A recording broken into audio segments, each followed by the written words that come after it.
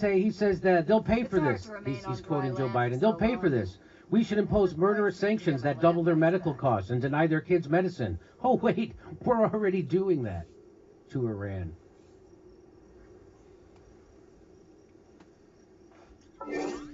This year you have to do something.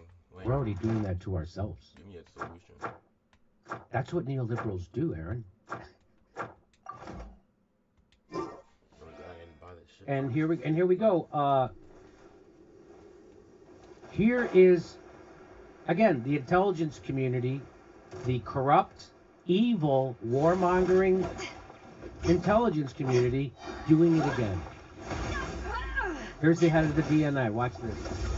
We would like to alert the public that we have identified that 2 foreign actors, Iran and Russia, have taken specific actions to influence public opinion relating to our elections. They took specific actions, like, I don't know, what did they do? Did they hire a million people to come infiltrate organizations in America and brainwash them? What did they do? How are they influencing American elections? Iran! Do you think if they had any influence, they would try to influence us from to stop bombing them and sanctioning them? But here, listen to what they're doing. First, we have confirmed. By the way, they're trying to influence public opinion. That's what they say, which can mean literally anything. But that's how these guys like to do it. That some voter registration information has been obtained by Iran and separately by Russia. Some voter registration information, which anybody can get if they walk into the registrar's office. Anybody can. This isn't secret, the voting rolls. It's not a secret. And what are they doing with that information? Who knows? This, by the way, this is the exact playbook they did during the last election. The intelligence community was saying the exact same things, and we were debunking it in real time in the studio at the Young Turks. We were debunking this kind of garbage at the Aggressive Progressives, not on the main show. We were doing it at the Aggressive Progressive. We were debunking this kind of garbage on the regular, every week, in the studio at the Young Turks. This data can be used by foreign actors to attempt to communicate false information to registered voters that they hope will cause confusion, sow chaos, and undermine your confidence in American democracy. They're going to brainwash us. That's an opinion. Iran is brainwashing us. But that's an opinion, bro. Sowing chaos. That's what they're going to sow chaos. They're going to. To that end, we have already seen Iran sending spoofed emails. They're sending emails. Oh my God. That's how they're controlling our election. They're sending emails. It says, "Hey, do you need a bigger heart-on from Iran?" It was one of my spam emails. Oh, really? I click on it because I want a bigger heart-on, and it turns out it's this guy.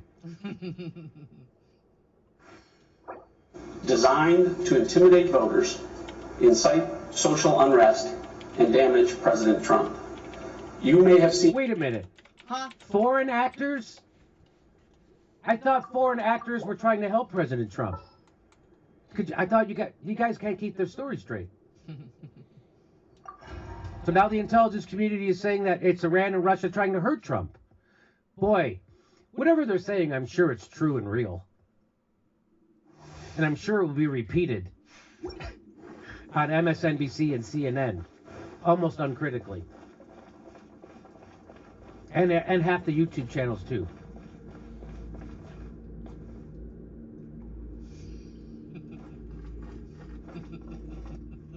I found out some news. Oh, boy. Some reporting on this in the last 24 hours. So, there you go. You know how Iran is messing with our elections? They sent spam emails. And that's enough for this guy to come out and give a press conference. So why is he giving that press conference? Because this is all propaganda, so we can have a war with Iran, have a war with Russia, so we can spend even more money on the military-industrial complex like we do every year. That's what this game is about. Oh, also China. The U.S. government concludes Iran was behind a series of threatening emails. Oh my God! Yes, Iran is launching a super specific email campaign. Sounds more plausible than Proud Boys are being assholes. Makes sense. I'm sure that's just not the Proud Boys being assholes. Don't waste my time. That's in the Washington Post. Metadata gathered from dozens of emails pointed to the use of servers in Saudi Arabia, Estonia, Singapore, United Arab Emirates. Not Iran and Russia. Isn't that weird?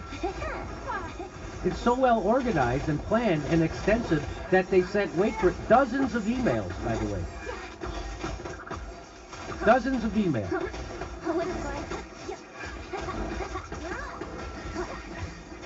By the way, Saudi Arabia is our ally.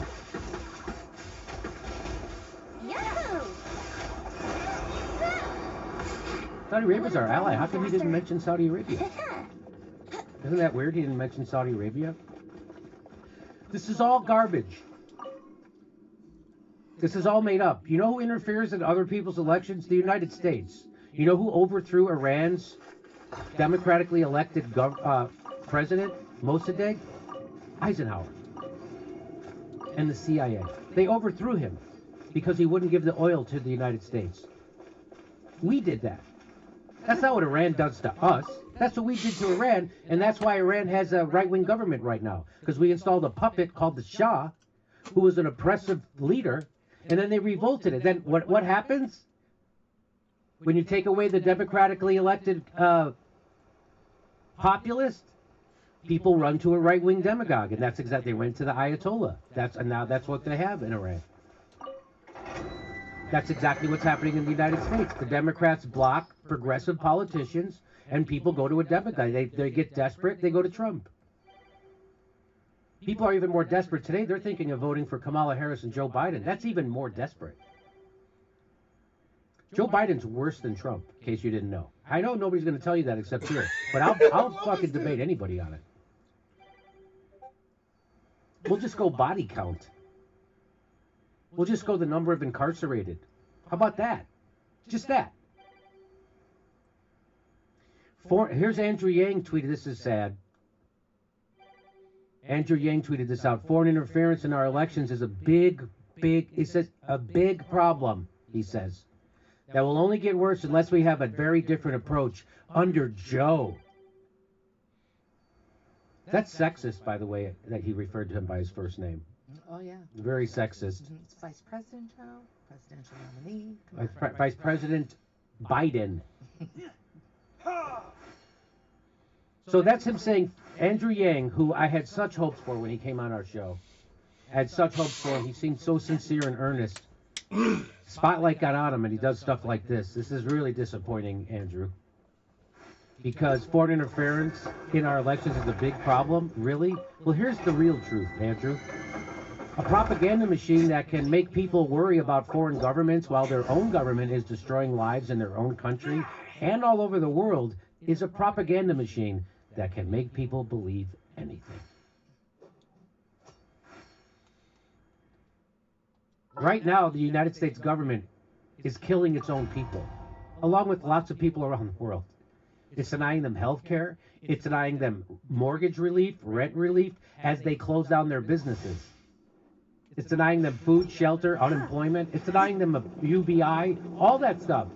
But it's giving it $5 trillion to the richest people in the country, Andrew. So that they're doing that. Our government is doing that to us. It's not a foreign government. That's not the problem. That's propaganda, Andrew. And now that you're on CNN, you're doing a lot of propaganda. And it's sad. That's disappointing. We're going to need you, Andrew, going forward. The people trust you for some reason. I think it's the TiVo effect. People just trust Asians.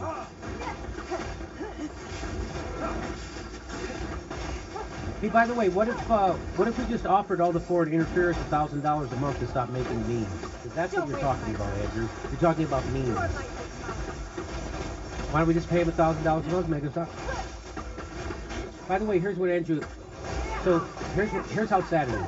Here's what Andrew said when he was on our show. Please. Okay, the great answer. I just think I can't wait to see You, Bernie, and Elizabeth Warren going around telling people to vote for Joe Biden. It's going to be hilarious. It's not going to come to that, Jimmy. It's not going to come. Brace yourself. Not only did it come to that, but he's doing straight up red baiting propaganda for Joe Biden. Not only did it come to that, but he went crossed the line, and now it's doing straight up propaganda. We're going to need you, Andrew. Hey everybody, this is the part where I tell you what all our live shows are, but there aren't any. And then this is why I tell you to join our premium program and get extra content, but nobody's got one. So just enjoy the video.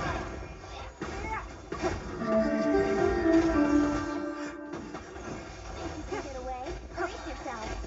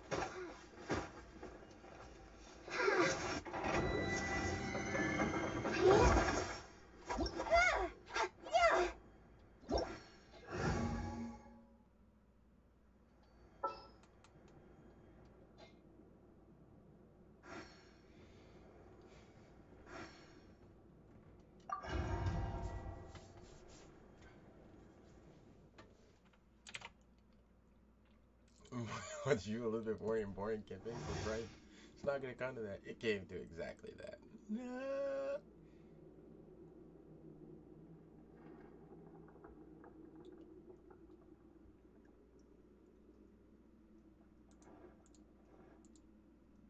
Okay, so you know I don't like to brag.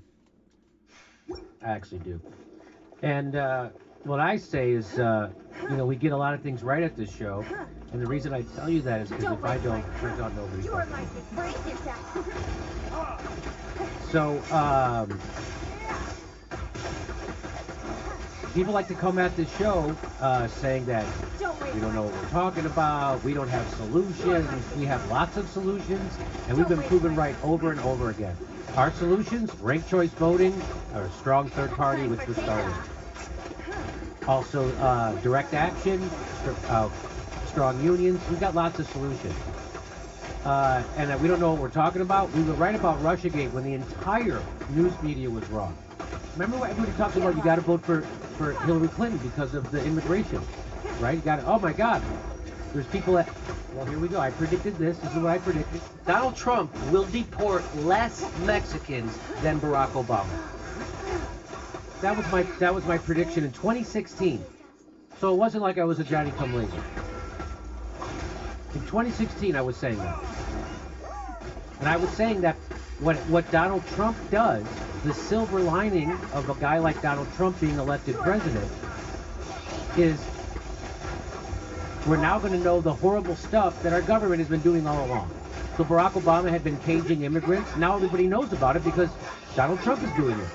Before, they didn't care. So that theory has been proven right again and again. So here it is one more time. And I have a prediction, by the way, for immigration. Donald Trump will deport less Mexicans than Barack Obama. Well, let's see how I did on that prediction. Jacob? Mika, I will never forget when President Trump, then candidate Trump, said to both you and Joe he was going to create a deportation force and deport millions of people. But the truth of the matter is he will not even come close to deporting the amount of undocumented immigrants that his predecessor, President Obama, did. That's because of a lack of cooperation from local law. He's what? He's not even going to come close to the deportation of Hispanics that his predecessor Barack Obama did? Huh. And why is that? Obama did. That's because of a lack of cooperation from local law enforcement, including in places like right here in Los Angeles. Damn. Wow. So now the local You just lost your cops MSNBC are aware contract. of Donald Trump's nefarious immigration and oppressive immigration policies, very much like Obama's. And so now they're stopping it. Isn't that interesting? Donald Trump was basically not doing anything different than Barack Obama, except now everybody's aware of it. And as I predicted, he didn't deport as many as Barack Obama, not even close. So you can see this is Jacob Soboroff doing great work on this. He says you can, by the way, what a great head of hair that guy has. You can see clearly here that Trump won't even come close to Obama when it comes to first-term deportation numbers. Well, here the numbers are. So in 2009, Barack Obama deported 389,834 immigrants. In 2017, Trump deported 226,119. So that's a difference of somewhere around 160,000, right? That's close. I'm not a math surgeon, but that's pretty close to 160,000, right? So, and then this year he's at 178,000. Barack Obama in his last year did 409,000. I mean, in year 2012. Barack Obama did 409,000. Trump's at 178,000 at the end of October. So it doesn't look like he's going to become close to catching Barack Obama. Not even close. He's not even at half of what Barack Obama did in his last year of his first term. Are you telling me Barack Obama was worse on this policy about immigrants than Donald Trump? And Joe Biden. I'm always ready. And so what Al Gore would call this is an inconvenient truth. Trump deportation did not reach yes we can numbers. Isn't that kind of amazing? An ICE spokesman told me Trump's inability to deport more people than Obama is due in part to the local law enforcement refusing to work with ICE, like here in L.A. The majority of deportations come from cooperation with state and local law enforcement. Well, here he is. He goes into the jail. Watch this. One reason President Trump hasn't been able to deport more people than President Obama is some localities are ending the practice of handing over undocumented inmates to ICE after they serve their time, including Los Angeles County Jail, the world's largest. There used to be a big TV screen here. It had the name of every inmate, the charge, and everything. And so ICE was here in uniform. Pick them out, fish in a barrel? Yep, like fishing in a barrel. And so when I got here December of 2018, this was my first stop on the job. And I saw the ICE agents here, and I said, that's it. They need to leave. Twice since our tour of the jail, ICE has staged high-profile raids across the country, including in Los Angeles, arresting over 100. But President Trump is still a long way away from his goal of deporting millions. And from inside ICE's former office in LA County Jail, you understand why. It's sad that we participated in that for so long. When you look at Obama being criticized for being the deporter-in-chief, this had to contribute to those numbers. Yes, this was part of it. Yes, definitely. And now that Trump is president, he's aware of it, and they're not doing it. So when a black guy with a Muslim name turns into an authoritarian fascist right-winger, nobody notices because he's a black guy with a Muslim name. You wouldn't expect him to be a right-winger authoritarian. And he was. And now, so Barack Obama was a wolf in sheep's clothing, and so he got to do all that stuff, which led us to electing Donald Trump. But Donald Trump isn't allowed to do that because he's a wolf in wolf's clothing. And imagine how bad Barack Obama had our immigration system when we had to count on the morality of the prison industry to stop it.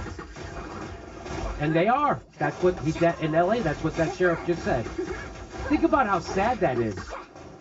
That we had Barack Obama's immigration policy was so nefarious, so evil, so oppressive that we have to now rely on the prison industry to be a check on it. That's what that was. It's sad we participated in it for so long, he says. It's very true. It's also sad we're the world's largest penal colony. I'm counting the day. So here's Mark Hamill. So this is exactly what I'm talking about. So this is why I said Hillary Clinton would have been worse. Because those numbers would have been way higher of deporting Hispanics. Do you understand now? Again, I'm the dumbest guy doing a news show, and yet somehow I get almost everything right. And everyone else getting everything wrong. Over and over and over again. How the fuck did I know this? How did I know this in 2016? Literally a nightclub comedian. And the people whose entire life is doing this kind of work and studying this had no idea. And they're still just as dumb today as they were in 2016.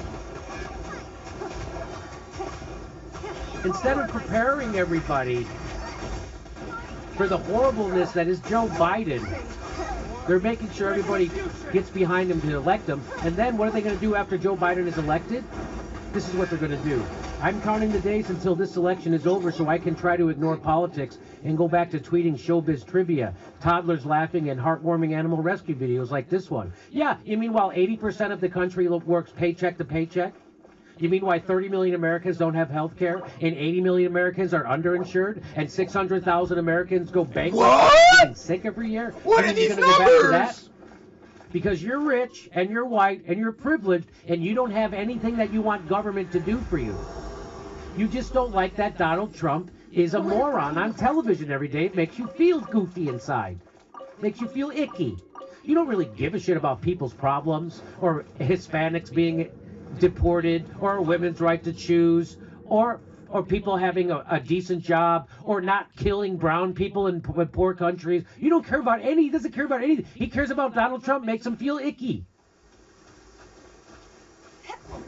In the meantime, Screen Actors Guild is taking away everybody's health care. Stephanie, what a great point. In the meantime, all your actor friends just lost their health care. But you're going to go back to not talking about that stuff, right? Because it's not going to be a Republican doing it?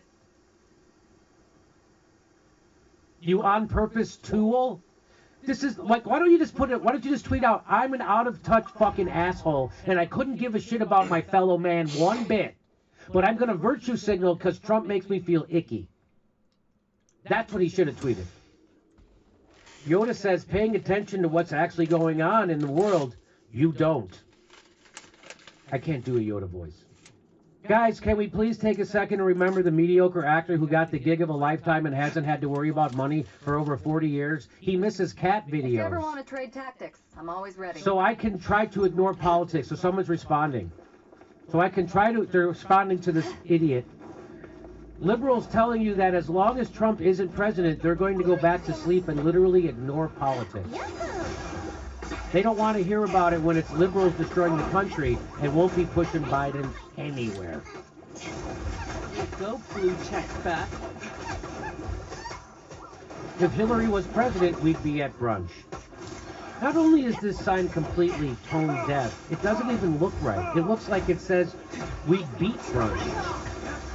Doesn't it? Yeah. Like, what is there, a country named Brunch Hillary wants to invade or something? What do you have to say regarding the former president of Brunch? We came, we saw, he died. Obama administration had built cages for immigrants. The padding in those cages brought to you by Hope. Here they are. Here they are, and sleeping in tinfoil.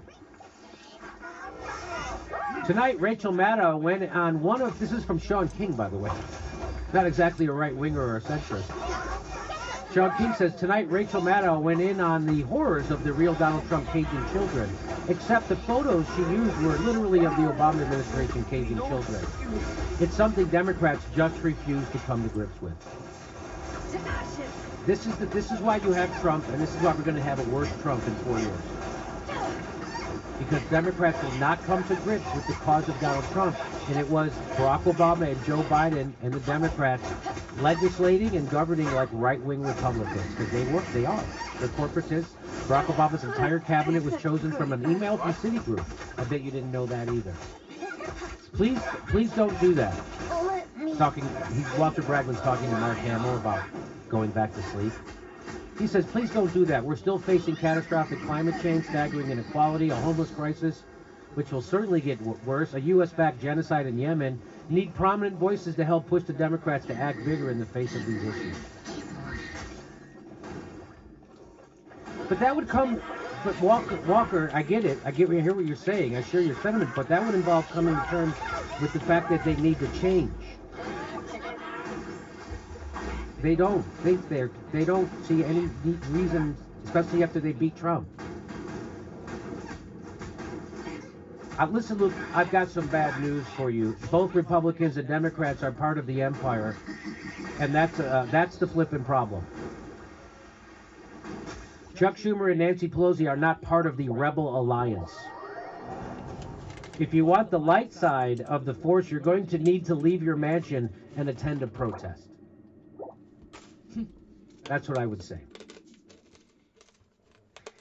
Liberals sowing. This is great. Liberals reaping. Wait, no.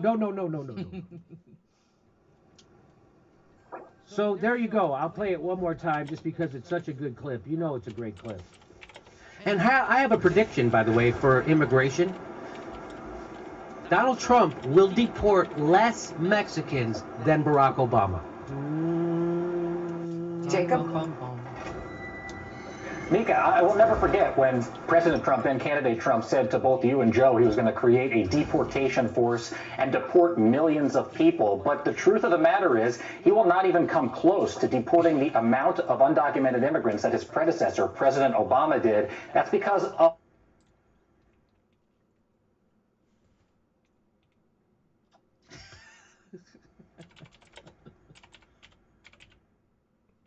Jimmy Dore doesn't know what he's talking about. Jimmy Dore, he is uninformed. Jimmy Dore has a blah, blah, blah, blah. Go listen to those people tell you to vote for Joe Biden. Go listen to those people to tell you the Supreme Court is so important that the Democrats won't even delay it for 20 days. That's how important the Supreme Court is. The Democrats that they tell you to keep voting for that are so different from the Republicans won't even delay the Supreme Court nominee for 20 days. Go listen to those shows. Please go listen to those shows. Tell you Bolivia, the wrong shit about Bolivia, 100% wrong about Venezuela, 100% wrong about Syria. What do those people get right? Nothing. Yeah, I guess they're considered lefties because they're for Medicare for all, but they're not even for that.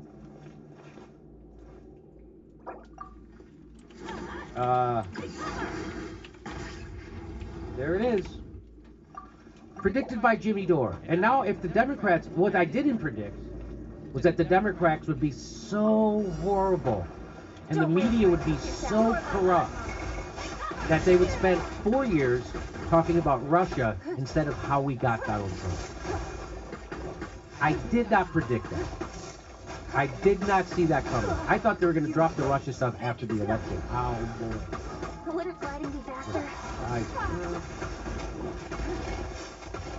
So yeah, I got that wrong for sure. I did not see the Democrats, their supporters in the media and YouTube and I did not see them being as horrible as they are. I did not expect YouTubers to go along with the Russiagate, but they did. A lot of them took the cowardly way out and never even talked about it. That's a pretty cowardly way. But we stick our chin out here, because why? Because I'm not looking to get a job at MSNBC or CNN or the Washington Post. Really? You don't have a contract with the MSNBC? I have to ask it, Jimmy. I do not, and I'm not looking for one. Think you can get away? And I'm a success in stand-up comedy. I already got my bona fides. I already made my living. I already did my thing. I already became a success as a stand-up comic. I had 2 stand-up comedy specials on Comedy Central. One of them was award-winning, chosen Best of the Year by iTunes and Punchline. And then I went on to have another special on Hulu. So 3 specials. I did that. That's 3 rings. And by the way, they all stand up. They all go up. You can watch any. You can go back to my first special on Comedy Central from 2003. Solid. Still solid. By the way, that's 5'10", Jimmy. You can go back. So you go see me when I was extra tall. You go back to that and you see Jimmy there. Wow, Jimmy Dore looking lanky. Is that a word? Lanky? I like it. It's a new word. Lanky. Maybe lanky. Lanky's usually not. Slim and lanky. Lanky. Lanky. Yes, lanky. It's usually not using it. I think lanky is not. But anyway, so that's why when I come to this, I'm so easy to outdo everybody. That's why I was able to go into the studio at the Young Turks and tell the truth about Russiagate and Venezuela and Syria with ease, while everyone else was struggling to get those stories right and actually getting them all wrong. And here's another one I got right, while everyone else was getting it wrong. Remember I said that? But Trump's going to put the ugly face on the horrible stuff our government's been doing all along, and he has. People are aware of this now. That's why Trump isn't able to deport as many people as Joe Biden. But wait, as soon as Joe Biden becomes president, I wonder, he's not getting rid of ICE. I bet he ramps it back up. I just want to sit here and play this tape over and over all day. I don't even want to do another story. Brace yourself. Hey everybody, this is the part where I tell you where all our live shows are, but there aren't any. And then this is where I tell you to join our premium program and get extra content, but nobody's got a fucking job. So just enjoy the video.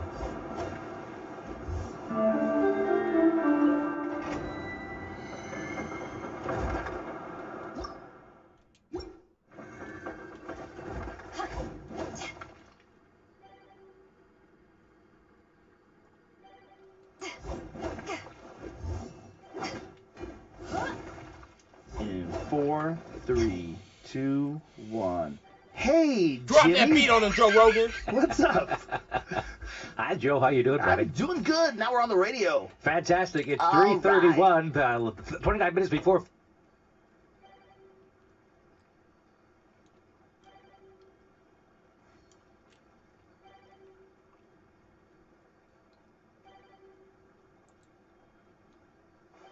If you ever want to trade tactics, I'm always ready. Joe, who built the cages? Who built those cages, Joe? You should have just said that all night. That and why didn't you do this 4 years ago? And why didn't you do this 4 years ago? That's what he should have said. Jimmy, man, the first stop debate being and a this savage, debate. bro. Anyway. What, I'm Jimmy, not are you even supposed to suggesting like you, that bro. the problems You're that we're weird. experiencing right now just didn't happen overnight? They did not start in January 2017, it turns out. You're This is such Frank a Luntz, dick. the I want to sue right-wing you. pollster. He tweeted this out. He says, nearly my entire group of undecideds say they're more disheartened instead of excited by this election compared to previous ones. Neither candidate speaks to me or my issues. They care more about winning than they do about If you ever want to serving. trade tactics, I'm always ready. That's Frank Luntz's focus group. Not Michael Moore's. I just want to make sure that's not Jeffrey Toobin down on the bottom. Yeah, it I is. just want to make sure. Circling it. Anyway, she's interviewing 3 working class black women and who say they're not going to vote for Joe Biden. And well, here's how she introduced it. Of these women, 3 black women in their 30s, they've been asked the question. I asked it. Why are you still undecided? Boy, did I get an earful. Let's start with, they want Joe Biden to apologize for the crime bill. They want Kamala Harris to apologize for what are some of her decisions that they don't like while she was a prosecutor. And bottom line, they're tired of what they see as black women's votes being taken for granted by the Democratic Party. I think that's Chris Jensen. Yeah. So here's some more of it. I am totally undecided. I'd write your name in at this point. Usually by now I would have voted already, but I'm just not comfortable with either one of them right now. What are you looking for? What do you need to hear? Let's start at the... What are you looking for? What do you need to hear? How is the guy who wrote the crime bill disappointed you? Wow! Jimmy, no! What are you looking for? Do you want him to actually do something for you? Do you want him to have a policy that makes your life better or the country's? Is that what you guys want? Crime bill and the fact that he has not only not apologized, not only he has not only not rectified. Every time he reverts back to, well, it was the Black Caucus members in the church, but they were with it too. Okay, you fooled them as well. You know, you never said I'm sorry. You know, it's like I didn't do it. I want to hear an ironclad plan. I don't want to hear if this or if that or after the election. Does the presence of Kamala Harris on the Democratic ticket sway you at all? Not at all. I don't know who said she had our vote. She does not. We were supposed to grab on. Who said she had our vote? She said, fuck that bitch. She goes, oh, that was me. Snap. By the way, they're asking for a long overdue apology from Joe Biden for the crime bill. They're asking for a long overdue apology, and even that's too much to ask for. Kamala with the black girl magic, but that didn't happen because she didn't right or wrong. Like, I hold officials accountable. I don't care what color you are. And I think that too often we automatically think that because someone looks like you, that they're going to have your best interest at heart, and that's just not simply true. Look at Barack Obama, for instance. Joe Biden did the 1994 crime bill, which created mass incarceration, created more prisons, created longer sentencing, escalated the war on drugs, and targeted African Americans. That's Joe Biden. And he was proud of it. He said we do everything except hang you for jaywalking and out there. He was proud of it. Who needs Nixon when you got Joe Biden? Who needs Trump when you got Joe Biden? Liberals are absolutely livid at the prospect that black people might want something in exchange for their votes. So here's someone who tweets out, "You undecided black women voters spoke to my colleague about why Joe Biden objected to earn their vote despite everything that Donald Trump has said and done during his presidency. I just don't get it," is what he said. I just don't get it. After everything you've seen from Trump. Well, here's some more stuff that was going to blow your mind. This is from 2016. This is right after Trump beat Hillary Clinton. So the New York Times sent a reporter to some barbershops in Milwaukee to see why the black people wouldn't vote him and why Hillary lost. He said, fuck that bitch. Many in Milwaukee neighborhood didn't vote and don't regret it. Yeah.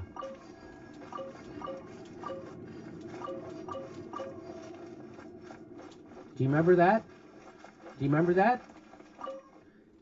The DNC not learning from history. Manan Sabir, owner of the Juice Kitchen, said Barack Obama's election was like going to the beach. Then he said 8 years happened. And that was that. And then 8 years happened. Their lives didn't get better. There's another guy, E. Pfeiffer, a cook at Jake's Delicatessen, said he did not vote. We were stuck between Trump and Hillary, he said. They really left us with no choice. The election was notable as much for the people who did not show up as for those who did. At the Milwaukee barbershop, only 2 of them had voted. But there were no regrets. This is about the people who, after Trump got elected, they were not regretting not voting. Minorities in Milwaukee were not regretting Trump being elected. They were not regretting not voting for Hillary Clinton. I don't feel bad. Milwaukee is tired. Both of them were terrible. They never do anything for us anyway. Talk of politics in the barbershop inevitably comes back to one man, Barack Obama. Mr. Obama's election infused many here with a feeling of connection to national politics they had never before experienced.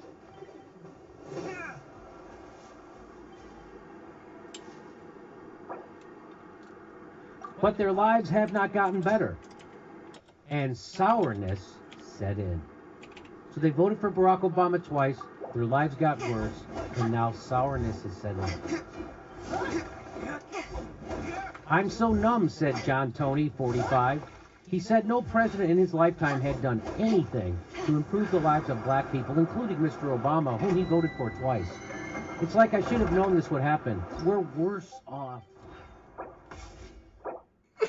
than before. But it's really Jill Stein's fault, right? Or my fault, or Susan Sarandon, or anybody who doesn't have power. Someone else who doesn't have power, right? Not the people who actually could have gotten these votes. As far as the claims of racism that have dogged Mr. Trump, Mr. Babar wasn't so worried. It's better than smiling to my face but going behind closed doors and voting against our kids, he said. Which is what Joe Biden does and did. He was real, unlike a lot of liberal Democrats who are just as racist but keep it hidden, he said, his jaw slathered with shaving cream. Still, he voted for Mrs. Clinton, as did many others here.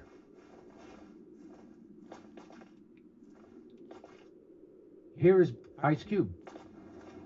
The way it look, they don't have a plan.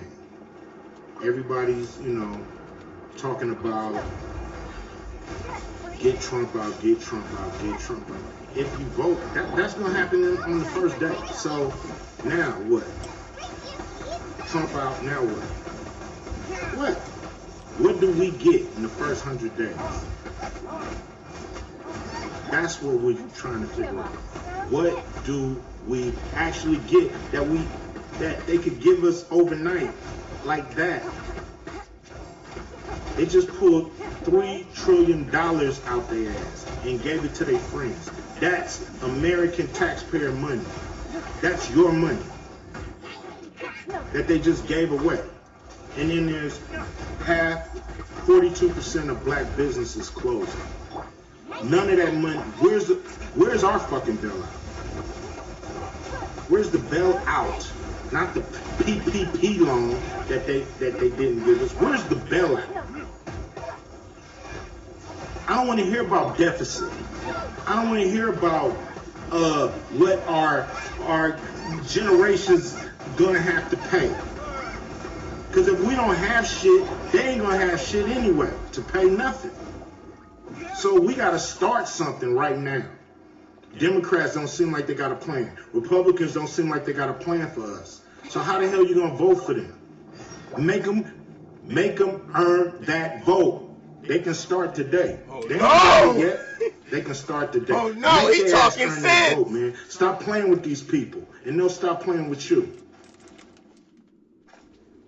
Wow, white Hollywood blue check would be really mad at that black guy. He's privileged. He doesn't know what he's talking about. How dare he not vote for the people who've been fucking him over his whole life? How dare you? Bend over and spread him, Ice Cube. To rich donors, nothing would fundamentally change if he's elected. I can't believe that just wasn't his campaign slogan. I have reached the regrettable conclusion that the Negro's greatest stumbling block in his stride toward freedom is not the Ku Klux Klaner, but the white moderate. The white moderate who is more devoted to order than to justice, who prefers a negative peace, which is the absence of tension, to a positive peace, which is the presence of justice, who constantly says, I agree with your goals, but I cannot agree with your methods of direct action, who paternalistically believes he can set the timetable for another man's freedom, who lives by the mythical concept of time and constantly advises to wait for a more convenient season. Who said that the white moderate was the greater obstacle to black people than the Ku Klux Klaner? Who said this? Malcolm X. Martin Luther King Jr. said this. Malcolm X said it too. And this is what he's talking about. He's talking about this guy.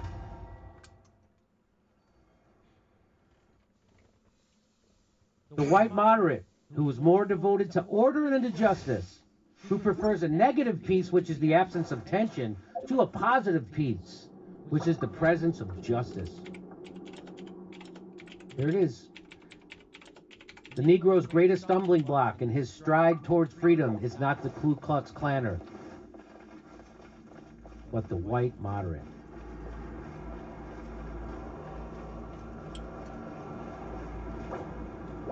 Okay, there you go. Now, maybe you know why blacks won't vote Biden.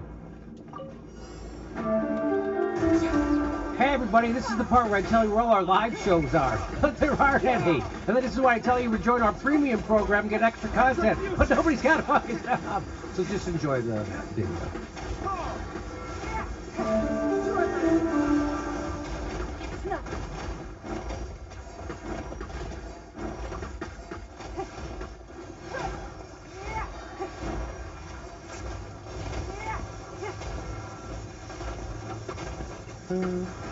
If anybody sounded the alarm that all this madness was gonna come to fruition in the real world, it's you, sir.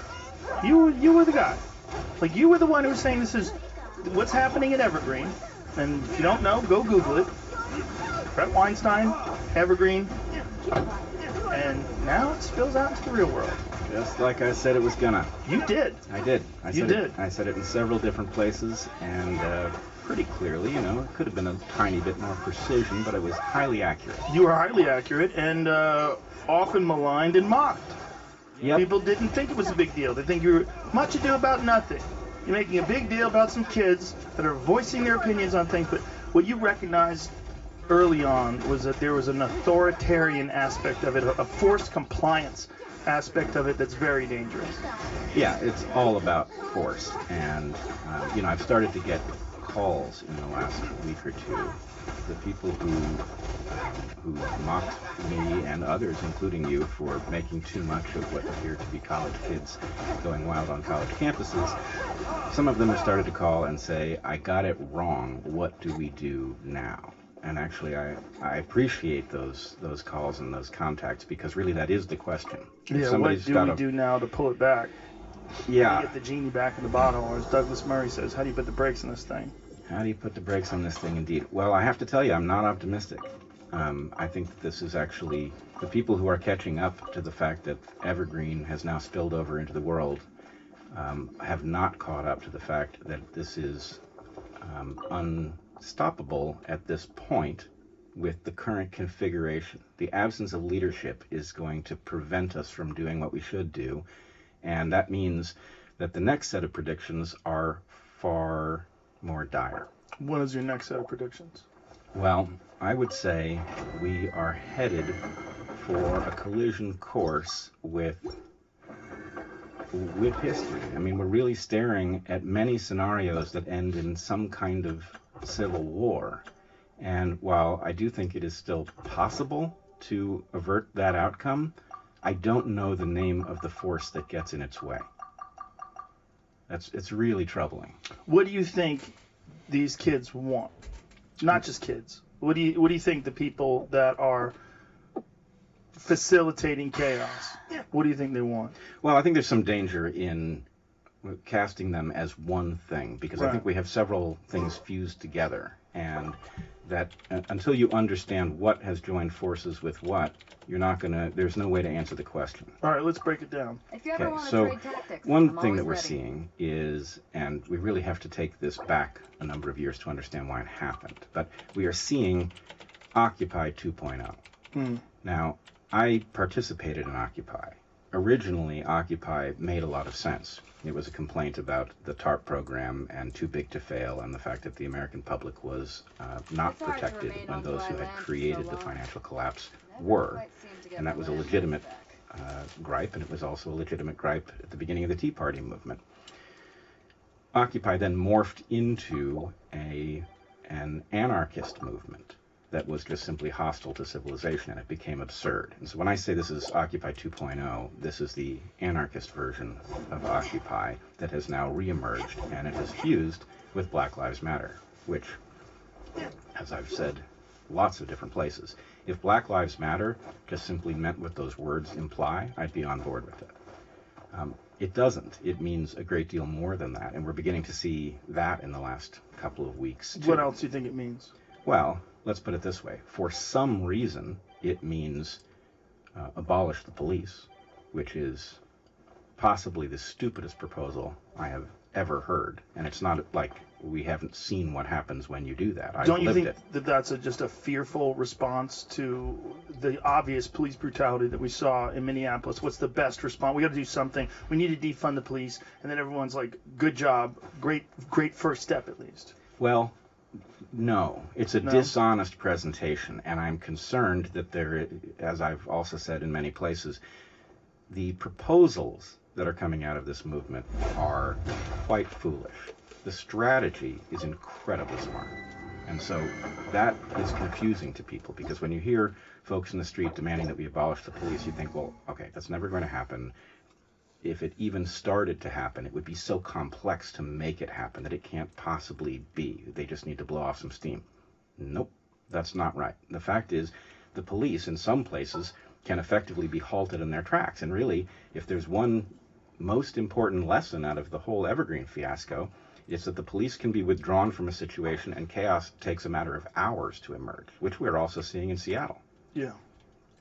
The defunding of the police, which is happening in Minneapolis, what are they doing in replacement of the police? Well, I don't know, and I will say that the thing that is trotted out as the example that tells us that defund the police, which doesn't really mean defund the police, it means abolish the police. We are told that that's safe on the basis of something like the Camden example. Well, Camden just,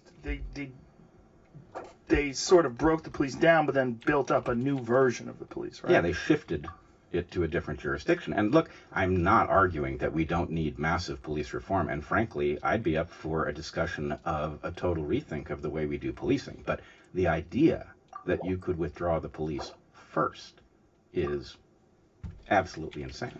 Mark Lamont Hill had a very good point about the guy who was killed. What is the gentleman's name that was killed in the drive-through fast food place? Richard, is that how you say his name? Who was just drunk and compliant and peaceful until they were telling him they were going to arrest him. Even said, "Get me an Uber." And what his point was, it was a very good point. Why were the police even called for that? This is a non-violent person who just happened to be drunk. Was he doing something he shouldn't have been doing? Yes. But obviously compliant, polite, speaking just like very reasonably until it escalated into this tussle. And then he lost his life. If they had just had some sort of a program where they could, we're going to park your car, sir, or we'll have someone drive your car to your house. We're going to call you an Uber, or we're going to take you home, and we're going to just write you a ticket and work this out in court. You're not going to go to jail. You don't have to be arrested. You don't have to be handcuffed. You're not going to be treated like a monster. You fucked up. You made a mistake, but you're not a bad person. You're not a person who's trying to hurt people. The police should be there for robbers, murderers, rapists. That's what we need the police for. And this is none of those things. This is just a guy who fucked up and he got drunk. And then as they were speaking to him, real clear, not a bad guy. Like the way he was talking to the cops, just talking to him very reasonably. Even asked for an Uber. Well, look, I am no fan of this aggressive style of policing. I'm not a fan of the militarization of the police. I've had run-ins with the police. I've been hit twice by cops. So it's not that What happened? Well, one of these is a long story that goes back to my first research gig in Jamaica. And the other one was I was participating in a protest when I was very young, probably 20. And there was a protest about homelessness in Berkeley, and frankly it happened without my awareness that there was going to be a protest, but I happened to be nearby and I was sympathetic, and so I joined it, and I was coming down the street with the protest, and the cop hit me with the baton, knocked me down. So anyway, I'm no fan of this stuff. I'm not defending it, but that's not what this movement is really about. And even if it is, to the extent that it is what this movement is really about, it doesn't deal with the root cause. We're dealing with a symptom, and it's not a symptom that you can treat in isolation. Well, I had Jocko Willink on the podcast on Monday, and he had a great point. Obviously, Jocko was a Navy SEAL commander and worked with the Navy SEALs to create programs for training. And what he said is that these cops have the minimal amount of training. It's the tiniest amount of training, and then they send them on the street. He goes, 20% of their time should be spent training. 20%. It should be de-escalation drills, simulation drills, educating them on how to communicate with people in various situations, educating them as how if one cop is in a confrontation with someone, the next cop should step in and say, let's just calm down, Mike. Go deal with this over there, and I'm gonna handle this. And sir, let's take this from scratch. Like let's work this out. And that having higher qualified police officers, better trained police officers, better compensated police forces so they're not taxed out is really the answer to all this. And these people are, they're nobody wants to be a cop right now. So who's doing this, right? Who's the new generation from now out? When people sign up to be a police officer, who's going to do this? You have a few that are going to answer that call because they feel like they have a duty, but you're going to have a lot of people that just they can't get other jobs, and so they choose that, and maybe they're not the cream of the crop, and so that's very bad for people with guns that tell other people what to do. I hear two things in what you're saying, and one of them I fully agree with. The implication of what you just said is that less funding isn't the solution. If anything, more funding is, so that we get better qualified people and we train them, right? We get people who are better suited to the job in the first place, and then we train them better so they know what to do. And I agree with that. The part that I'm worried about is that I think I hear you grasping at straws, and frankly, they're familiar. I hear everybody grasping at straws here. And what I think is not getting said is that brutal policing is a feature, not a bug, right? This is part of a system that is about something else. And to the extent that I think we can all recognize that there is something absolutely organic about the anger that has caused people to spill into the streets in large numbers, that anger is the result of a process that does not begin with policing. It begins with economic phenomena and political phenomena. And one of the things that spooks me is this movement, in part because it is leaderless and I would argue rudderless. It is not correctly addressing the actual problem. It is lashing out at things that it can see. It's lashing out at anecdotes.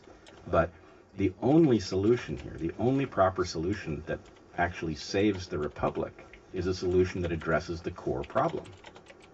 Economic despair, communities that are filled with crime and violence and gangs, and the people that come out of these communities with very little hope, and all the models that they operate under, what they model themselves on, is what they see around them, which is all this crime.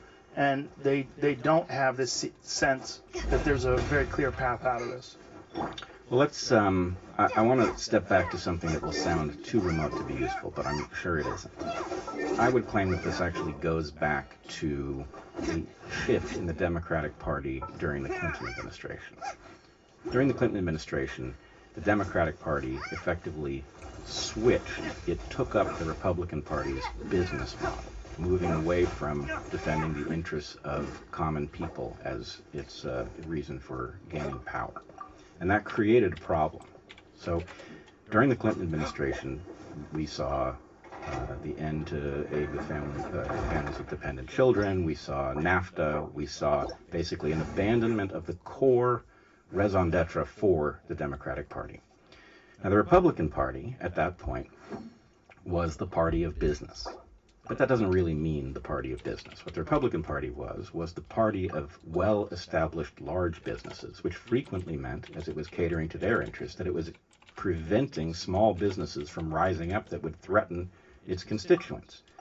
Now, the Democrats took up this model. They went into influence peddling as well during the Clinton administration, and they became the party of other businesses. So now you have two parties that are basically dealing with competing business interests, vying for power. But what that does is it excludes the interests of regular folks. And so regular folks have been getting the shaft ever since. Nobody is representing their interests. They're getting wise to it. And they're feeling the effects on the street. They are feeling the system is rigged. It's rigged against them. It's not even evenly rigged against them. So, in black communities, there's a perception it's specifically rigged against us. And you know what? It is. But the way it is very subtle, right? It's not a matter of racism being ubiquitous, inside every white head. It's not like that. This has very little to do with modern racism. But what it has to do with is a property of our system. So, there's a cybernetic principle. The purpose of a system is what it does. It means that don't listen to what somebody says that the system is for. Look at what it accomplishes. That's what it's for. And our system basically has two things that it accomplishes. It basically keeps real change from happening. And the reason it keeps real change from happening is because people who are winning in the present system will continue to win if the system continues to do what it does, and they may lose if the system changes and starts doing something else. So it creates what I would argue is a kind of organic conservatism. Those with power don't want change because it threatens them.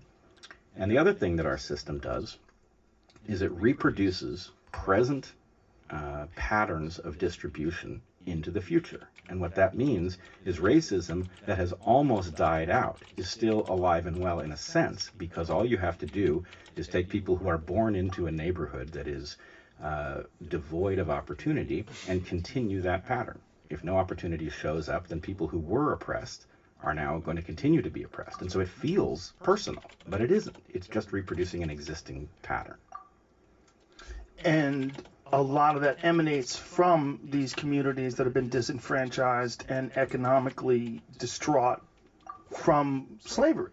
Like literally from that, where we're dealing with the echoes of slavery, and it doesn't get addressed. And when people do bring it up and they start talking about reparations, people roll their eyes and people go, oh, that was so long ago. But the results of that are still alive today in the South. They're still alive today in many communities that were redlined as recently as the 1960s, right? That's exactly right. And so we basically have set ourselves up for a confused response, because there's a subtlety. The fact that ancient racism, people who are dead, their racism still haunts us today through mechanisms of the reproduction of patterns of distribution. And mind you, when people hear distribution, they freak out because they think you're talking about wealth. I'm not talking about wealth, and we can talk about why I wouldn't bother. But what we're talking about is opportunity. Opportunity has been concentrated in some zip codes and almost totally excluded from other zip codes. And so you're right.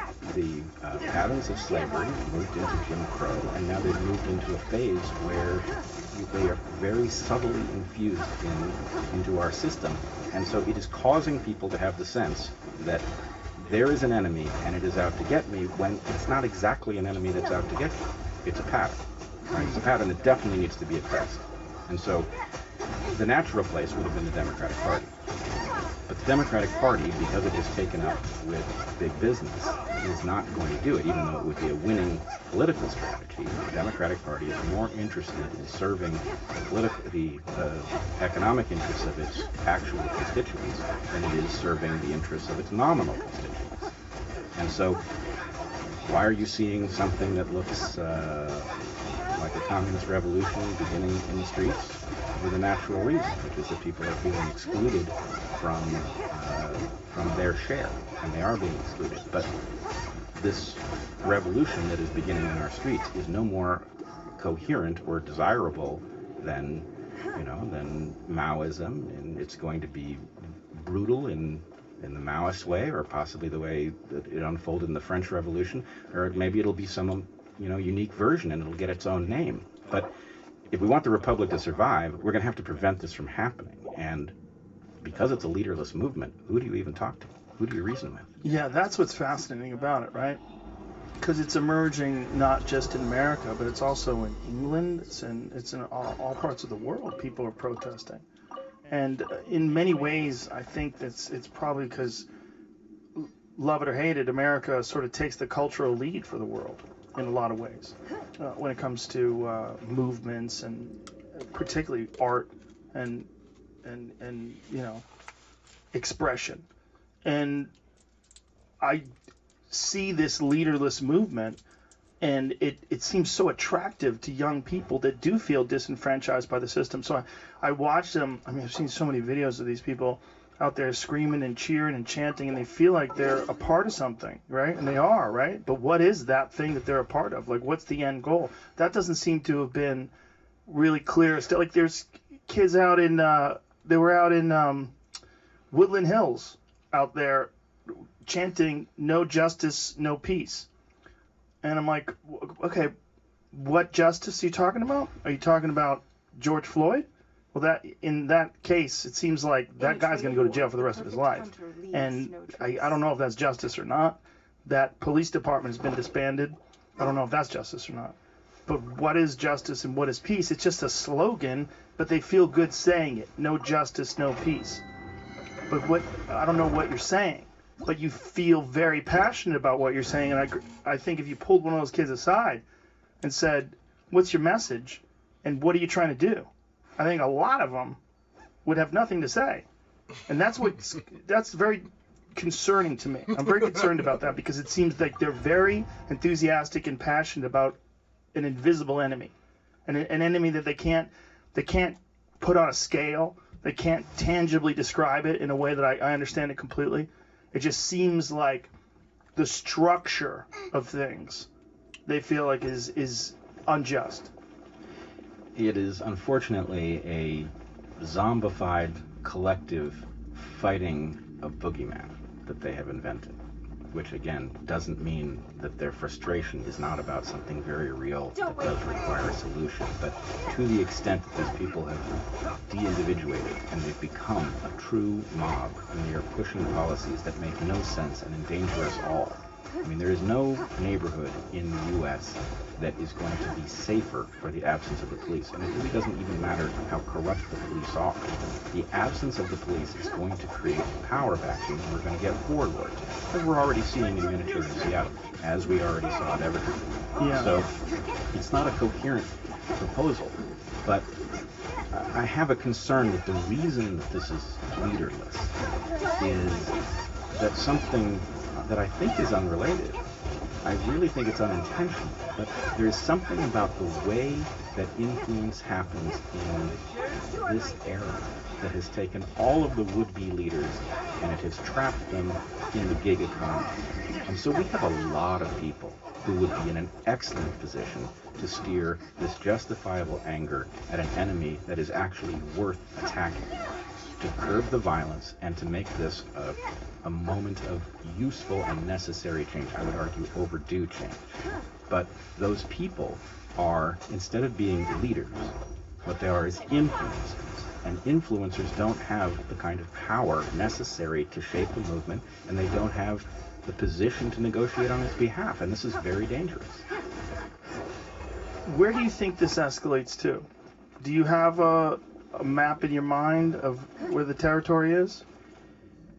Yeah, I mean, I would say there are several ways it could go, but unfortunately, the dynamics look almost unresolvable if somebody does not speak for the movement. And with it being unresolvable, you've got a conflict between rural people and urban people. You have a conflict between blacks and those who are self-declared allies, and ally doesn't really mean ally, but foot soldiers on behalf of this movement, and people who won't go along with it. And what I'm trying to raise people's awareness of right now is that there's something in us, being raised in the U.S., there's something in us that thinks that the great leap forward in China cannot happen here, that what happened in Cambodia cannot happen here, that Nazi Germany cannot happen here. Right. And, you know, the Soviet Union couldn't happen here. I don't know what characteristic it is that people think makes it impossible. I don't think it's impossible. I think if there is a characteristic that makes it unlikely, it is the structure. It is the Constitution, which I would argue is showing its age, but nonetheless the values that America aspires to, the reason that the world does pay attention to us and still, even with all of our brokenness, allows us to lead it, that reason is that the values that were described were honorable, even if we didn't meet them. But what we aspired to be was great, and I resent Trump's "Make America Great Again" because there are populations for whom it has simply never been great, right? So I think that last A in MAGA is just a finger in the eye for people, and it was designed to be. But the structure, what it aspires to be, is great, and heading in the direction in which it could be great for everybody is obviously the right thing to do. But what we are now doing, and the thing that troubles me most about this movement, is that if you listen to it closely, and I have listened to it very closely, it is explicitly about disassembling the very things that make the West marvelous, right? It is anti-science, right? It does not want policy based on science. In fact, it wants... so? Well, I mean, you saw last week, presumably, that it got Nature, the journal Nature, Science Magazine, Caltech, it got all of these just absolutely top-level scientific institutions to broadcast the hashtag #ShutDownSTEM. What? Oh, yeah. No, I'm not aware of this at all. Oh, well, and this is another thing. We're losing our minds because, to me, the idea that you would be unaware of this is hard to imagine because it was so... too much going on. It was so thoroughly all over my feed, though. But I'm discovering this. There's stuff absent from my feed, too, that I should know about, and I'm finding the same thing. Well, here's the thing. Yep. I don't read my feed. Well, you don't read your Twitter feed, but you're plugged into enough people. You have enough conversations in this room. Things have to be, like, almost nuclear before I'm paying attention to them these days, just for my own personal sanity. Yeah.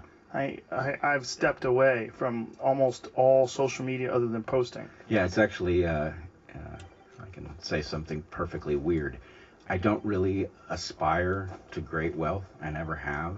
But there is part of me that wants to be wealthy enough that I can afford to ignore my feeds, right? Yeah. I can't now. I have to be plugged in. But anyway, the thing that's really concerning here, and I don't want this podcast to be all about concern. Here it is. Thousands of scientists go on strike to protest systemic racism in STEM. More than 5,000 scientists in 2 prominent scientific journals shut down operations and pledged to use the day to address racial inequalities in science. The strike follows 2 weeks of demonstrations spurred by the police killing of George Floyd, a black man who died after a white police officer.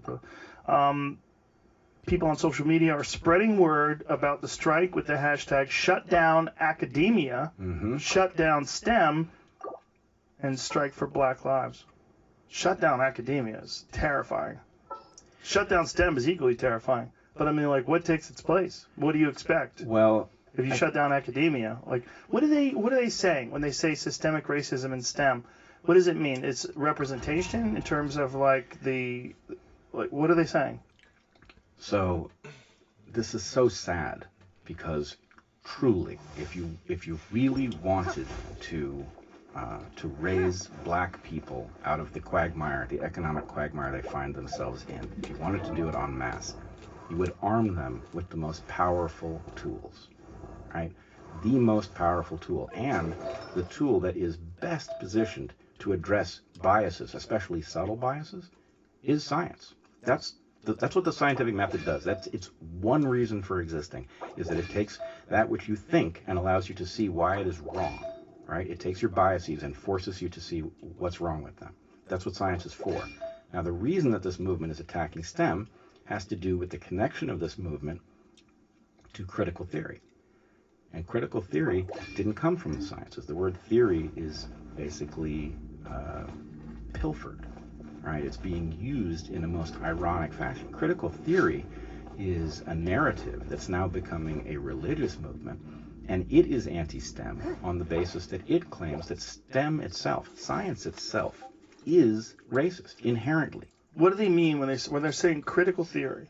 Yeah. What does that encompass? Well, my understanding is that critical theory was born as an honorable investigation of biases that exist inside of our court system, racial biases, and that it has now morphed into something that its originators don't recognize and don't respect. That it has become basically, I mean, you've had Jordan Peterson on your podcast many times, once with me.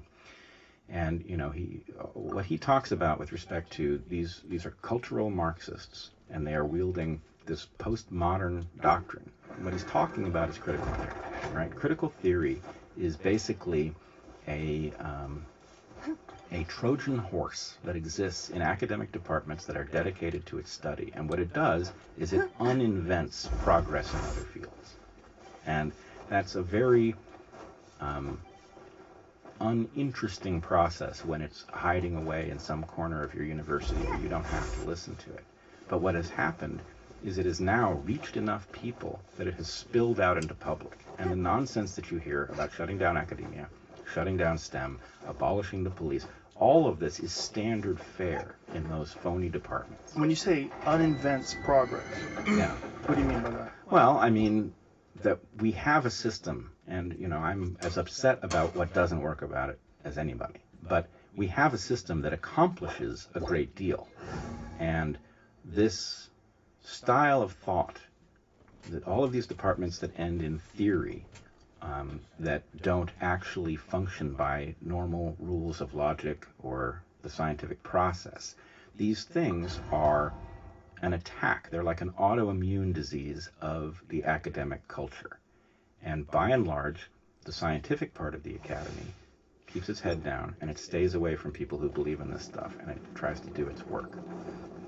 But what has happened is that the dynamics, the demographics have changed such that these departments, which weren't taken seriously by the sciences, are now dictating terms to the sciences, which couldn't possibly be more dangerous, because to the extent that the argument, more or less, is that the sciences are unfairly biased in favor of those who are currently successful, and that bias is actually preventing people who are not succeeding under current conditions from getting there. And therefore, we need to hobble these disciplines to level the playing field. Well, imagine that America surrendered its advantage in the sciences in order to even if you could level the playing field inside of the U.S. by doing that, which you can't, but even if you could, this would so hobble us in the world that it would be an insane policy to pursue.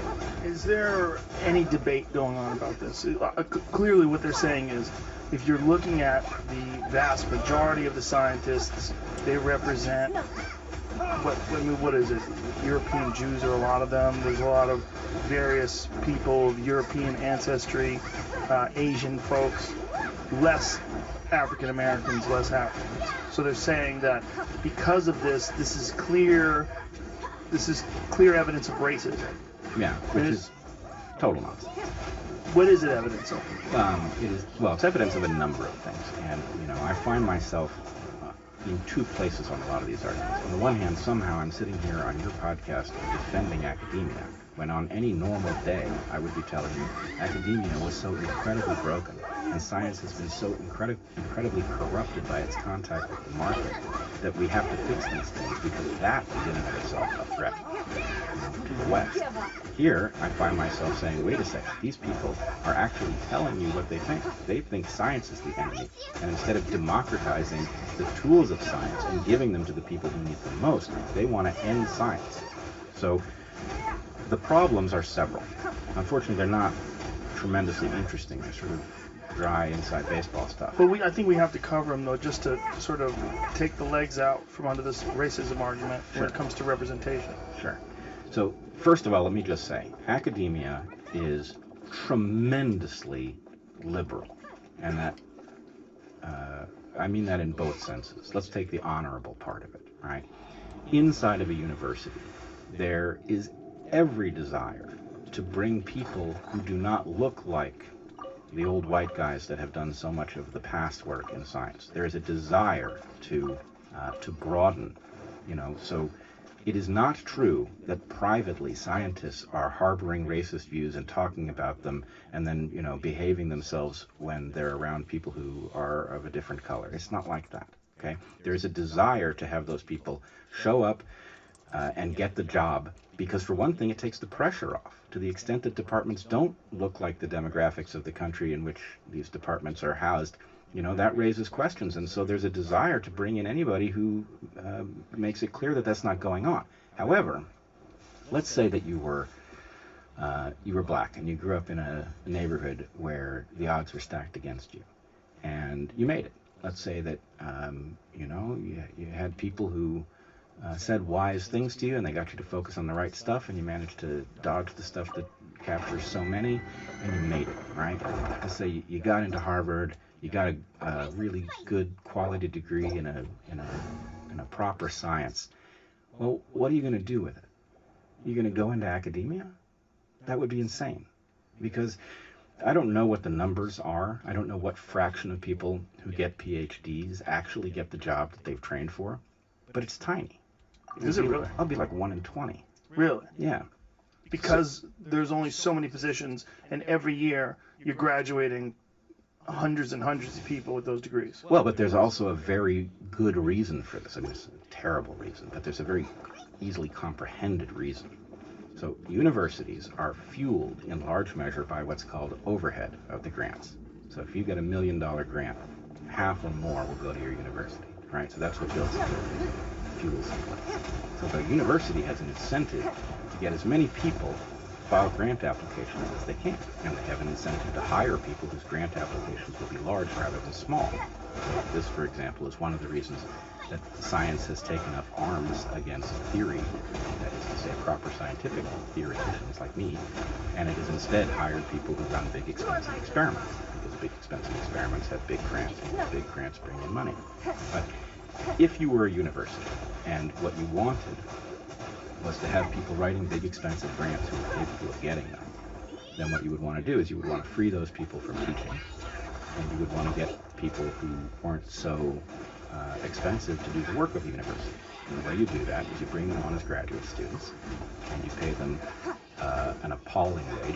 You claim that they're not actual workers, but they're students. And they do most of the teaching, and they do a lot of the work of the university for incredibly low amounts of money. They live under poor conditions, and increasingly they have to come from abroad, where they are in some sense getting a deal that still makes sense. But this means that we overproduce PhDs. We give people degrees instead of money to do the work of the university, in order that the people who are capable of getting the grant spend almost full time doing that job. And it's a racket. So I wasn't aware of that at all. I didn't know how it works. Yeah, it's a racket. And the person you should talk to, the person who knows the most about this, is actually Eric Road. So what he unearthed was actually that there was an explicit conspiracy to game the visa system in order to keep this system running. And in fact, effectively a fake shortage of science students was created to allow the universities to basically flood the market and drive the wages down. But all of these things mean that if you are coming from circumstances that have been challenging and you make it, you don't want to go to graduate school in the sciences, because it's a dumb move. You're going to take having gotten your head above water, and then you're going to voluntarily drown. And that doesn't make any sense. You're much better off, even as bad as being a doctor has become. It used to be a great job.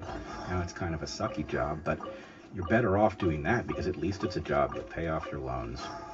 You'll make it. And so basically what we see is that there are lots of reasons that a rational person from certain demographics is less likely to go into the sciences. That's not racism in the sciences. It's, again, one of these echoes of a past racism or a past indifference that is having huge impacts on the present. Okay. So these people that want to that think that STEM is racist and they want to dismantle it, what do they propose? Like, what do they propose in replacement of STEM and academia? So, what they want is so strange and preposterous that it damages my credibility to even say it. I will answer your question. Okay. But I know that what I'm saying sounds preposterous. Okay. And the only reason that I'm so certain of it is that I've talked to them directly, and I watched this happen at Evergreen. You've talked to them directly, so you know this is actually what they want. Well, I can't say they, because undoubtedly there's variation, but I can say that to the extent that I've actually had these conversations with people, I was left completely shocked by, there was an example at Evergreen where we were in a faculty meeting, and I said that the proposals that were moving through were a threat to the Enlightenment values that were the basis of the institution. And what I got back was something I had never heard before, which was an attack not only on the Enlightenment, but on the idea of Enlightenment. And I was just so stunned. I was a college professor amongst faculty, and somebody was actually saying out loud that Enlightenment was a problem, and nobody in the room said anything. What did they mean by enlightenment is a problem? Well, so here's what I say to people who ask me about this, students in particular. The Enlightenment was a European project, right? It definitely had a light skin tone, right? It was European men. It was not a Jewish project. But I am not embarrassed about taking the tools of the Enlightenment and wielding. They don't belong to Europe. Right. They're human. They're human tools. They were a discovery in Europe, and arguably the discovery in Europe happened because of unfair exclusion of other people. But at some level, who the fuck cares? These are the most powerful tools ever. And you can't uninvent them. The thing to do is distribute them as broadly as possible. Mm-hmm. But if you're in critical theory, first of all, if you end up in critical theory, any one of these fields, women's studies, queer studies, whatever it is, you have already foregone this option. You don't end up in critical theory if you have the chops to do science. So, in effect, you have people who don't stand to personally benefit from opening those doors wider because they wouldn't go through them, arguing that nobody should go through those doors. So, let's take a side step here. Critical theory. When you're talking about gender studies or queer studies, why do you think those are not valid avenues for people to pursue? Well, because the method is non-existent. If you were to do these things properly, you would study them with the tools of STEM, right? But we know that's not what goes on inside of these departments, and we also know that the product doesn't add up from the point of view of science. You can't take the claim, for example, that if a man decides that he is a woman, then he is a woman. It's not a valid claim. It doesn't stand up. And you can't claim that sex is a spectrum either. That claim doesn't stand up. These are empty. And we could have a discussion about what we are to do in light of the part of gender that is flexible. But we're not having that conversation because we've got an ultimatum on the table. Either you agree sex is a spectrum or you're the enemy. Right. So all I would say is just empirically this is what happens. Now I will also say one of the most telling incidents that happened during the Evergreen riots is now finally it's been covered by PBS. I've talked about it on my podcast. A student of Heather and mine, an excellent student, one of the best ones we ever had, is a young woman named Odette. Odette is half black. Her mom is Afro-Caribbean. She was known to be my student and Heather's student during the riots, and she was actually confronted and physically bullied by the rioters who accused her of being a race traitor for studying science. This actually happened. And what I'm telling you What did they say when they say you're a race traitor for studying science? What specific discipline? Well, she was studying evolutionary biology with Heather and me, and they said you were a race traitor for studying evolutionary biology because science is racist. Yo. It's nonsense, and I hear you trying to parse it as if it makes sense, and I think the point is... I just don't understand, as a person who spent 3 years barely paying attention in college, I don't know how it got to that. I don't know how that becomes an actual course. I don't know how that gets funded. I don't know how that you can get a degree from that. Well, so what I've heard of late, and it may be James Lindsay who is the originator of this phraseology, but there's a term, racism of the gaps. And racism of the gaps is a reference to the God of the gaps hypothesis. Anything we can't explain in science is explained by God, which is obviously nonsense. But racism of the gaps says any place where that we see a success differential, the explanation is inherently racism. So if we see an absence of black people in math, obviously the answer is racism. Do they apply that in areas where black people excel? No, because this is a self-serving modality. Like hip-hop. Right, and so let's go back to Odette for a second. trying to parse what they're saying as if it has content, logical content, is a mistake. Trying to parse it as a technical makes a lot of sense. Okay. Let's imagine that Odette was not the courageous person that she is, and that she could kill. Imagine you're cornered. You're alone. You've got a mob that's actually physically confronting you for studying science. If she was not a person of strong character, she might have signed up with them.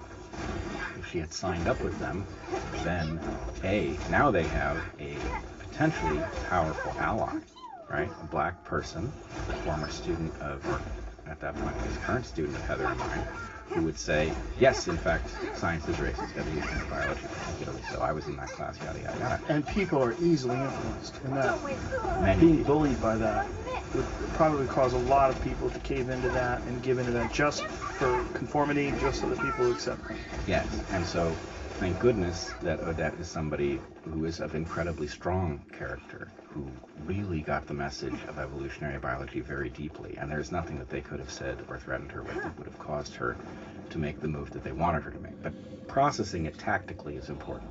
What they're doing is tactical, and what they did with shut down STEM, tactical. They were proving their power, right? They were able to get the most important scientific institutions to broadcast a demand to shut down STEM. That's an amazing level of power.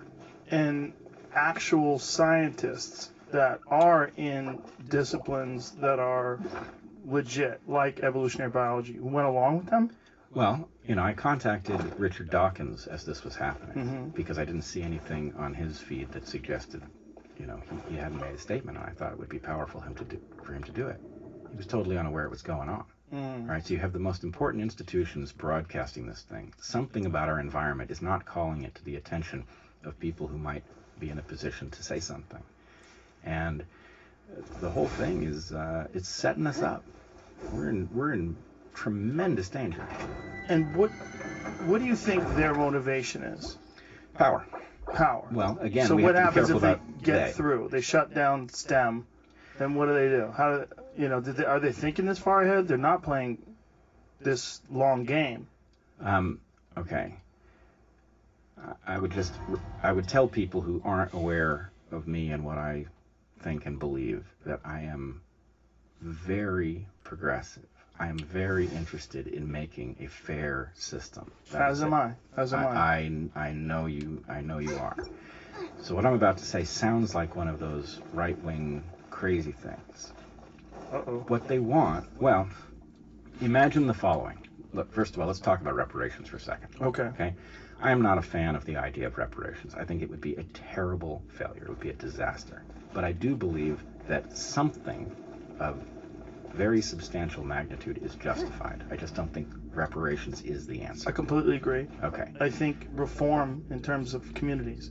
I think spending massive amounts of money to rebuild communities and give people hope. Yes. Economic opportunities. Massive investment in communities that have been systematically frozen out, and I would put American blacks and American Indians at the top of the list because I believe they have a special claim. And Native Americans are particularly distraught because they've been subjugated to this weird position when they're stuck on these reservations. So we'll come back to this in a second maybe, but I think that there's something very special that happened with blacks and with Indians. Yes. And it's not exactly alike, but it has to do with their different origin stories. These two populations have both suffered a parallel, I don't even know what to call it, an obstacle that makes them unlike other Americans. Yes. So, not in favor of reparations, but I would be in favor of something that did the job that reparations are imagined to do. What this movement is an attempt to create a slant in every single interaction that does the job of reparations. It's reparations 24 hours a day, 7 days a week, in every room, in every institution, in every context. Right? Now, that will be the unintention of America. It is, in some weird sense, a mirror for the America that blacks and Indians have faced. They have faced an America in which everything was slanted against them. It has grown less so. But again, we have the echoes of that deeply slanted America that are broadcast into the present at a high level of intensity. But you cannot do reparations inside of every institution, every hour, every discussion. That is not a plausible plan.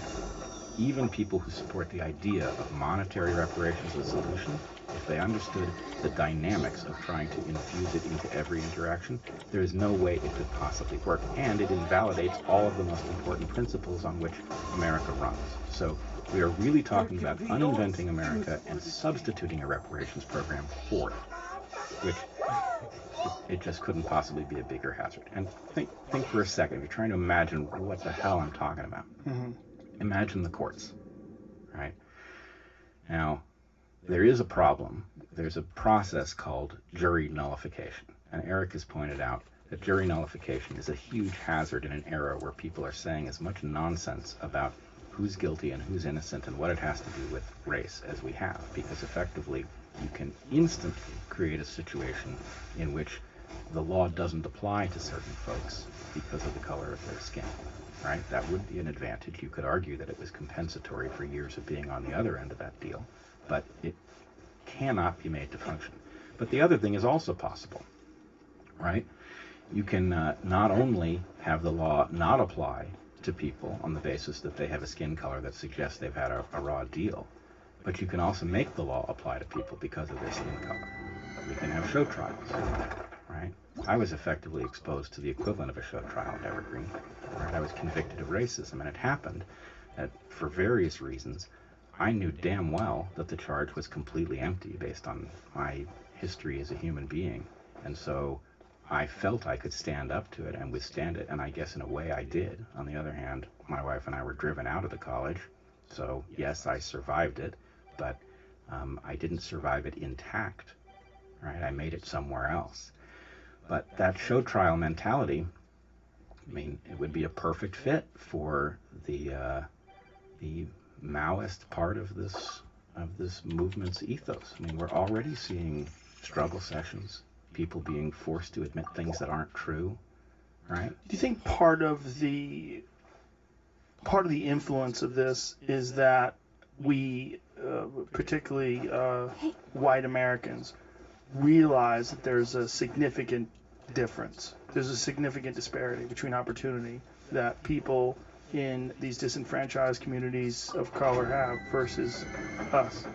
There's a difference. And so when someone from these critical theory disciplines, should I even say discipline? Lack of discipline. When they promote this, people that are in recognition that there is a problem in this country, that there is a situation in this country, and to voice any sort of disagreement with this movement that seems to represent the idea that there is a problem, you become a part of racism. So in order to stand out as not being racist, you are literally abandoning the ideas of science. You're abandoning all this just so that you don't get labeled on the wrong side of history. Yes, and I was alerted to something a few days ago that I was not aware of, which is, it's going to sound far afield, but what I ran into was somebody describing what had happened to American POWs in the Korean War who were being administered by the Chinese. The Chinese had a very sophisticated mechanism for basically brainwashing. And the mechanism was something that I have seen in this movement, but didn't understand had a formal history. One always imagines brainwashing to be this very aggressive thing, but the incrementalness of the move that was arranged for these POWs was the key feature. So the first thing that apparently POWs were asked to do was to write essays. It's really important that they write it rather than say it. That they write essays on topics that any reasonable person would think was fair. America is not perfect. That's accurate. There's no moral compromise in it. Right. Or the other example was, unemployment is not a problem under communism. Okay, it doesn't strike me as a bridge too far. Communism has lots of problems, but maybe that's not one. So people were marched from these very tiny concessions, where really the concession is just, you're going to write what I tell you, right, rather than any part of the content, to an absolutely massive shift in their understanding. And along the way, they were, for example, induced to write more substantial concessions with some very tiny reward, like a piece of fruit or something that's actually desirable, and if things are scarce, you can understand wanting it, but it's not such a big concession that you can say to yourself, oh yeah, I said something I didn't believe because I got a lot out of it. So you actually talk yourself into imagining that you really do believe the thing you wrote. You must, otherwise you wouldn't have written it. So what I'm seeing is all sorts of excellent people making the first concessions onto, or the first steps onto the slippery slope, and it's spooking the hell out of me.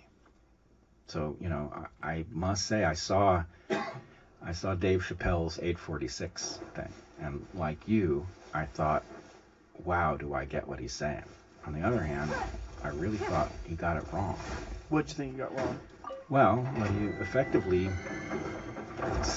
effectively suggested was that he was on board with the movement, and it was clear that this was based on his massive frustration at how deaf the white population has been to black suffering, which I agree with. I think the white population has been largely deaf, at least in recent decades. But I don't know how much he knows about what the movement actually is and what it wants. In other words, I have the maximum respect for Dave Chappelle. I have for a very long time. I think he's tremendously insightful. But I don't know. I mean, I think he's got the same problem tuning into the world that everybody else does, which is he gets some slice that's fed to him, or maybe like you, he is not tuned into these things, and so he gets whatever crosses the threshold some other way. And maybe he's not seeing that this movement is spouting nonsense about getting rid of science, and he's not seeing that it's behaving in a Maoist way, and he is seeing the videos that we all see that suggest to us that there is a very serious problem with race-based police brutality. And the problem with that, of course, is that you can't do that analysis with anecdotes, no matter how egregious they seem. Is it weird to connect all those things together, though? When you're saying the movement, this movement doesn't have any leaders, and you're talking about police brutality, but you're also talking about Maoist ideology that weasels its way into academia. Is that really the same thing? Is it all one thing? Well, I don't, multi-headed hydra? I don't think it is one thing, but I think it's like a coalition of things. And I think each of those things is comprehensible in isolation, and we can understand what happens when you fuse them together. And all I can say is we did see this in miniature at Evergreen, and people did say, you're making too much out of it, and they were wrong. Well, you saw it on the ground. The problem with seeing it from a distance is you can minimize many things when you don't experience the emotions, you don't see the fear, you don't see people running through the parking lot with baseball bats looking for you like they were doing. You know, it's a different thing when you're actually there and you realize that this mass hysteria does lead to pretty despicable acts, and that there is sort of a mob mentality that grips people, and it allows people to be capable of some pretty heinous shit. And what we see here in America is such a combination of factors, right? You have COVID, which shuts everything down, so people are stuck at home for all these months. Then you have this George Floyd thing, which is one of the worst cases of police brutality I've ever seen, because it was so torturous. I mean, if you really know how long 8 minutes and 46 seconds is with someone leaning on your neck, you would know how fucking horrific that is. And then you have the looting. Yes. And then you have the mass movement of all these people taking to the streets saying, we've got to change things, we know things are wrong. And on top of that, you have looting. And on top of that, you have businesses failing because of the looting. You have chaos, people getting their lives destroyed. You have so many things happening all together at once. To call it a movement, it's like one of the things we were talking about with Occupy Wall Street back in the day was we were saying they don't seem to know exactly what's going on, but it's like the immune system surrounding something that's wrong. Like it's like something's going on here. Like all these white blood cells are flooding into this area. I forget who made that analogy. It might have been me. It was so long ago. But we're like, they don't necessarily know what to do or what it is, but they want to camp out around that area and figure out what the fuck's going on. Yeah, and like I said, at first I was on board with this, and I thought there was something right about it. And, I even thought the leaderlessness of it was great for 2 weeks, and then it became very, very stupid. But, it is an immune reaction, and that's a normal part of history. Revolutions are not started by a bunch of intellectuals who have some idea what system they want to correct. Right. It's people who are fed up. And so that's what Dave Chappelle was responding to, and I totally get it. But the problem is we are all in danger of being marched in the direction of things that are anti-American, that are in fact anti-black, because we are trying to grant the right concessions on the right points, and it's a case in which you can't track what's really happening well enough to do it surgically. So I'm so afraid to actually go down this next road. But you raise the case of George Floyd and what we saw on that tape. I want you to think about the question of what you actually saw on that tape and what it actually tells you, what you actually know and what you don't know. I'm worried. Look, best possible thing from the point of view of the well-being of the world would be that Derek Chauvin is guilty of murder and he is convicted of murder and he is sentenced for the maximum allowable time. That would be the best thing. Agreed. I'm not sure that that's actually what is supposed to happen. Why is that? Okay. The question is, did you witness a murder? Are you sure you saw a murder? What do you mean by that? Well, murder is a crime. Yes. Okay. Presumably, there was a lot of complaint about the fact that Chauvin wasn't charged with first-degree murder, right? But he didn't. What story would make it sensible that he wanted to kill George Floyd? That was his purpose. Well, do you know that he knew him? He knew him in advance, and that they had words, and they had problems when they worked together because Derek Chauvin was a shithead to customers, and he was violent to customers. And yep. He and George Floyd worked as bouncers in the same establishment. Yep. And that's the word. Well, from the point of view of the well-being of the world, and from the point of view of us all processing this, in some sense, I mean, with the understanding that there is nothing that could possibly happen in an investigation or in a court that's going to bring George Floyd back. Right. Okay? So with that in mind, the best thing that could happen is that he is actually guilty of something egregious. He's charged with it. He's convicted.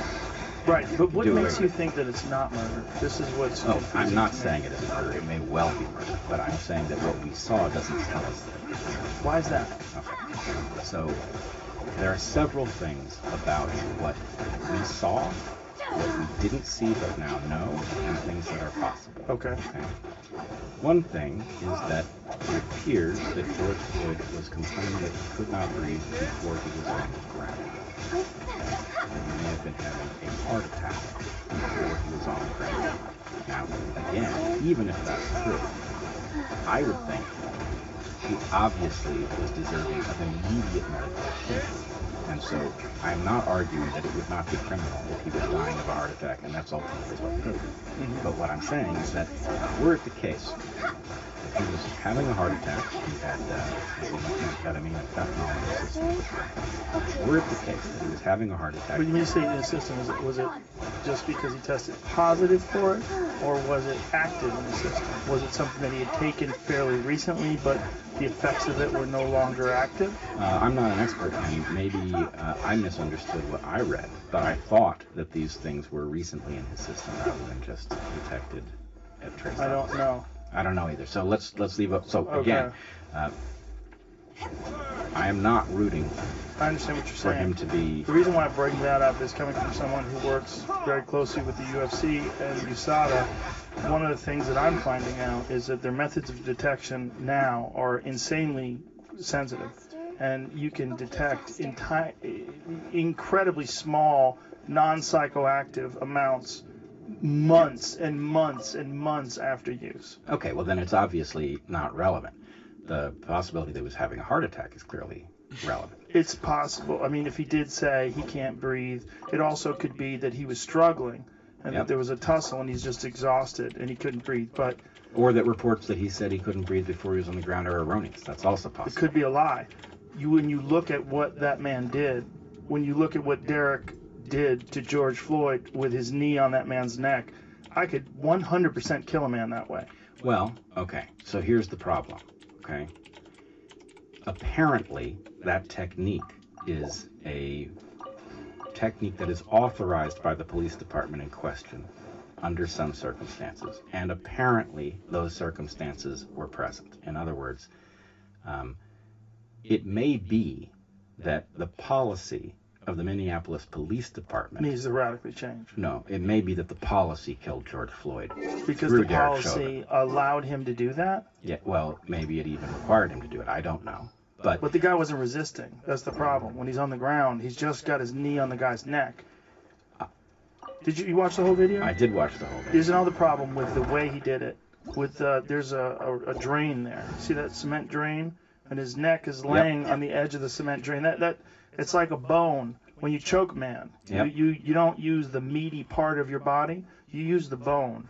And that's essentially that divot, that drain is laying right where his neck is. I don't know if he placed him there on purpose. Yeah. But I wouldn't doubt it. Well, I'm not saying Derek Chauvin didn't kill George Floyd. I'm not saying it wasn't racially motivated. I am not saying that this wasn't murder in the first degree based on prior interactions. I'm not saying any of that. What I'm saying is that we don't know in the public, based on what we have seen, we don't know this to have been murder, because if this was Derek Chauvin being a dick and using the policy of the police department and being indifferent to its effect, then that is for a court to decide whether or not it is murder. In other words, if he was doing the policy as the policy is laid out based on the criteria that would trigger the policy. Have you read any of this? What do you about mean? The policies? I've read a bit. What have you read? What did it say? It said, I'm going to struggle for the words that the acronym stands for. There's a situation called EXDS. Extreme, boy, I don't have it. Maybe Jamie can find it. Okay. But again, the real point here is not that he is innocent. I don't believe him to be innocent. My real point is that we are all acting as if we have seen with our own eyes something that is unambiguously murder. And I don't believe that we saw that. I believe we saw something that may well have been murder and may well not have been murder, and that the way that we determine whether it is murder is in a courtroom with due process. Well, isn't it through autopsies? Because independent autopsies did find that asphyxiation and the cutoff of the blood supply to the brain were responsible for his death. Now, there was a police department autopsy that was refuted by two individual independent examiners. You know what you need? What? You need a court. You need a court to examine the evidence. You need a court to examine the evidence, and you need it to be done in front of a jury that is free to decide either way. And here's what I'm really concerned about. Because we all think we saw a murder, right? We think it's unambiguous. We think it's open and shut. Right. The entire case is going to unfold in that context, right? And if he is exonerated, we are going to assume that this is a miscarriage of justice. Yes. Right? Which means, put yourself in the position of a member of the jury. If you don't think this was murder, you may well be the person who stands in the way of a judgment and causes who knows what to her. We're talking about Rodney King times 1,000. Times a million. Times a million. Particularly if you look at what happened just from the reaction to this one murder. Right. I mean, we've seen cops murder people, and we've seen a minimal reaction by the public, just protests and people get angry. This erupted around the world. Right. Nobody anticipated this or saw that, but Right. it speaks to the powder keg of circumstances that we were talking about, all this different packed dynamite, COVID, the lockdown, financial distraught. But can we agree that it could be that his being found not guilty would set in motion events that could be right after Civil War, catastrophic? So if that is the case, what I believe is likely to happen is that he's likely to be convicted irrespective of the evidence. He's going to be sacrificed, right? And you agree that that might be for the best of everybody? Well, what I want to point out is that we don't behave that way. We don't behave that way. The center of what we are as Americans is a country in which you are entitled to due process in a court of law, that your guilt has to be proven beyond a reasonable doubt. And if we are going to start sacrificing people because there's a mob in the street threatening to turn the place upside down, then, I mean, you know what that is, right? That's the uninvention of America, and, you know, you can't use the term lynching for it because of the racial connotations of that term, but if we are talking about sacrificing individuals because a mob has decided that they are guilty, then we aren't America anymore. I think when you look at the spectrum of probability, if you had a pie of is he guilty of murder, did he murder him by leaning on his neck for 8 minutes and 46 seconds, or did he not? I would say did he not is so small, you would have to have a fucking magnifying glass to look at it. If I'm an expert on choking people. You know, I understand what happens to the brain when you cut off the blood supply. I've had it done to me. What that guy's doing is torture. And I think I know I could kill a man that way. I know I could. Yeah. If I decided to lean on someone's neck for 8 minutes and 46 seconds with all my weight, that's a dead person. There's no way you're going to survive. All right. If your neck, one side of your neck is on the concrete and the other side is 200 pounds of my body all focused on my knee, and I'm balancing my weight on your neck, you're a dead man. Okay, so... but that's what we saw, well, right? I know what you're saying, that maybe he also had a heart attack, but the idea that those two are not related seems to me to be outside of the realm of possibility. So I want to make a trade with you. Okay. Okay. I absolutely hope that you're right. Okay. I hope this is clear. But in exchange for that, I want the agreement that the American thing to do is to convict him by the evidence in a court of law, and if the evidence is not sufficiently compelling, that's not what's supposed to happen. That would be un-American for that to be the way he was convicted. I agree, and we are convicting him in the court of public opinion, but we're doing it based on a video of a man putting all his weight on this guy's neck for 8 minutes and 40. I mean, when you roll in jiu-jitsu class, generally a roll is between 5 minutes, maybe 10 minutes or something like that, and the idea of a man being on my neck the entire time is fucking terrifying. Oh, I believe I saw a tremendous miscarriage of justice. What I don't know, and what I don't think any of us understand, is what is the policy? Did he exceed the policy? Did he enact the policy? I just can't imagine any cop would think that was the way to do it. It's one thing if someone is resisting arrest and they're very dangerous and you're handcuffing them and you put your knee on their neck to hold them down in place, and I think that is a valid move. If you've a guy and he's got a gun or he's wired on PCP and he's very strong and there's a bunch of you trying to hold on to the guy and someone leans on his neck, I'm all for that. But then when you're done, when you got him cuffed, let him go. He's not a threat. That guy wasn't even moving. He was just begging for his life. I wanted George Floyd to be taken to a hospital. It seems clear to me that he needed to be taken to a hospital. But I don't know. Okay, here we got it here, Just Jim. like a plan. Officer can also use two types of neck restraints in less severe circumstances. One is called conscious neck restraint, which is an officer applies light to moderate pressure to the side of a person's neck but does not intend to knock a person unconscious. That could be used against people who are actively resisting. So that alone just dismisses this whole idea, because that's not what was going on there. That guy was not actively resisting. The other neck restraint is one meant to render someone unconscious. That can be used when someone is exhibiting active aggression and for life-saving purposes. Again, this does not apply. Department policy said neck restraints can't be used against people who are passively resisting. So right there it says neck restraints should not have been used against George Floyd because he was not violently resisting. That's not what was going on. That's was not what it exhibiting said. You just changed active aggression. the He wasn't verbiage. doing that. He was begging for his life. He was calling out for his dead mother. His mother, I know. It's horrific shit. I am feeling the need to emphasize, I do believe I saw a miscarriage of justice, but I know that the American thing to do is to have all of this out in a court of law, where all of the appropriate arguments are on the table. I agree with you. I don't see a way where he wasn't guilty. But I do agree with you that he should be tried in a court of law. But just based on that, I say he's guilty. And then we're also looking at the comparison between the Eric Gardner case, which I also thought was horrible.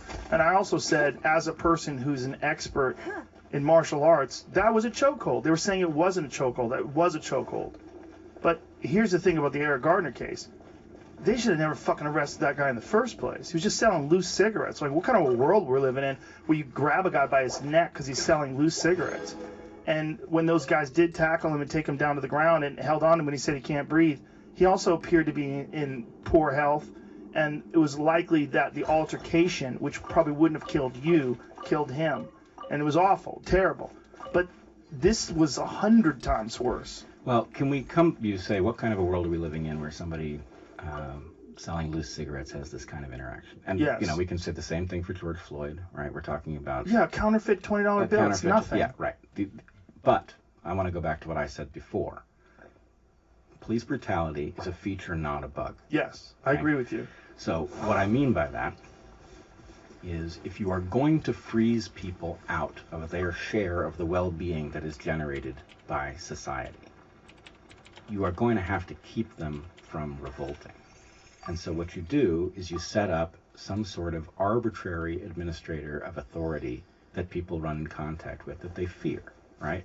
You set up some force that disincentivizes misbehavior. And that force isn't just the police, it's obviously the prison system as well. Here's where I'd argue with you about that. Okay. That only applies if you only see that force exhibited towards poor people and disenfranchised communities, but you don't.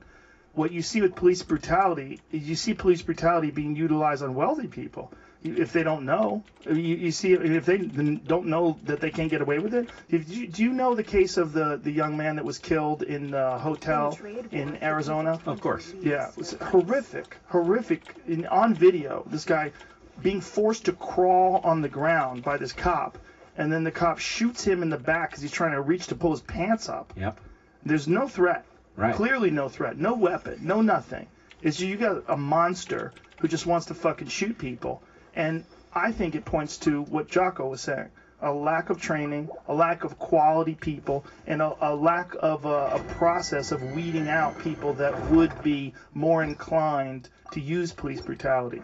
And that process, I think, should be similar to BUDS, like what Navy SEALs have to go through, or Rangers have to go through. It should be something that weeds out people of weak character. So the police should be something that's a very difficult job to get, where you only get the cream of the crop of human beings, of character, of emotional stability, people that would not do something like that, who would recognize that man on the ground as being a father and a husband and a human being who's a part of our community.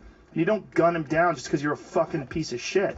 And that's what that guy did. Well, so it's not just a bug that's designed to keep people of disenfranchised communities from speaking out and demanding their fair share. It's a bug of human beings who have power over other human beings.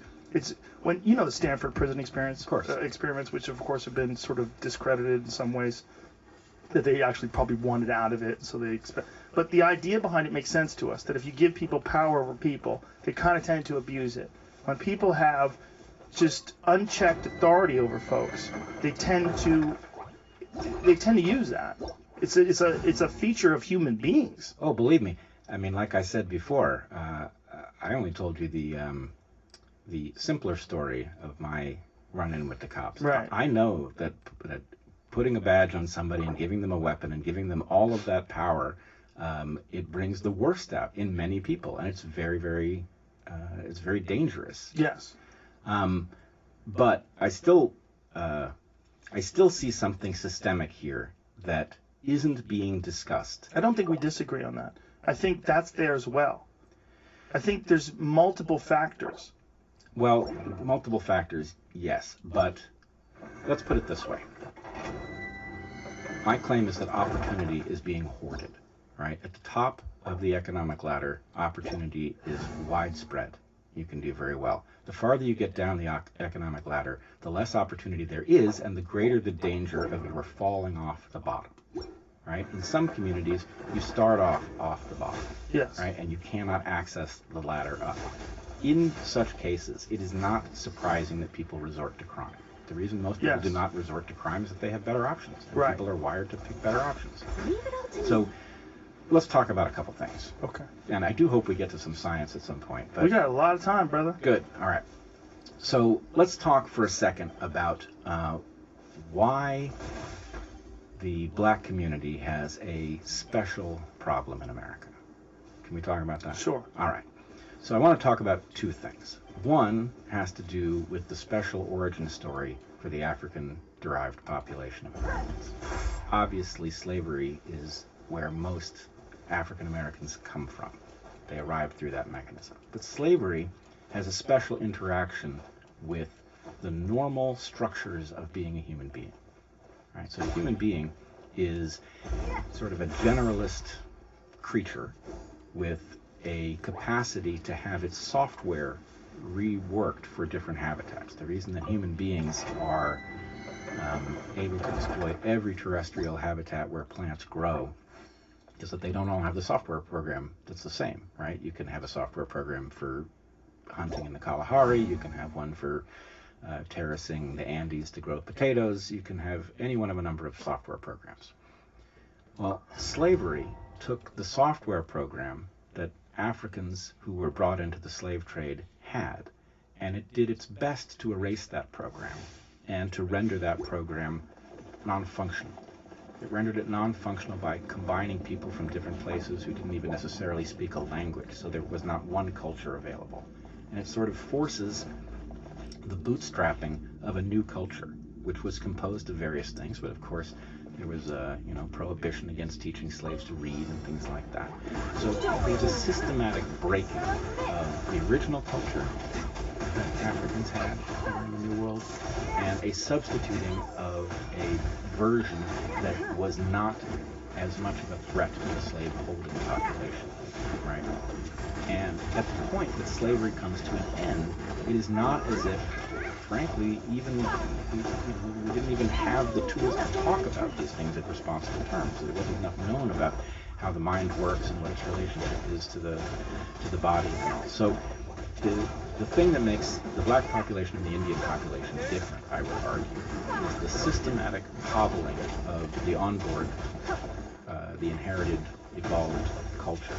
In the case of Indians, by transporting them to reservations and by putting them in schools that disrupt the passage of normal culture. And in the case of Africans, it was breaking apart of families, keeping people from being in contact with others whom they have the right language to talk to and all. So in any case, that carries through to the present. It creates a situation where there has not been access to the materials to fully bring, to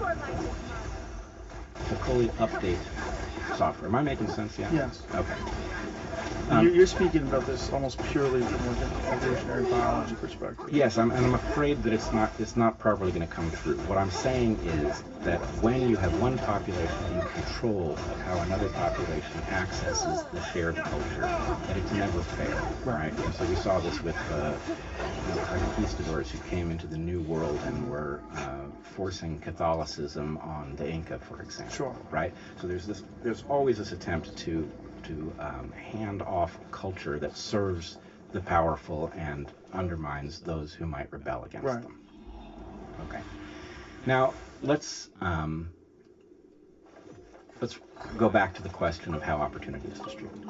Okay, so for some populations you have very little opportunity and you have a tremendous hazard of falling off the bottom of the ladder and there's not enough mechanism to allow you to get back to it. That creates crime. Let's say that those who control or who write the rules of the system do not want a revolt, even though this scenario would set them up for it, right? So one thing that happens is you create a tendency to incarcerate, right?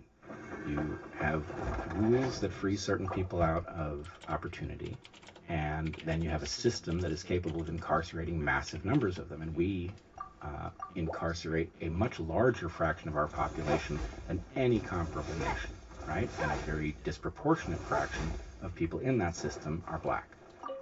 So here's the part that I don't hear discussed.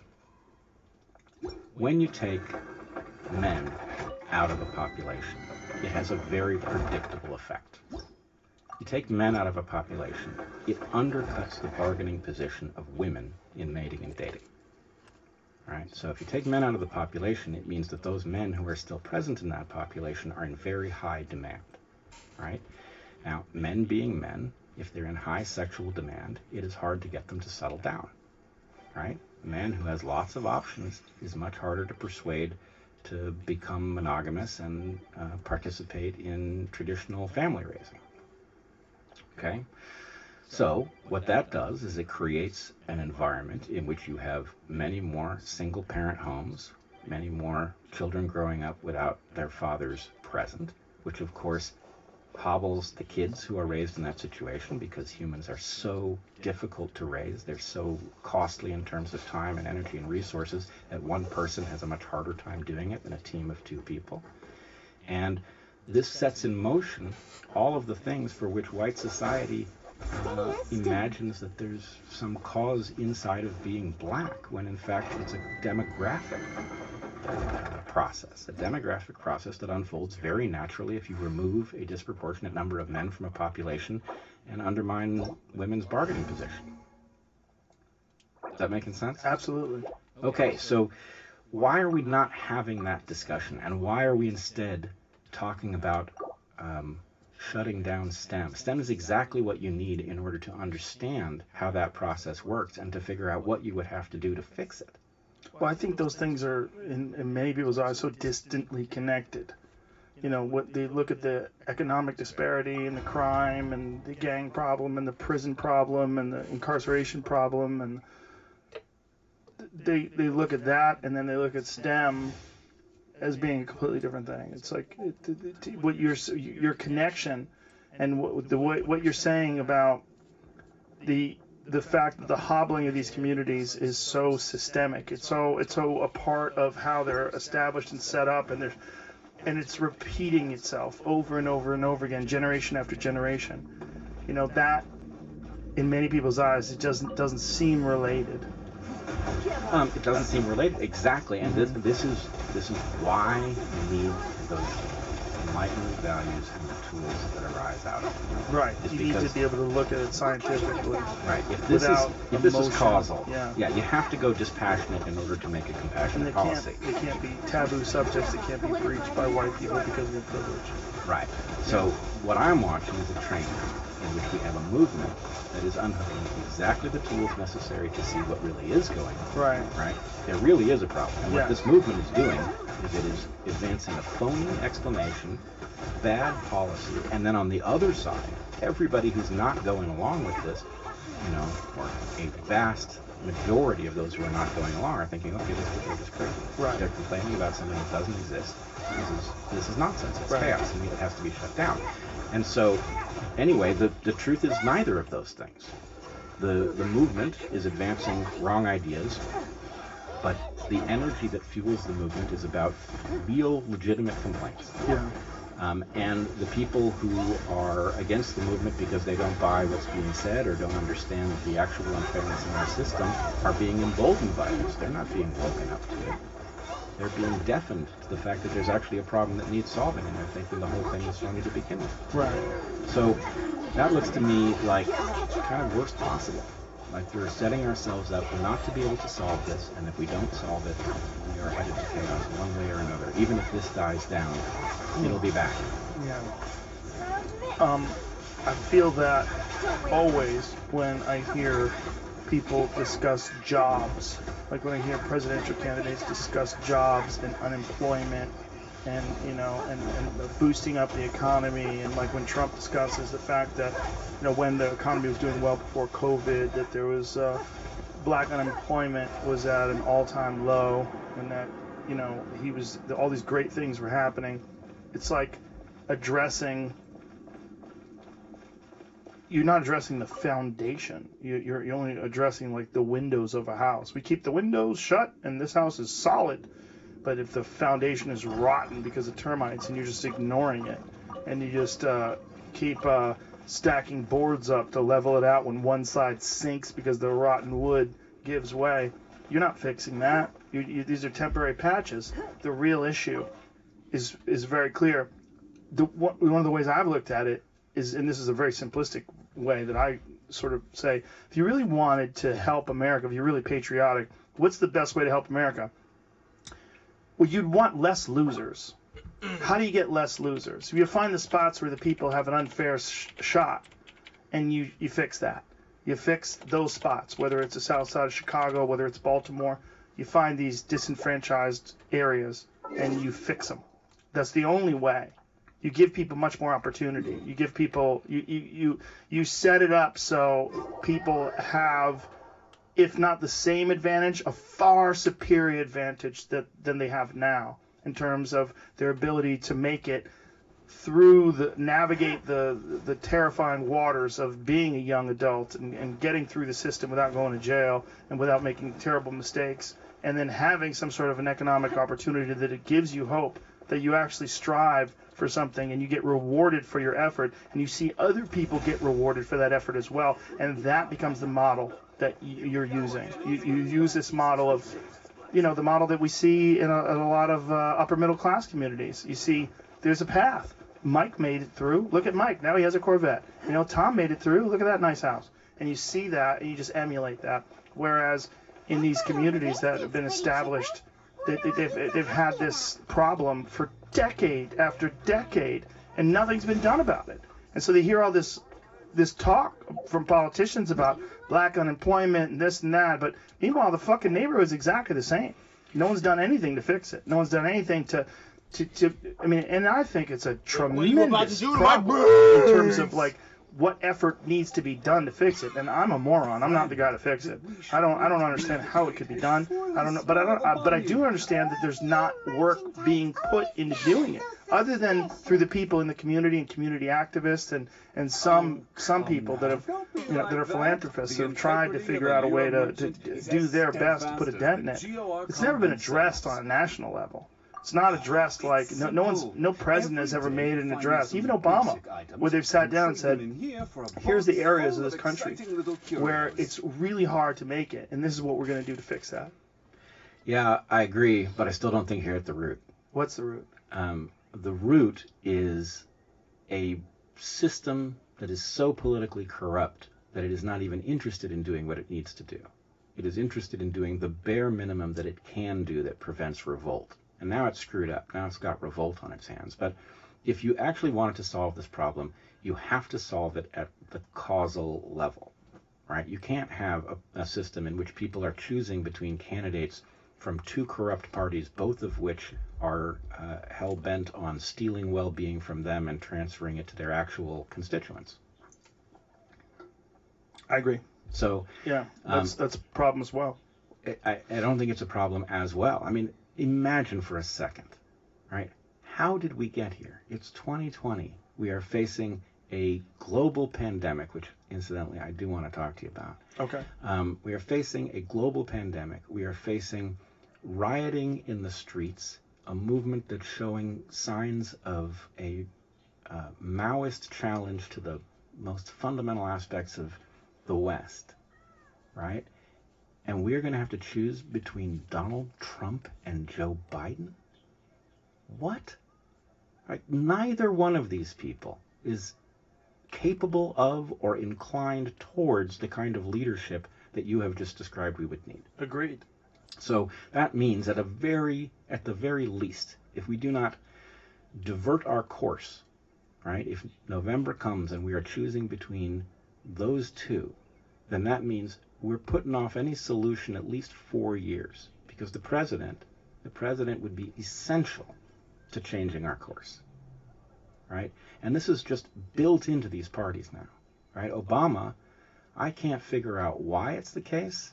I really like Obama personally. He seems like the right guy to me, but his administration at a policy level was indistinguishable from Bush. In some ways, it was worse. So what we've got is parties that decide what we get to choose from, and the game is to prevent us from having any choice that could possibly solve the problem. So we have to fix that. We have to address that problem, and we have to break their stranglehold. And, in fairness, Trump was a challenge to that two-party duopoly. He's not really a Republican, right? Right. But he's also not really an alternative. It's like a third crime family, right? Yeah. You've got the Republicans, the Democrats, and now the He Trumps. sort of co-opted their ideology to fit his needs. Yeah, but it's not a solution. Right. So we have to get that solution, which means we have to get by the parties. Trump proved that was possible. Right. I think if there was ever a time where an independent party has a chance, now's the time. If someone steps in and has a real solution, and also in terms of the distribution of that information, now's the time, because you could just post something on YouTube where you're demonstrating, like, through a step-by-step process. You could take hours to do it. Like, this is what I want to do, and this is how I'm going to do it. You can break those down to clips, almost like a podcast. And if someone was a person of substance that we really believed in, so you are not we said, that person can really do this. This actually could happen. Let's vote independent. It could happen. They don't have a monopoly on the distribution of information So anymore. you call me And that's bitch, terrifying to them, because they used to be able to count on the shills on the left and the right to get the word out. Give me my box But of marbles, they don't have nigga. that anymore. You have so I'll many kill people you. that really don't have an ideological foundation in either one of them that are talking and they're reaching millions of people. That's a rare moment in time. I'm here for And my this bar. is, in my opinion, the very Give best me time my for someone bar. to step in that's they're not compliant.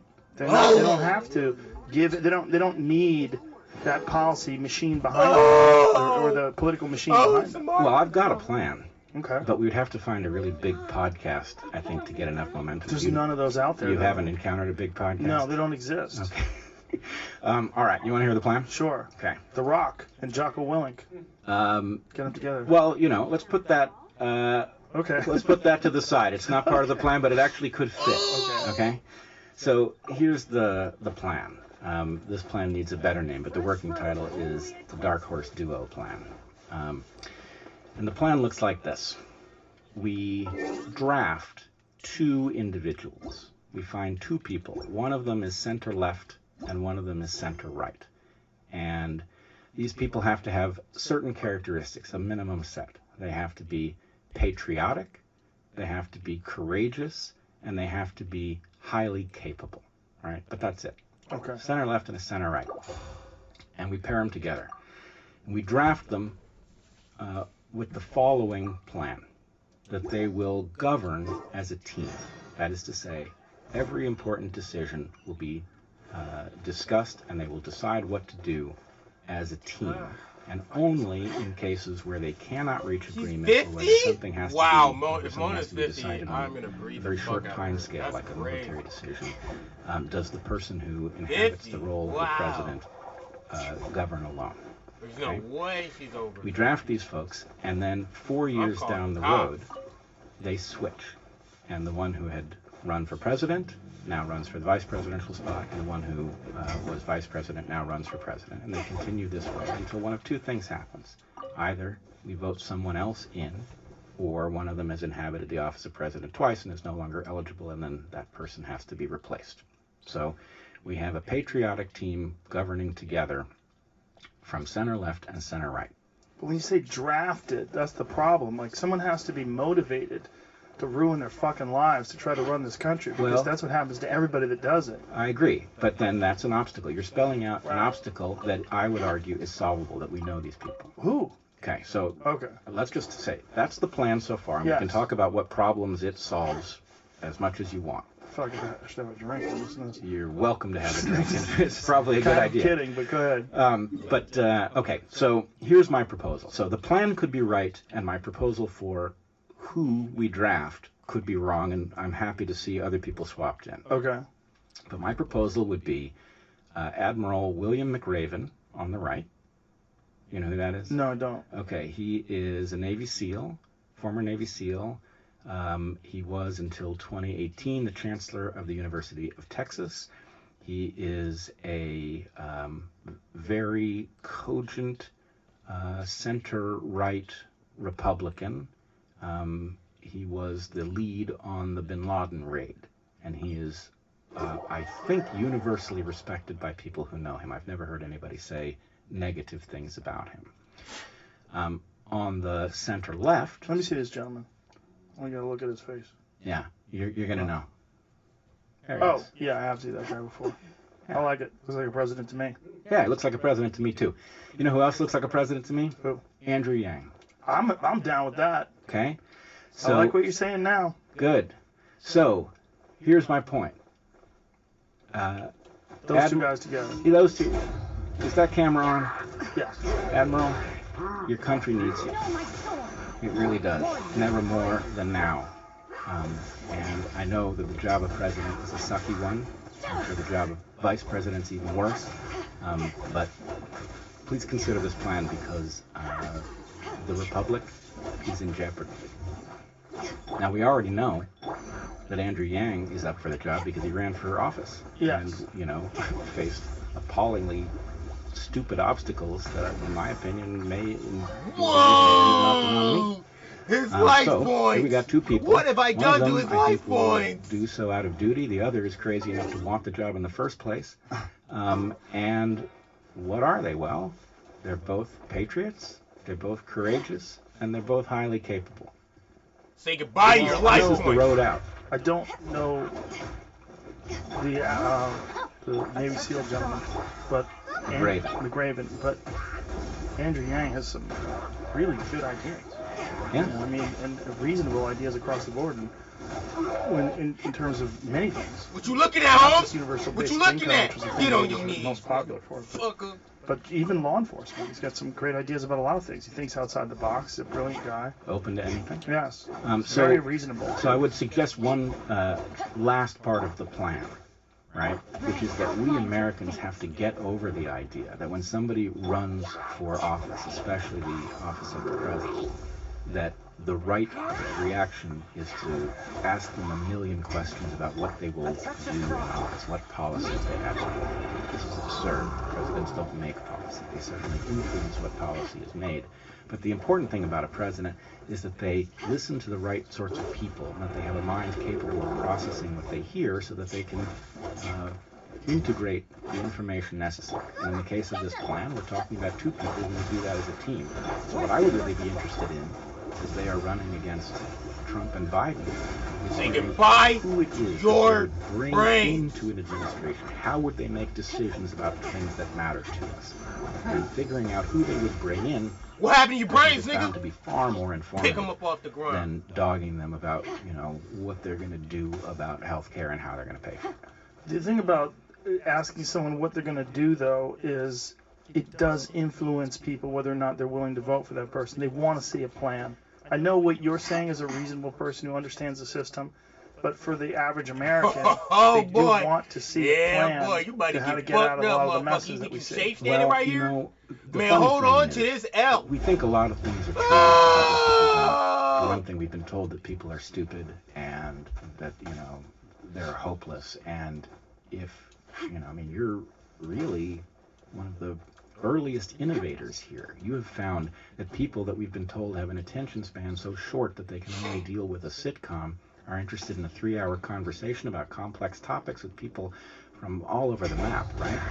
You made me look People like a are moron. trying to say, You die you now. have a wrong idea, right? In our our sense of what elections are. And really, that wrong idea isn't even Making about me the fact that overshoot we my think shot. we want to hear the plan. It's about the fact that we know that our Bummy, power in the scummy system is ass so nigga. limited that the only way we could possibly exert any influence on the policy that gets made is if we can get somebody to promise us something into a camera enough that they're embarrassed not to do it when they get in office. And we also know that doesn't work. Right. As soon as So- they get in the office, they just do whatever they're going to do in the Right. first place. So my point would be, look, I will literally vote for any competent, courageous patriot. I actually don't care in what direction they're ruling. Yes, I would prefer that they were progressive because I believe we need to make progress or we will perish. But any courageous, capable patriot is good enough because a courageous, capable patriot will do way better than we are doing with the current method.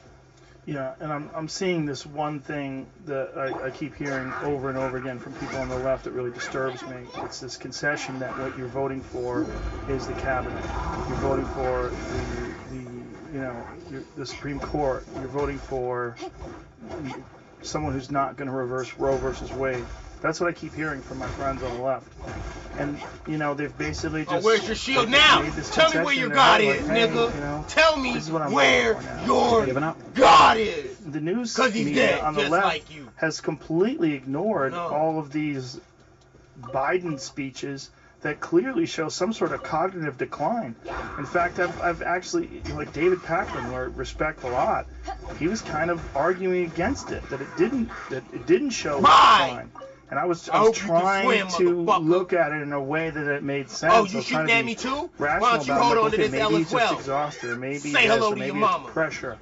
Sometimes people That's get right, really 'cause I already tongue-tied got and you. panic Damn. under pressure, and words come out all He's a fucked up. savage. That is possible, but there's a trend. Somebody stop him. And if you He's go a back to when he savage. was a younger man, that trend didn't exist.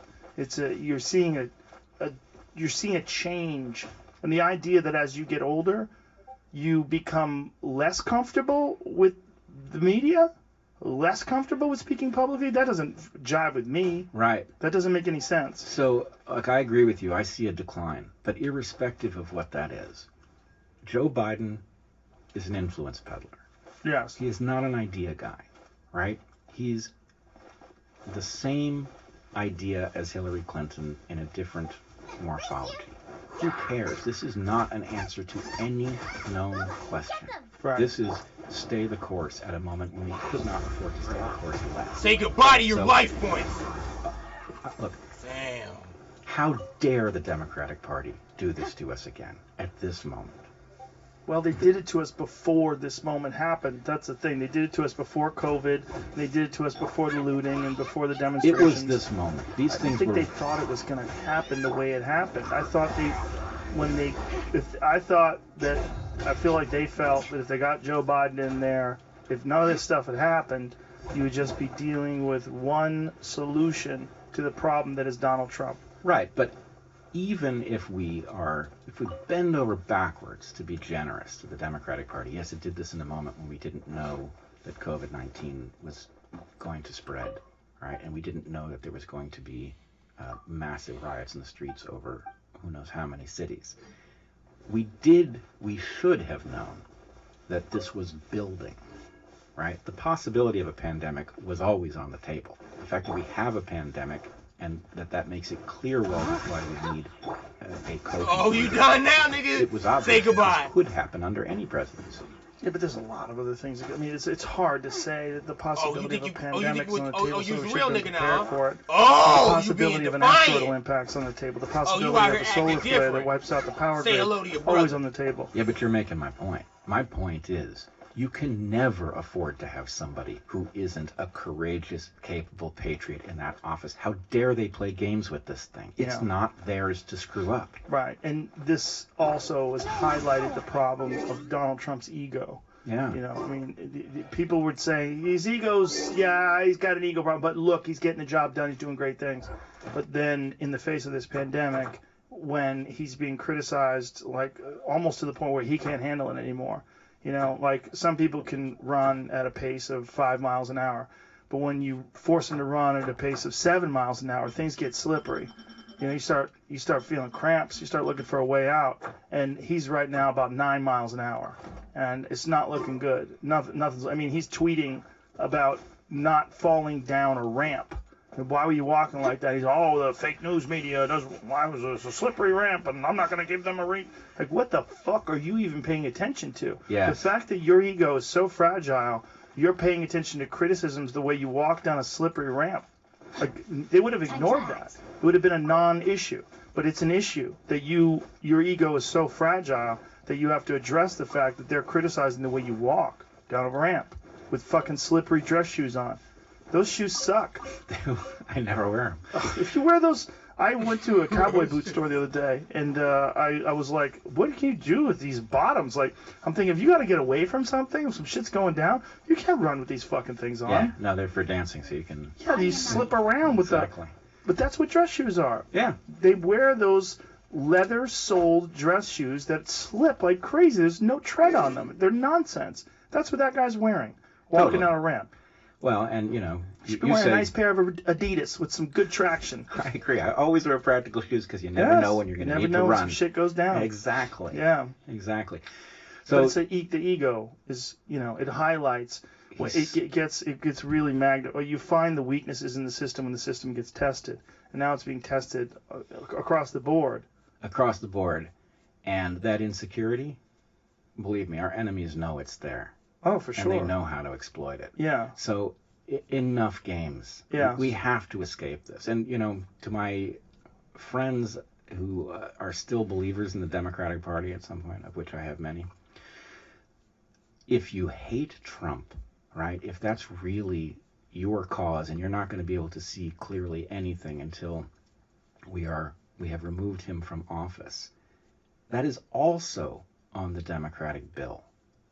Hillary Clinton advanced Trump's candidacy because she wanted to run against him. So if you have Trump derangement syndrome, you still have to be angry at the Democratic Party for putting us in this predicament. Yeah, she legitimately thought he'd be the easiest to beat, so she wanted him to run. She thought she was going to humiliate him. She severely underestimated people that were upset at the current system and that his rhetoric, this idea of draining the swamp, would actually resonate with so many people. And also that people look at things in a very two-dimensional way. They're not looking at it in this really complex, nuanced way. And if you can paint a couple of good slogans together, build that wall, make America great again, all that kind of shit, that's a brilliant way of manipulating people, because that's the stuff they remember. And he's a master at it. Sleepy Joe Biden, crazy Hillary Clinton, Lion Hillary, crazy Ted, Lion Ted. He has all these nicknames for people. I don't even remember most of them, but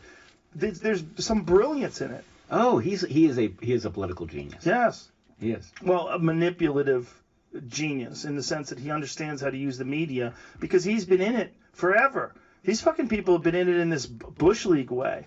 Like, you don't even know what it's like to have a real master communicator in that role. If you had someone that was a master public speaker in that role, who really knew how to give a blistering takedown of someone like Trump or someone like Biden, easy. Both those guys. Yep. They're vulnerable as fuck. They are. And let's get them the hell out of there. As you point out, and you are dead right about this, if ever there was a moment, this would be it. Yeah, this would be the moment. But do you think we can get that guy to run? We have to draft him. It's a matter of duty. And what's he doing right now? I don't know. I think he may have retired after he left the chancellor position. Probably right now digging a bunker somewhere outside of Waco. Fuck this place. But look, the way you would draft somebody like that is you would let them know that we'd have their back. Mm-hmm. Right? Yeah. They would earn our loyalty and they would have to have it. But if they did, then it's the perfect moment. Do you think there's enough time? Here we are in the middle of June. Was it the 16th? 15th? What is today? 16th. 16th of June. July, August, September, October, November, 5 months. Actually, we could be speaking Chinese in 5 months. Look, Joe, you ain't kidding. Look, the thing about 2020 is you can make an argument about what's possible, but 2020 is not the year to make such an argument in, because it threw all the fucking wrenches into the gears. Every wrench. All the sand into the oil. Into the eyes. Oh my God, it's fucking crazy. I'm going stark raving sane. Yeah, me too. Yeah. I think. So you want to talk about COVID. I do. What are your thoughts on what are your thoughts on the lockdown? Yeah. Well, let's put it this way. I'm not speaking in a vacuum here. I've heard a certain amount of your take, and my take is a bit different. I am very concerned about SARS-CoV-2. I'm not concerned about it because it is as lethal as we feared it might be. It isn't as lethal as we feared it might be. But I'm afraid of it for other reasons. One, it is brand new to us evolutionarily. It just showed up in human beings. And so, in my opinion, we screwed up the lockdown badly because we went halfway. That a very short, very intense lockdown could have ended it, and that would have been the smart thing to do. And unfortunately, the political will was not there. But I am looking at New Zealand with utter envy. Can you imagine at this moment being free of SARS-CoV-2? Yeah, they nailed it. But they also have so few people. Oh, they definitely had it easier. But the point is they did prove it was possible. Yes. So, in my opinion, we should have locked down severely for 6 weeks or something along those lines. And we should have driven it to extinction. And the problem is that runs afoul of all kinds of things, including civil liberties concerns, which I also hold. I hate the idea of a government crackdown in which they're dictating with whom you associate and all of the rest. Right? I hate it as much as anyone. But we are dealing with a brand new landscape when it comes to a global pandemic. And what's more, we are dealing with a virus that I think is not what we have been told it is. How so? So I have, initially, I thought that this was a bat-borne virus that had been transmitted to people from the wild, probably through the bushmeat trade, probably through the seafood market in Wuhan. In fact, Heather and I were in the Amazon where we had no connectivity to anything for a couple weeks. And when we came out, what was then called novel coronavirus was just beginning to be discussed. And so we became aware of it as we came out of the Amazon. I was like, oh, what the heck is that, huh? And I looked into it, and immediately I saw the story adds up. You know, it's a coronavirus of a kind that's known to circulate in bats. There's a seafood market, and I thought, okay, I know what the story is. And I tweeted, I don't know enough about the story yet, but looks to me like the Wuhan seafood market is the source, that the virus comes from bats, and we have to talk about the bushmeat trade, which has always been a terrible idea. And immediately people tweeted back at me, so you think it's just a coincidence that there's a biosafety lab level 4 in Wuhan where this started? And I thought, what? That's a heck of a coincidence. And so I started to look into it. I retracted the tweet. I said, maybe I don't know enough about the story yet. And I started to look into it. And I went down the rabbit hole.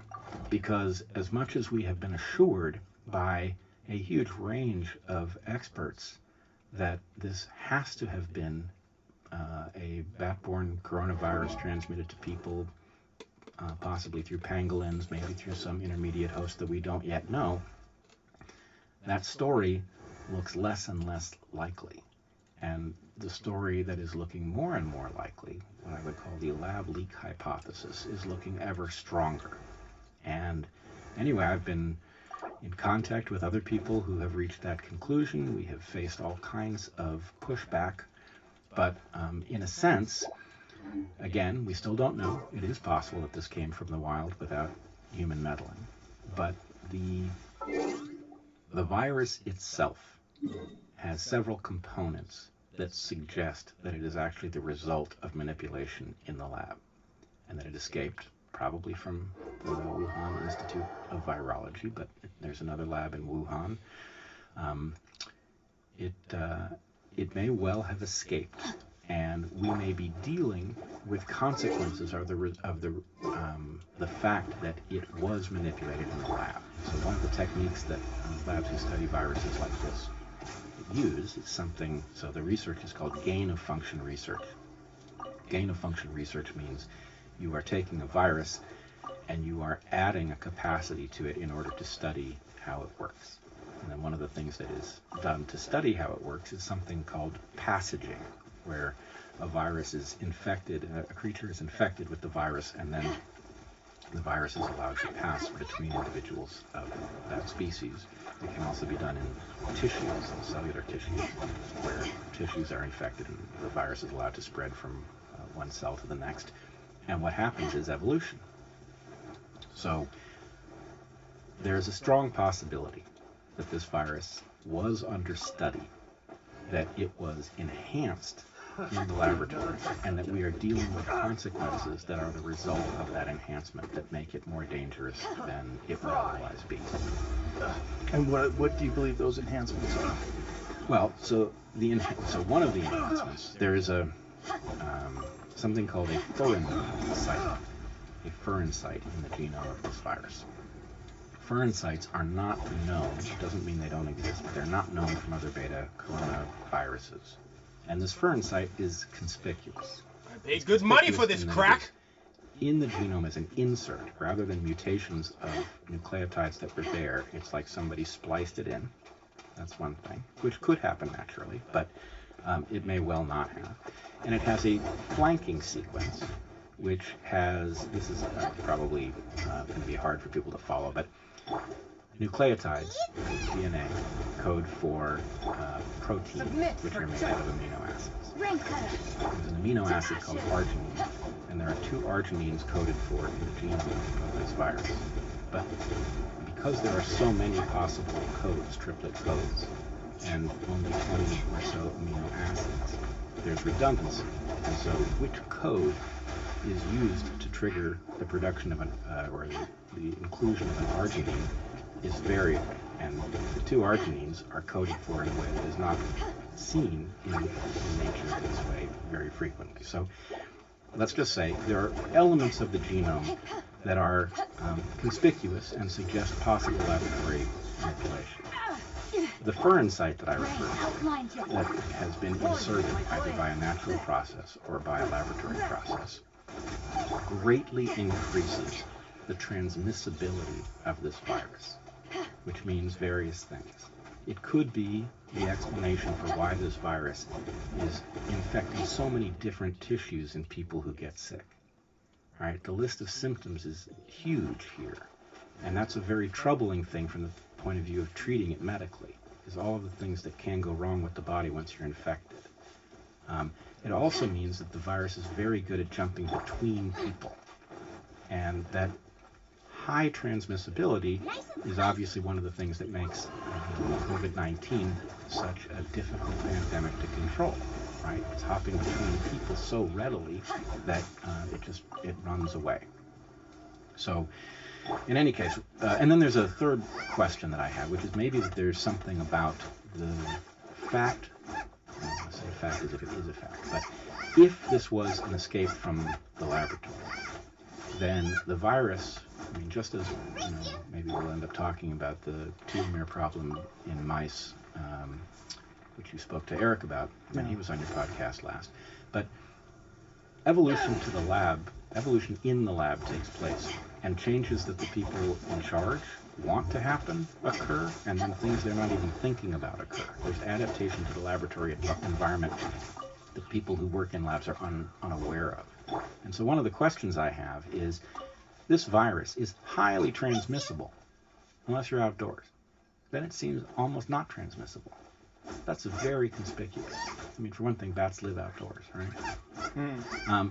So is it possible that this virus has adapted to the laboratory environment, an indoor environment, and that it has forgotten how to get transmitted outdoors? And if we are casual about the outdoor environment, that actually it could relearn that trick, that we should take it, we need to be outdoors for various reasons. One, it appears that vitamin D is very protective in the case of COVID-19, prevents the transmission, and you end up way less sick if you have proper vitamin D. So in the northern hemisphere here, while the sun is shining, we should be outdoors. We should not be locking down those environments at all.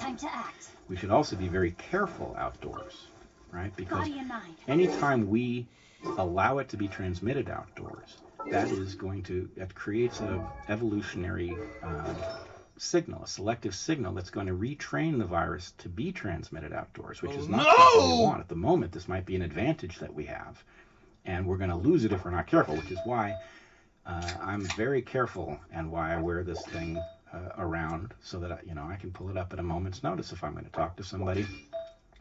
Because even though I think the virus is very difficult to transmit outdoors, which is something we've seen in the data out of South Korea, for example, it could learn that trick. And why is it easier for it to do we know? We don't know. Indoors? We don't know. So we don't know the mechanism. And there's no good reason that we don't know. We should know. Because it could be that it's UV light. UV light is very powerful, destructive stuff. But if it's UV light, then that suggests it's difficult to transmit outdoors during the day, and it should be easy to transmit outdoors at night. If it's not UV light, then that's not likely to be it. So there is something weird going on with viral load. Or maybe it's not weird, but it's weird for those of us who learned how viruses work from the usual textbook diagrams where a virus gets into a cell and triggers an infection. But here, it seems like if you talk to someone briefly, your chances of picking it up from them, even if they're sick, is pretty low. But if you talk to somebody for an extended period of time where you're constantly breathing air that they're exhaling, then your chances go up and up. And so there's a possibility that just exposure to UV light, as people are, even if they're outside talking for the same amount of time, just the fact that these particles are going through the air in the sunlight, that it kills the virus's ability to transmit. It's possible. I don't know that that's what's going on. When you think about things like, you know what a SteriPen is? Oh, like a UV, yeah, it's a UV wand that backpackers use so they can drink creek water. Yep. It's crazy. If you've ever seen one, it doesn't even take that long. Yep. You take this wand, you put it in like a water bottle, and you spin it around in this creek water, and it kills all the bad stuff. Totally. And it's weird, man. It's weird that light can do that. Oh my goodness! Well, the UV light is amazing stuff. Yes. Well, you know what happened when Trump said something about getting UV light into the body. Well, there was an actual publicly traded biotech company that had an invention for when people are intubated, taking this tube with UV light and inserting it into the lungs of these people, and they were actually pulled off of Twitter. Twitter actually banned their account because they thought there was some wacky Trump supporter who was trying to substantiate the president. The president just got lucky. Yeah. You know, he's basically like, maybe we get the light and put it in the body somehow, put it in the body, disinfect the cleansing. You remind me of Sarah Cooper when you did. He was on to something, though, in a weird way, that this publicly traded biotech company had an idea that when people, they are on when they have been intubated, when they are on this ventilator, this tube will go down the same tube that the air is coming through and actually flood the lungs where they're infected with COVID-19 with UV light and kill it. Well, the thing is, I don't think he got lucky. I think he did something that he's routinely doing, which isn't very high quality in terms of leadership. But somehow he's getting briefings, he's tuned into some channels. There was discussion. I remember seeing it. There was discussion about how UV light might be used to treat a COVID-19 infection. And I was actually alerted by this discussion to the fact that there was apparently a lot of work on this technique previously, that actually UV light had been successfully used in various ways, where it could be used to purify blood and things. And I was sort of surprised to discover it, and then I heard the president say this, and I thought that's what he was talking about. My guess is something crossed his feed.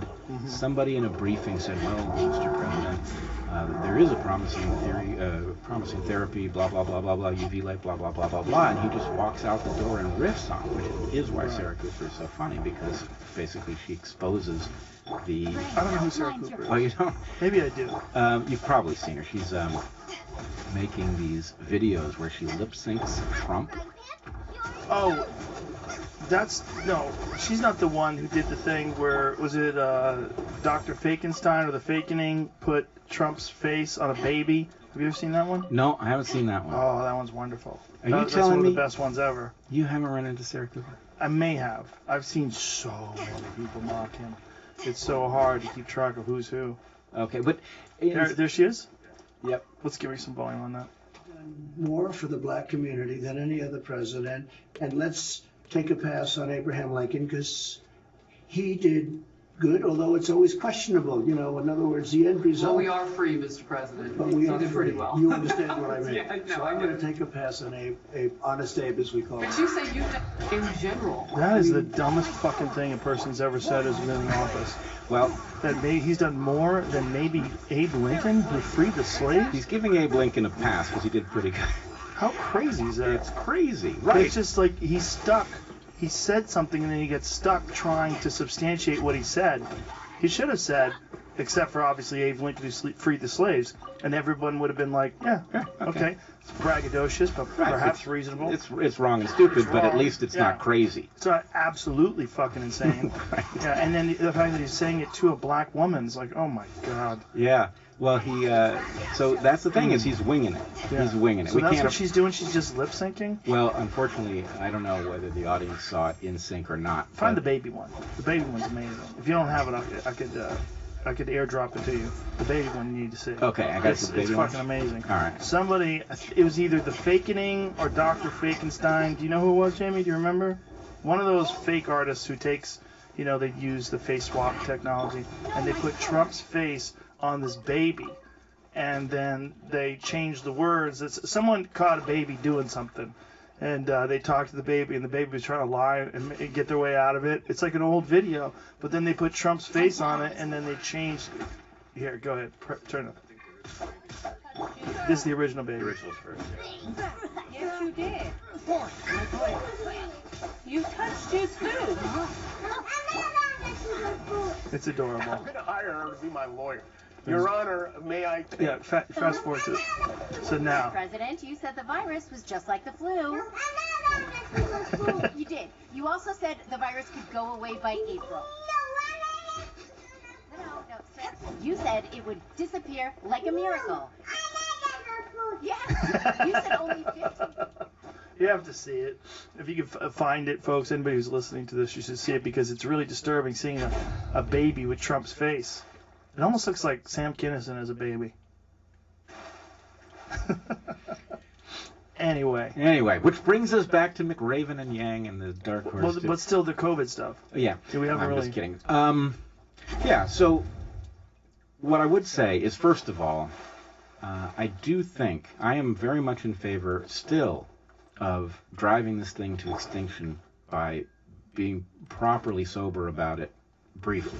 Can I pause and address this one issue that seems to be when it seems to be an issue when someone says that it might have come out of a lab. This is a right-wing, left-wing thing. For whatever reason, you get labeled a right-wing conspiracy theorist if you think it came out of a lab. Right. And people on the left are so willing to dismiss that without any real evidence. We've been poisoned by these ideologies when it comes to conspiracy or whether or not something is actually true, but we've been fed the wrong information. That stuff is, if you don't believe the official narrative that's being discussed on CNN, you must be some sort of a right-wing nut. Right, and have you faced that? Oh, of course I've faced it, it's hard to escape it, right? So I've tried to be very careful. I have described it as a hypothesis, which is what it is. I have tried to show that there are different probabilities for the different origin hypotheses. Even China now admits that it wasn't from the seafood market. Do they? Oh, yeah. What do they say it's from? Well... Don't they say it's from us? I have not heard that. I have. But they... let's put it this way. One of the things that is, in my opinion, the strongest piece of evidence that that the lab leak hypothesis may be correct is that there is a missing phase in the evolution of this virus. So fat. When a virus jumps from one species to another, it is not well positioned. It is typically very poor at its job because it doesn't have any evolutionary experience with that host. So it's not good at leaping between that host cells, which means that it's always in very small numbers, and it's not good at leaping from one individual to the next. That's the key question. When something leaps into a new species and then it becomes a pandemic, it's because it has solved that second problem. It has figured out how to infect that creature in such a way that the creature spreads it to others of its kind. There is no evidence in the case of this virus that that happened. It showed up in Wuhan and spread immediately. It became a pandemic. It already had experience. Now, how it got that experience, we don't know. There are evolutionary ways this could have happened, right? It could be that we have not found the initial population that it circulated in, right? Or it could be that it circulated in a creature that we haven't found either. But the fact that there is no evidence, that it shows up in Wuhan and immediately spreads, tells us that this virus was well adapted to our cells and well adapted to transmit between individuals. And that is conspicuous. One way you can get there is if wait a minute, let's talk about this. To a virus, not like this. Transmissible to humans. So the research in question would be research that was interested in discovering what a pandemic in humans of a bat-borne coronavirus would be like, so that we could do something about it. Maybe we could prevent it, maybe we could create a vaccine ahead of time. But if you're creating a virus that has enhanced capacity to infect humans in order to study what will happen if a virus ever escapes into the human population, then you are running the risk that the virus you are studying will escape. Would they have added something like a fern site? Absolutely. It is established in the literature that the addition of a fern site makes the virus much more transmissible in human tissue. So if you were going to study it, this would be high on your list of things to do. You could also passage it through human tissue in order to effectively train it on the infectious pathway inside of people, which again, we might be suffering the downstream consequences of that if it escaped the Wuhan Institute of Virology. So these things have an amazing impact, and I hear a lot that what does it matter, it's with us now, we just have to deal with it, which is nonsense, because A, we need to have it never happen again. B, there may be things that we could understand about what its nature is that would help us fight it. But C, we have a really serious problem now, because all but a few of the world's leading virologists, the experts in coronaviruses in particular, have sworn that this must have come from nature and couldn't have come from the lab, which is nonsense. Why do you think they did that?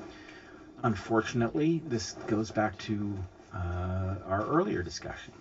Our scientific system is broken.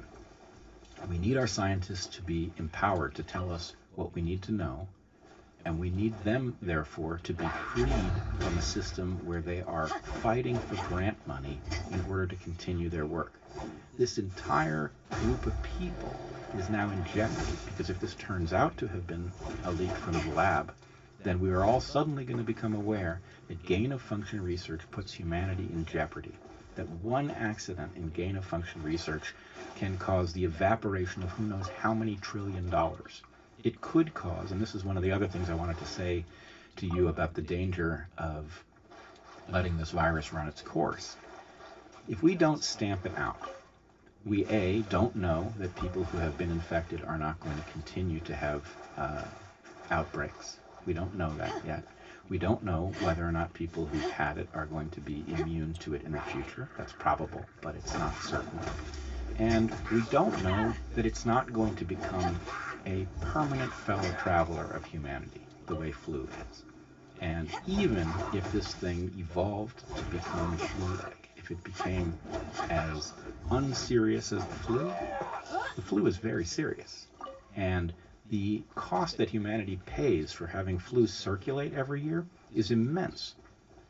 So even if the only thing that has happened in the long term, if we let it go and it evolved into another flu-like pathogen, then we have increased the number of flu-like pathogens that we have to deal with annually substantially. And that would be a major loss to humans.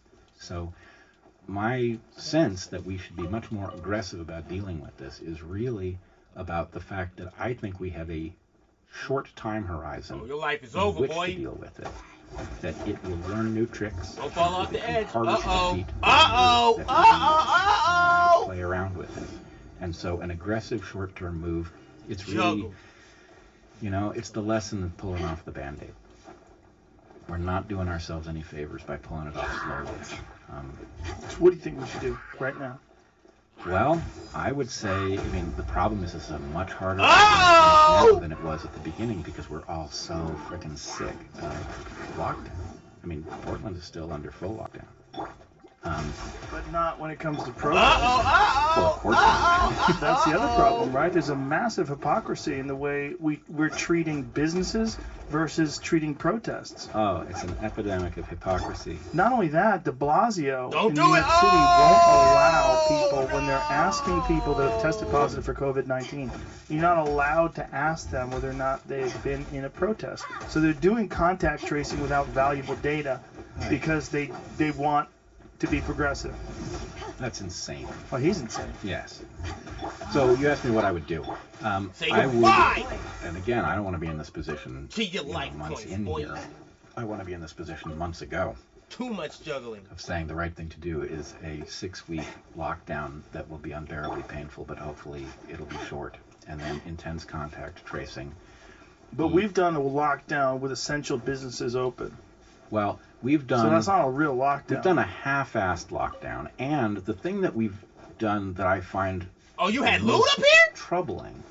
Oh, is that you we just have watched your not boys die and did nothing, huh? bootstrapped a Man, mechanism get your bitch for ass out of here, you hiding high-quality, ubiquitous... pussy. Because if you want to do, if you did a 6-week lockdown, a real lockdown, right? Hold your breath. She came up there and and get played through with your meat.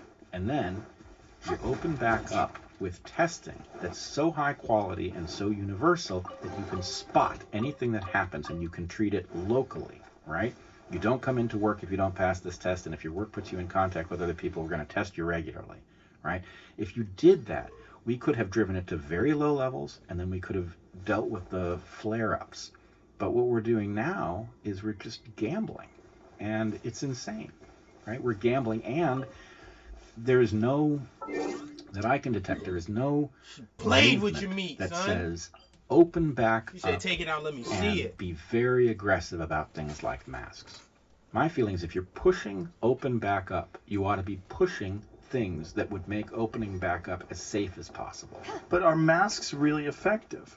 Because one of the things that the CDC was saying was that you should really only wear a mask if you're treating a person with COVID. Yes, except that we can effectively know that what they were really, I don't even want to give them credit for really saying it. The motivation for saying that nonsense was that they were trying to preserve masks for people who needed it most. That's what Fauci said. Yeah. So they basically lied to us. They lied to us, flat out. Which some is- of us were not. Some of us were shouting and saying this is garbage advice. Yeah. And, you know, your question is, do masks really work? Masks work when both parties wear them. They work really well. So, you know, and I don't know why we are pushing this madness of masks that scream medical, right? So one of the things, you know... Bank robber. Yeah, man. You're an old school bank robber. I'm the Mojito Bandito. Yeah, you've got a bandana. I do. Yeah. But, you know, the fact is the bandana, all right, maybe I look like a goofball, but the fact is it's more fashionable, in my opinion, than a medical mask. Oh, you're being fashionable. That's cute. It's also more comfortable, though. Yes, So the for fact sure. is I have it. I can pull it up as needed, put it down. It's not hanging on my ear. And that flexibility, the fact that I don't feel so terrible walking around with it, actually makes me use it when I should use it. The best is really a neck gaiter. Have you ever used a neck gaiter? Mm-hmm. Yeah, you wear them when you're hunting. You want to obscure a lot of your face, you know, so animals can't see it. It's all camouflage. It breaks up the pattern of your face. They're real easy. You just slip it back down again and pull it back up, and it actually stays in place. That makes total sense, but Yeah. I mean, the funny thing is I'm an animal biologist, so the same thing should apply to me, but I've never heard that. You never heard of a neck gaiter? No, I've heard of a neck gaiter for other things, but not for hunting. Oh, yeah. Well, super common. Yeah. Pull up, there's a photo of me in Linos. Lanai wearing a full Sitka outfit. I look like a ninja. Lanai is a very interesting place to hunt because it's one of the few places where you could say it's mandatory to hunt animals because they have an invasive species called axis deer. That's me. See that thing on my face? That's a neck gaiter. And it's actually in the Sitka, the hunting gear that I'm wearing, it's actually built into the hood. So it's not just something that you wear around your neck. It actually is built into it. So it slides up and it goes down on your neck if you like it to, but then when you're moving forward, it can slide down. these animals that live there, there's literally 30,000 deer on an island of 3,000 people. And it's an invasive species. They were brought there and given to King Kamehameha by by India in like the 1800s, and there's no predator. So they're just out of control. You've never seen anything like it. It is crazy when you're there. Like the mass populations, and it happens to be one of the most insanely delicious animals as well. Also super switched on because they evolved to avoid tigers.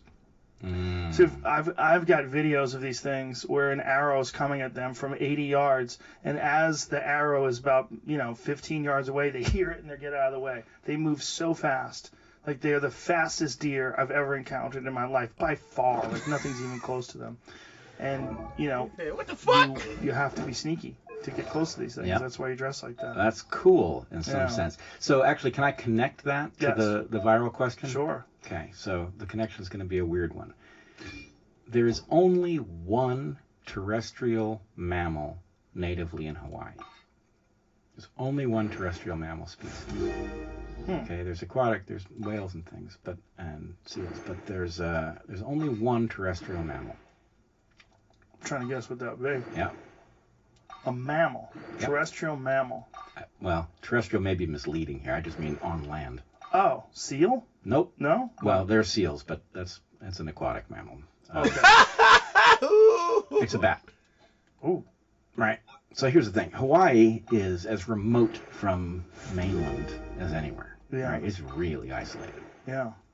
And that means that the story of how a terrestrial mammal gets there is pretty rare, because think about the condition. How would almost any terrestrial mammal you can think of get there? So at some point, some pregnant bat probably got blown off course by a storm and probably barely crawled up on the beach, So they flew thousands of miles? Well, my guess is it almost never happens, but it did happen once with this bat. But anyway, my point would be, Hawaii is a tropical landmass. You would think it would have high diversity because it's tropical, right? Tropical places tend to have very high diversity. Hawaii has very low diversity because it's so far from everywhere, right? So the thing is, almost nothing can make it over the gap. That big saltwater gap is very hard for anything to cross. So what that means is that everything that's in Hawaii is very well adapted for things like crossing huge gaps, and not very well adapted for everything that would compete with that capacity. So that sets Hawaii up for being invaded by any creature that you transport there. If you can solve the how do you jump the gap question by transporting on an airplane or a ship, then the species that are there are not in a position to fend it off competitively because they're not adapted to compete. It's a low diversity environment where everything had to cross some amazing gap to get there. So it's a sitting duck for invasive species like the one you're describing. Okay?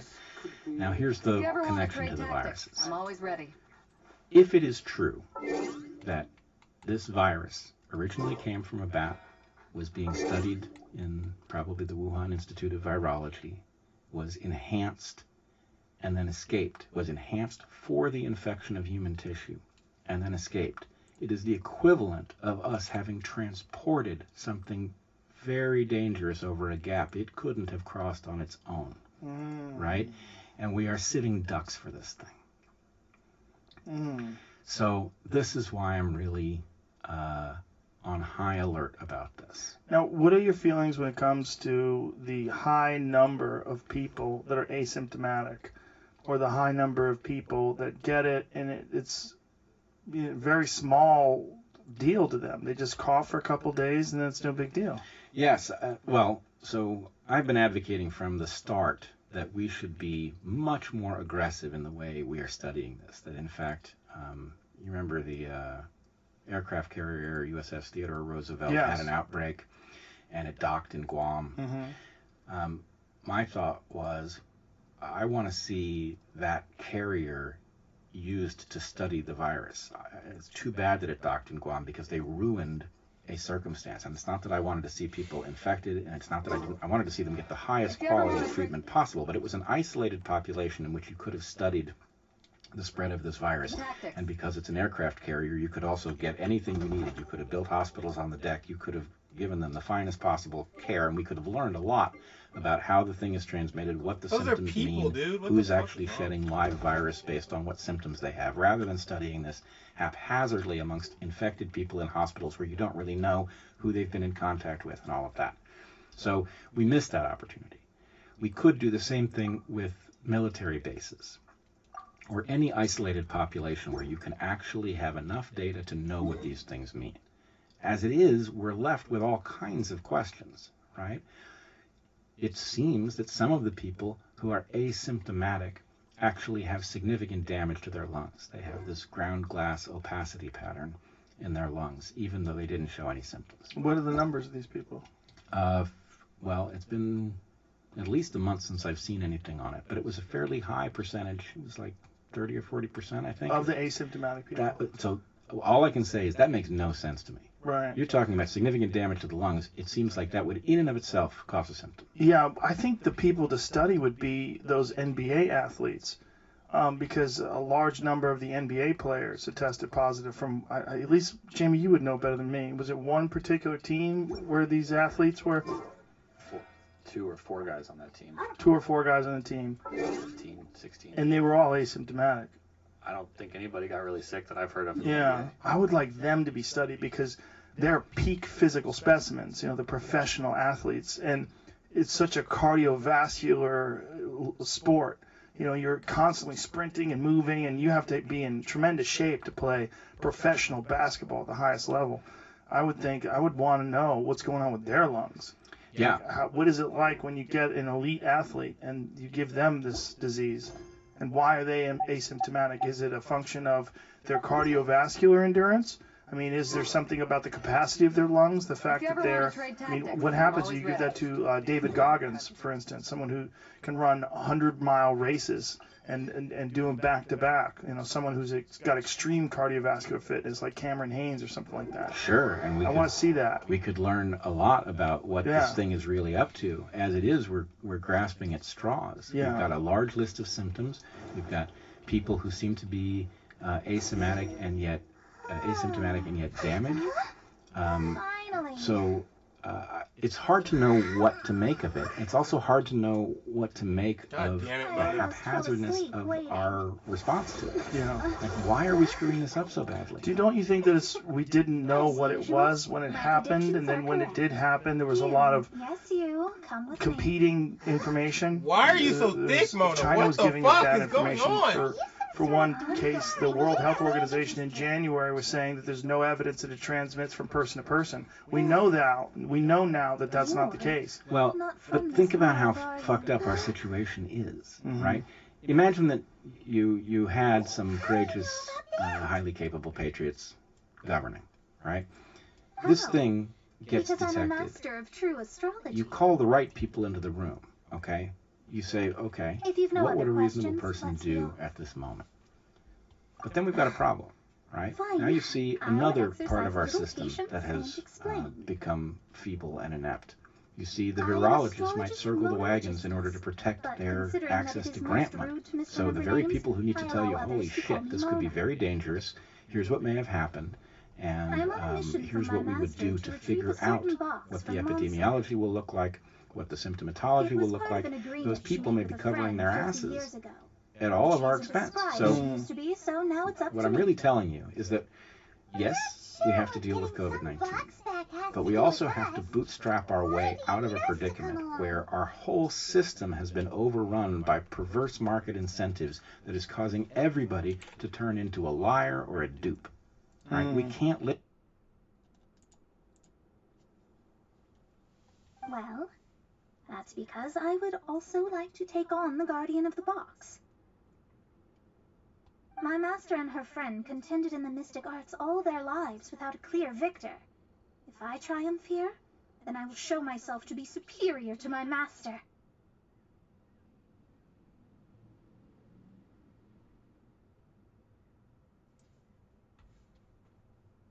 What are you talking about? The main thing here is to use this chance to prove the power and status of astrology.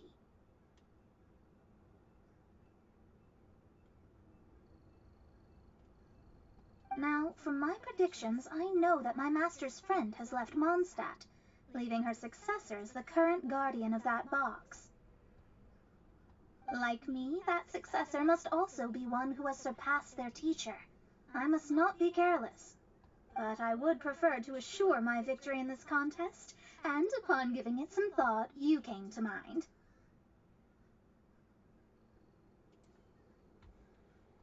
The knowledge passed down to me from my master must be passed on in turn. Why are you so thick, Mona? I'm so confused. If I were to bring my disciple to meet her, then the lead is already mine, no? And you are Mondstadt's great hero, my equal in status, so... Come on, you don't actually have to become my disciple. You just need to act the part. There's something in it for you as well, should you come with me to get that box. If it's those cheeks, I'm going! Once I meet that successor and have a chance to exchange knowledge with them, I should be able to read your fate more accurately. Then I will have answers for you, even regarding such distant and foggy matters as gods and kin. That does seem much faster than searching the land country by country.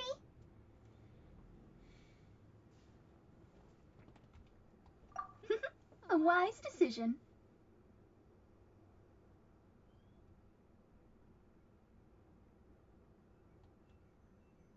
That said, I would like to pay a certain place a visit before we go. There is a small inn near Mount Tianheng that never sees a lot of business, even though its food is always great value for the money. The owner has always been good to me, so I'd like to say a farewell before I set off.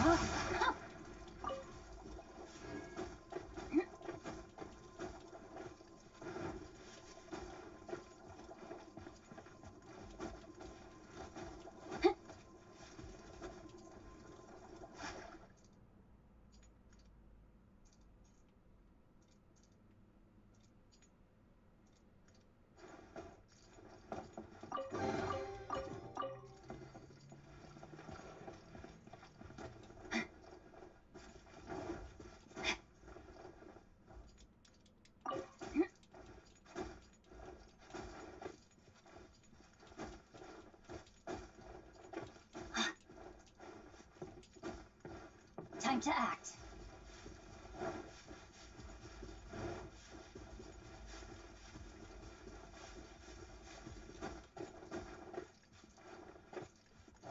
Rain outlines your...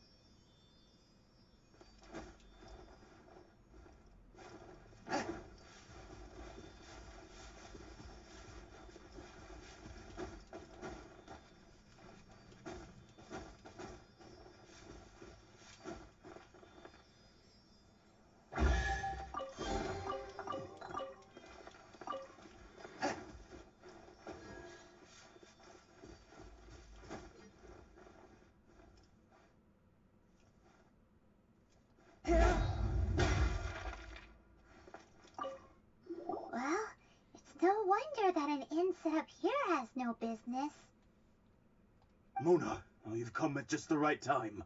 Did you see a jade ring while you made your way here? A jade ring? Can't say I have. Oh, that's not good. That ring was given to me by my mother, but while my back was turned, it was swallowed up by a slime. That should be no trouble with Mona here. She's really good at astrology. Absolutely not. Astrology is meant to be used to gain insight into reality and observe destiny itself. It's certainly not for such mundane affairs. The look on her face is what? But didn't you say that the owner here's been good to you? This is a matter of pride and one's state of mind. If an astrologist thinks that their arts can solve all problems, they will be forsaken by the starry ether. Their divinations will lose the power to guide and will not be able to pierce the fog of the unknown before them. Principles are principles. Such a powerful ability, and you don't use it to earn a living? What a shame. Well, I was going to put up 20,000 more as compensation, if you were willing. 20,000? Oh God, the cops! Stop it, Mona! You're too cute. You're too cute to have that body. Something's wrong with you. Oh, it's nothing. I was just thinking that the person who finds that ring must be lucky indeed to be able to earn 20,000 mora just like that.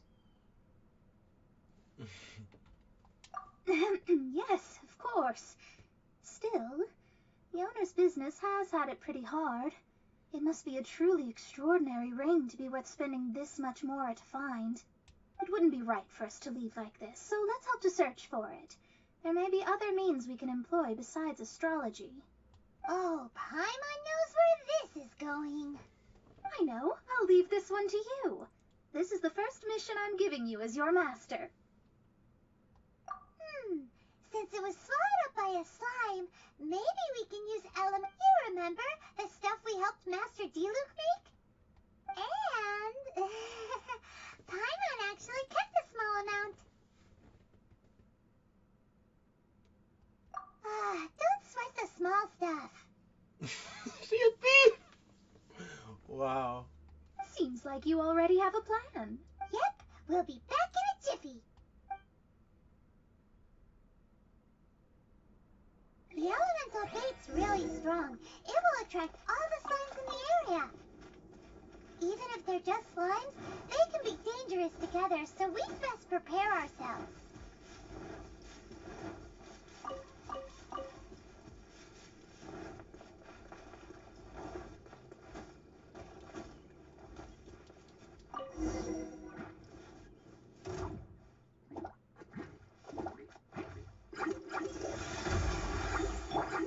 Rain outlines your fate.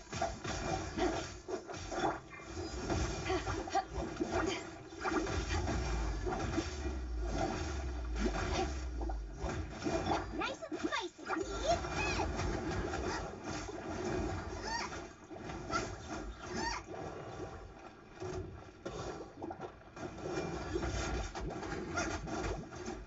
Rain outlines your fate. Swift and merciful.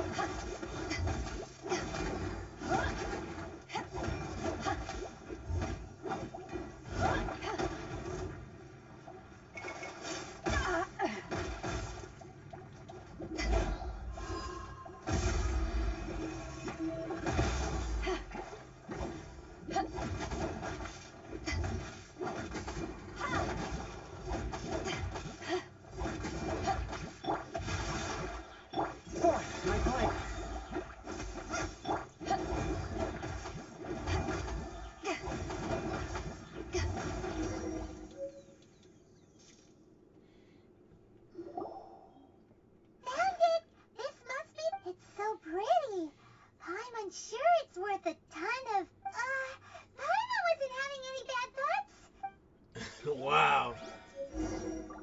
We need to report this Paimon character.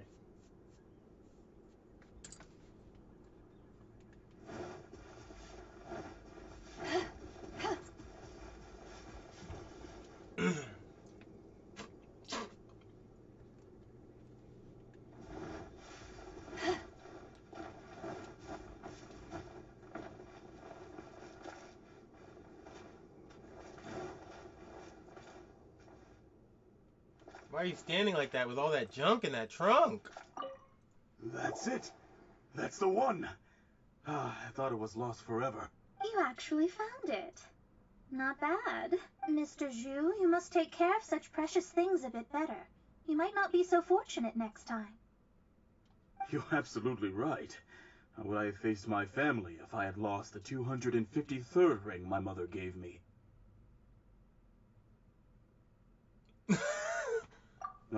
Let me explain.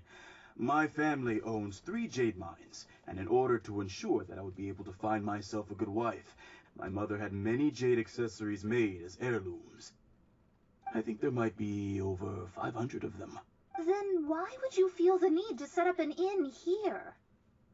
Well, inheriting the family business too early unavoidably made things boring. Thank you, all the same. Here's the Mora, as agreed. Please take it. Then I'll take it, gladly. Look, we did all the work! A disciple should act like one. How can they steal their master's thunder? Exactly! Well, you need to start practicing now. If my rival is as smart as I think they are, they will figure you out in a heartbeat. I'm done. What was that rumbling sound? Oh, right. You mustn't have eaten in days. I'm very sorry. I forgot that you have no... That didn't happen. Forget it. Well, I suddenly feel that you have indeed contributed to our good fortune. I say we spend this money on treating you to a fine meal. If we travel north, we'll reach the Wongshu Inn. I hear the food there is really good, so let's go try it out. No need to thank me. I'm just doing as a good master should. God damn it, Mona. Why are you so fucking fake? Did she say she was treating us? Is Paimon hearing things?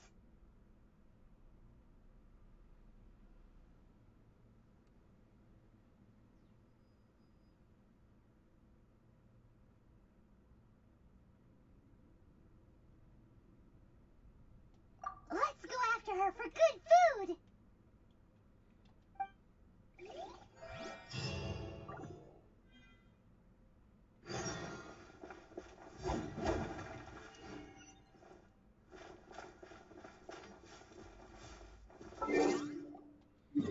I know you don't think I'm running to Mondstadt.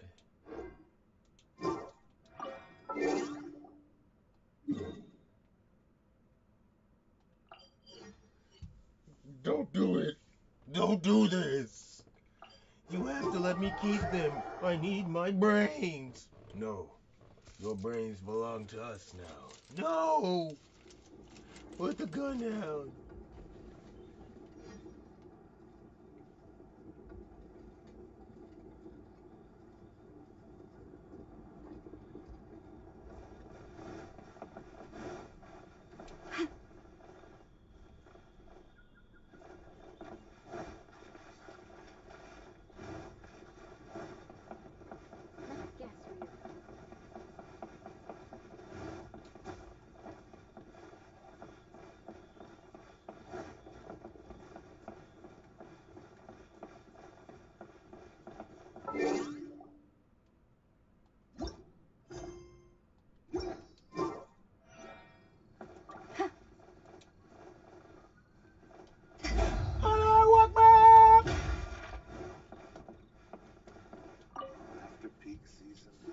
Since it's Mona's treat, we can order whatever we want, right? Of course. I am a most generous master, after all. But only if you can finish it all. Wasting food simply will not do. Excuse me, what would you like to order?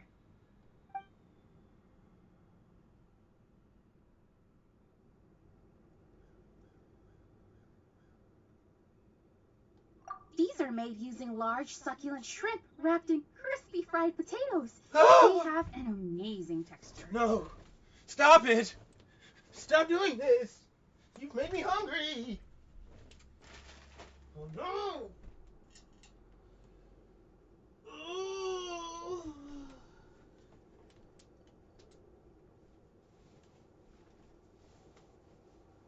Shiloh, I'll stomp you in the nuts. What? I'll stomp you in the nuts. Bring that little bitch ass here.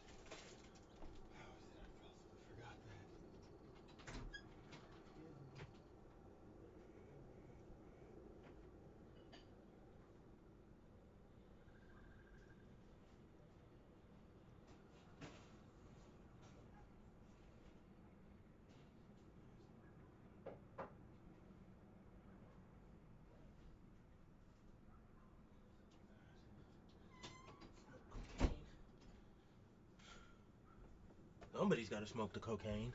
What? That doesn't even make sense. Hey, don't you judge me, motherfucker.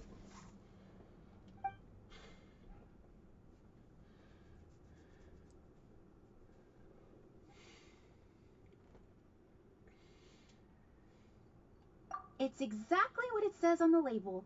Abalone made from vegetarian ingredients. It's just as good as the real thing.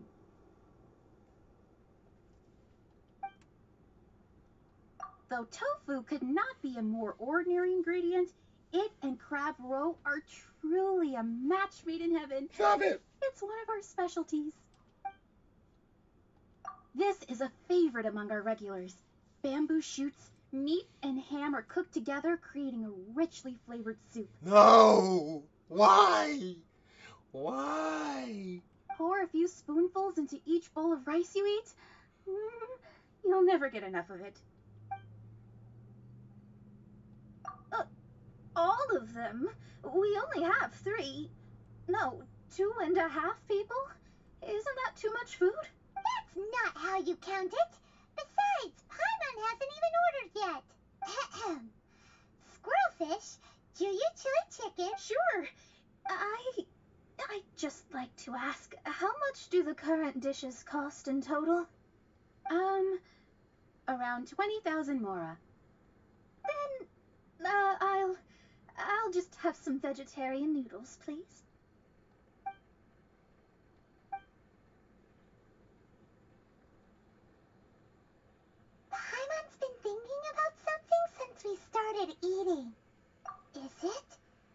she actually doesn't have money? I heard that. I said I was treating. How could I be rattled by something as mundane as Mora? An astrologist's mind is set on studying the stars. Being so easily disturbed by such banal matters would hamper my judgment, especially the act of overly gratifying oneself using Mora. It is both vulgar and dangerous. So, not eating the dishes we ordered is also part of an astrologist's pride? But it feels kind of bad that only we got to feast. Oh, yes, we can do that. Just give us a minute. You don't use Mora to fulfill your desires, so it's fine as long as you're not buying anything, right? Let's go borrow the kitchen from the innkeeper. Need to get something from A to B.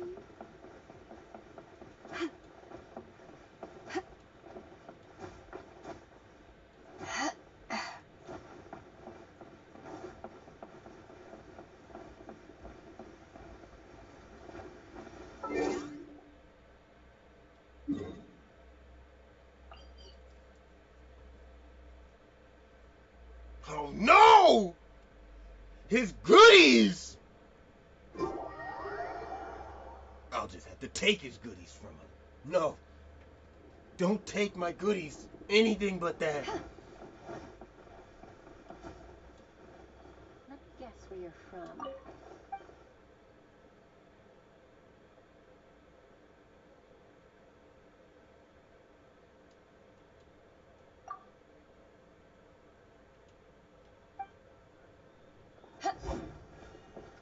Hello. How may I help? We'd like to borrow the kitchen here.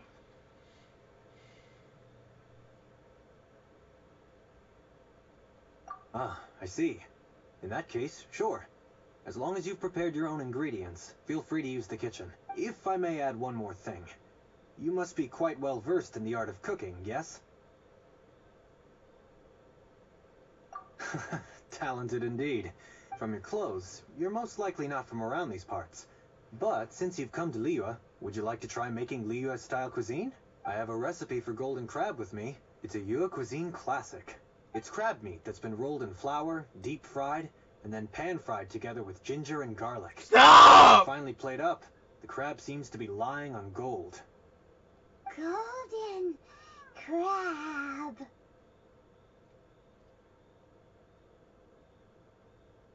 Golden crab! Golden crab! Then let's get to it. Oh, man. With your skills in the kitchen, this'll be a cinch. Let me guess where you're from. This nigga just handing out recipes! Recipes! Reciprocity and recipes. He's handing out recipes. Get on your knees. For recipes.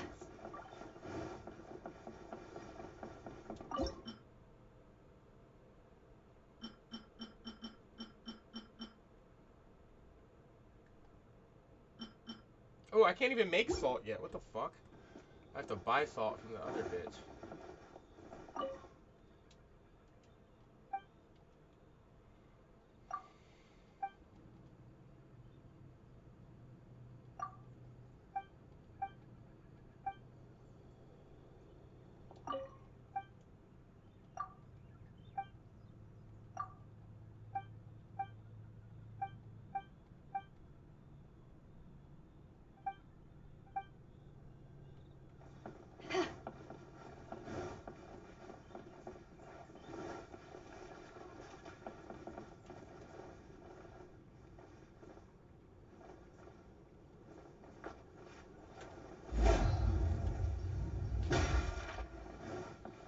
I gotta go buy salt.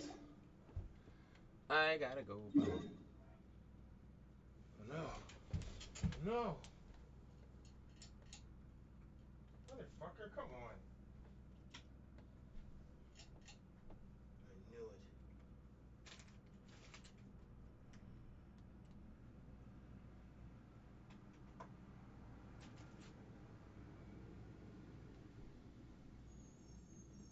I can smell the cocaine from a mile away.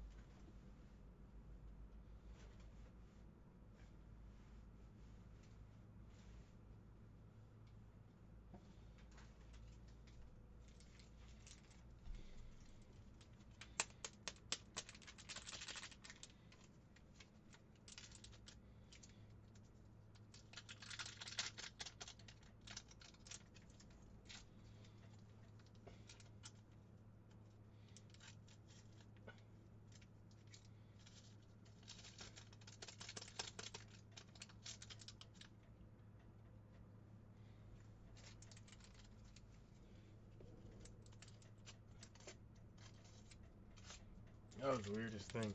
You show me where it says protests are supposed to be peaceful. It's right here. Damn it. That's the stupidest comment I ever heard. It's like, wait, what? The first word is peaceably, and then a symbol. It doesn't. It says you're allowed to peaceably assemble. So I'm pretty sure they did think about that peaceable part.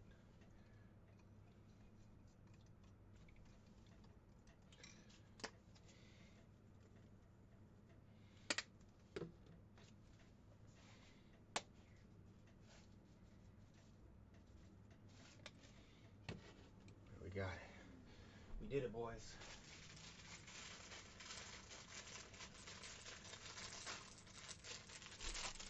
Oh, yeah. I can't wait till I'm better and don't have to eat soup anymore. It'll be so much better. But at least it's good soup.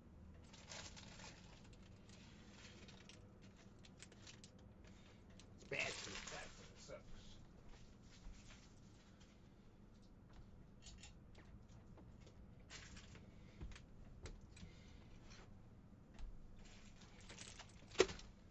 Right, let's get to work. What is today? Tuesday, right? Yeah, it's Tuesday. No, it's Monday. Wait. Yeah, it's Monday. I gotta fly over to this bitch and make some purchases on some salt. Cause I'm a salty ass motherfucker. Even though I should be able to grab a seawater to get what I need, but I can't because they don't let me do it. Genshin,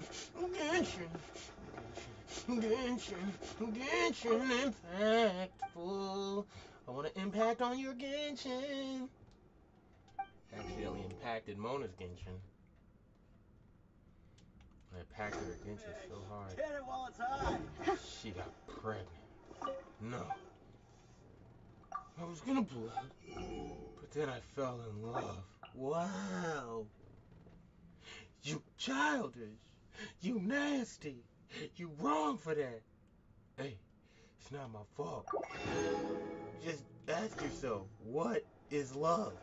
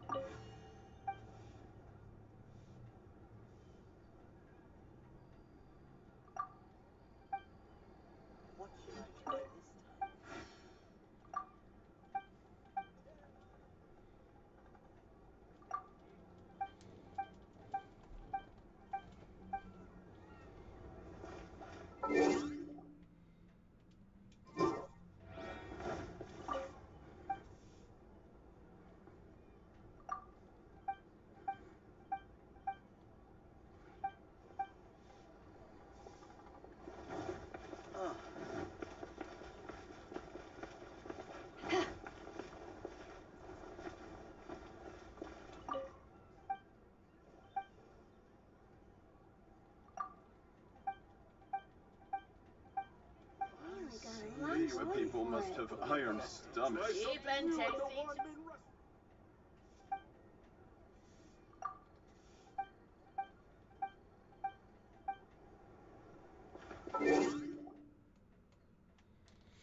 I need to go around and make sure I get all the recipes at some point. I know I gotta be missing some.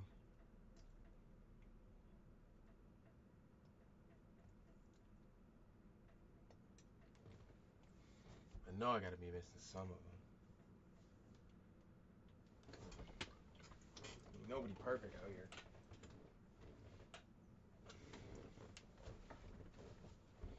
At least I can go back and attend to my Mona.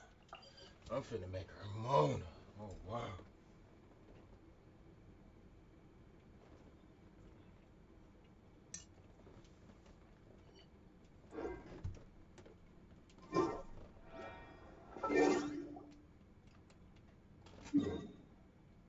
Oh, wow.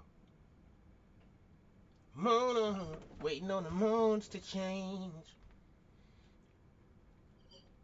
I'm gonna make her Mona, Mona, waiting on the world to change.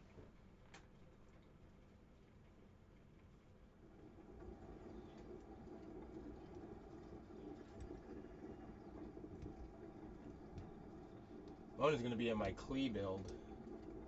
Mona, I have Klee, Mona, Lisa, and then I'll have to figure out who the last one's gonna be. Maybe Amber. No. I don't know who. Oh, Barbara. That'll be my last one. Let me guess That where way you're I'll have all from. the elements covered. No, there's too many water. Damn it, I'll have to figure it out.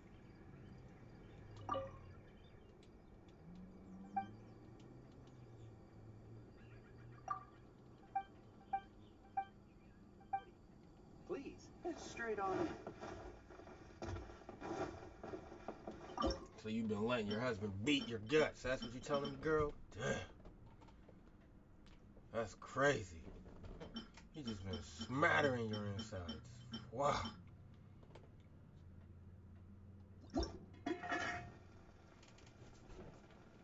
Oh, wow.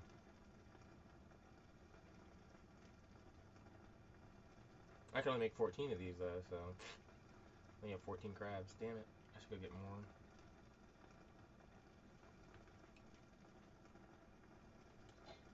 This is the character who likes this. Oh, if I get double the product, I wonder if that would count towards double proficiency.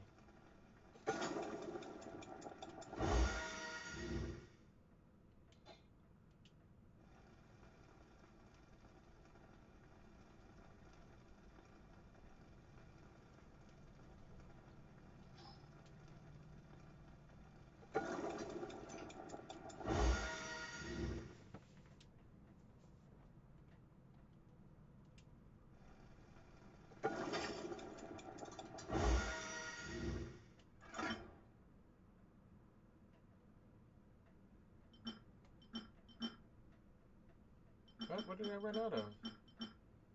Crab? Damn. Ran out of crab. I should have more of those to use.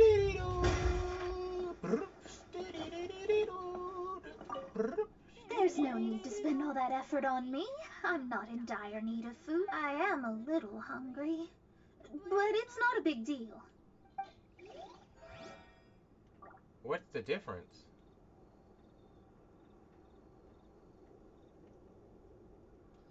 Luck is not on my side. What is the difference between these two crabs?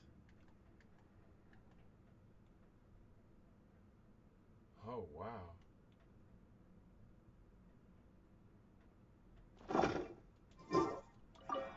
There's no need to spend all that effort on me. I am a little hungry. You can have one of the delicious ones because you're Mona. And you're cute. This aroma is... Wow, it's incredible. Fine. Since my disciple has put in so much time and effort, I must, with great difficulty, accept.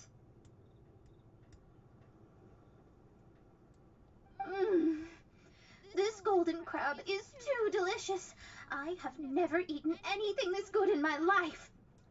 I mean, I never knew that my disciple was this skilled. As your master, I am most comforted.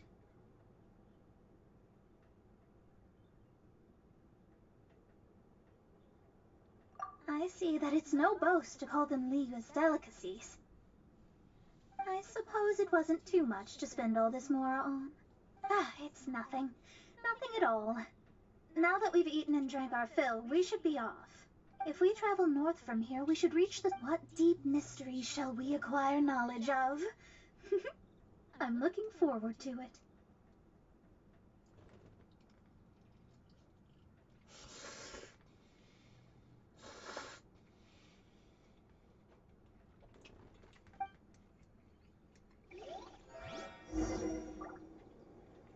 Need to get something from A to B. The best way to travel.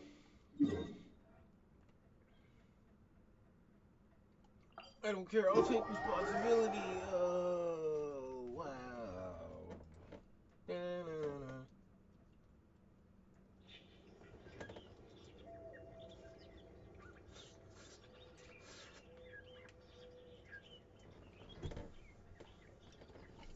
Savage. If you ever want to trade tactics, I'm always ready.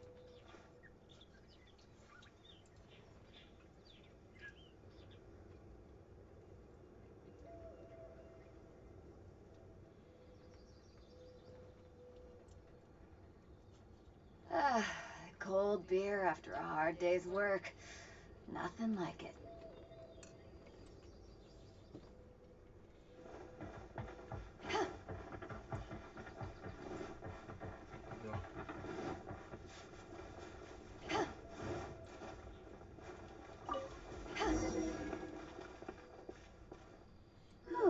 That was tiring, but we're finally in Mondstadt.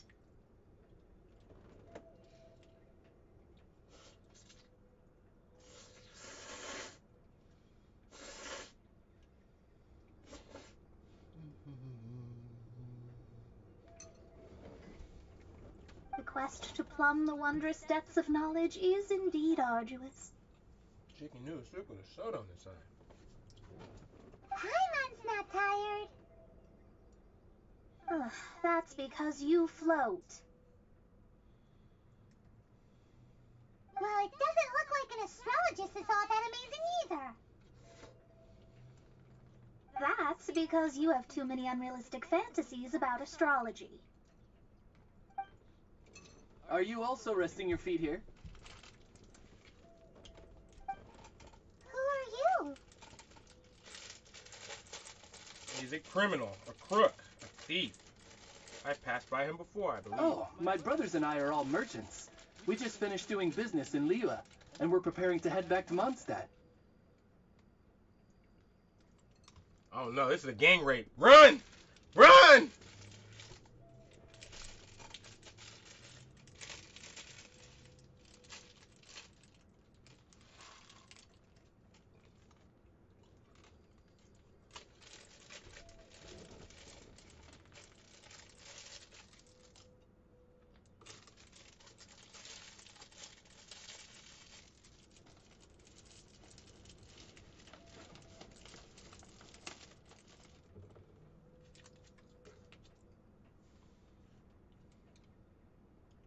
You look rather tired.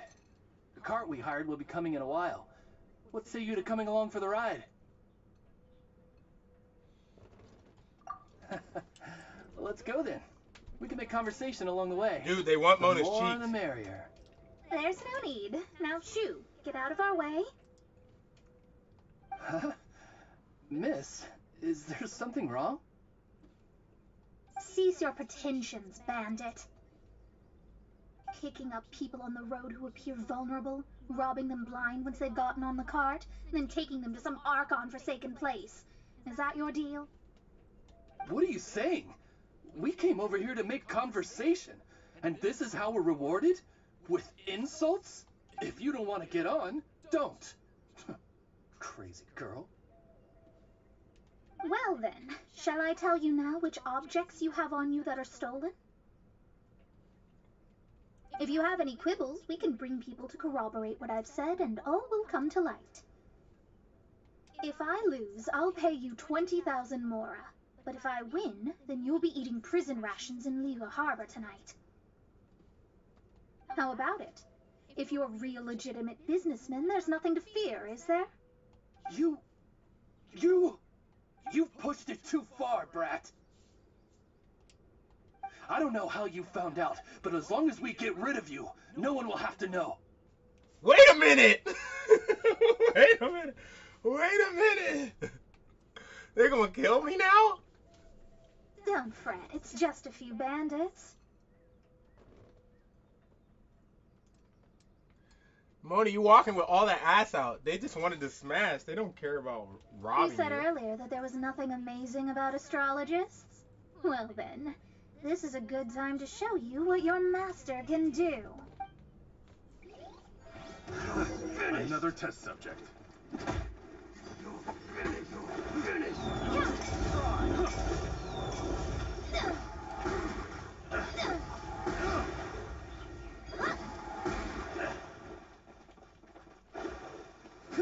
Have a little taste.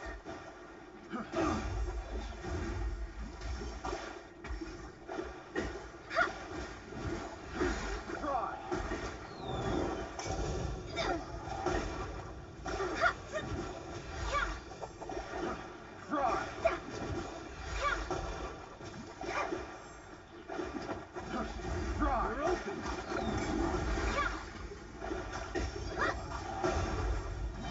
Decided by destiny.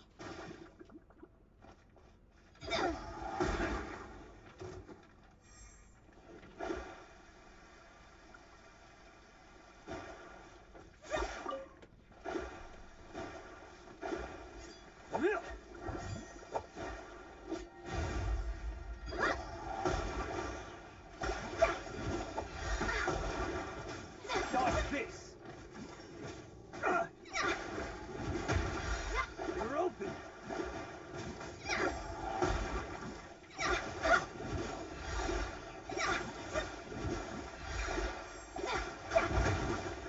Delve into destiny.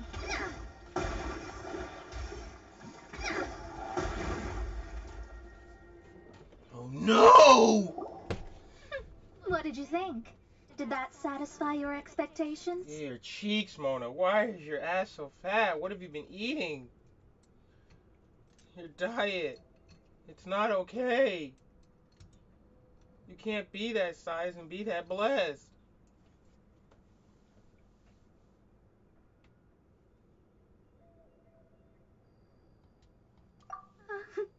Such things are elementary for an astrologist.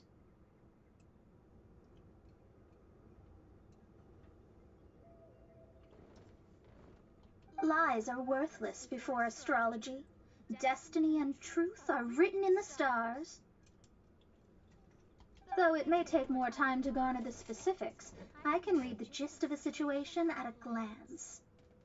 But you did hit some bumps in the road. That's because Tevat's stars can only display the fates and truths of this world. Anything related to you becomes like a fog that even I cannot penetrate. That is why I must meet that successor. With our knowledge combined, I might be able to gain new insight into your fate. Oof. Whatever the case, you've got everything to gain from this trip.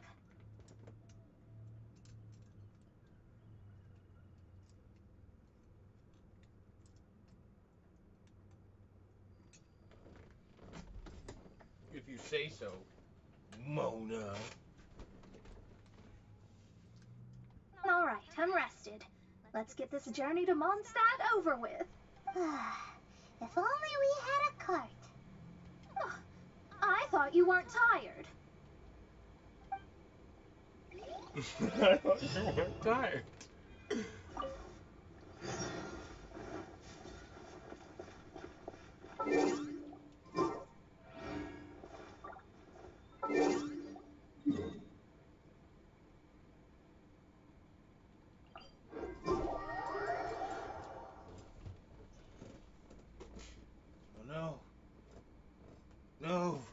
Somebody stop Mona.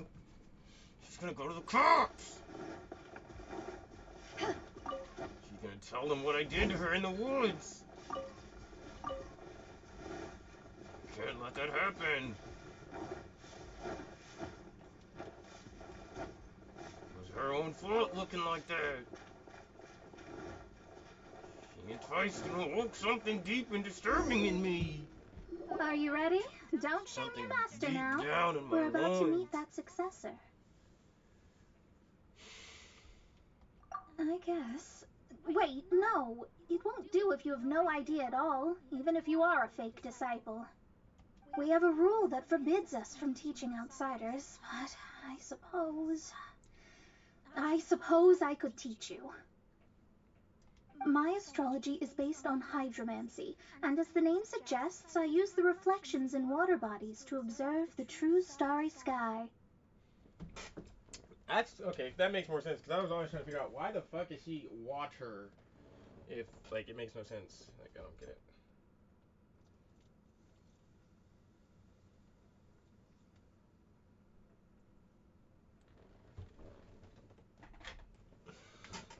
But I guess if they don't have telescopes, that would be the next best thing to do.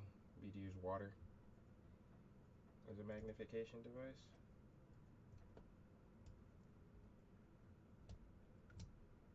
At least we put that to rest. I was wondering about that.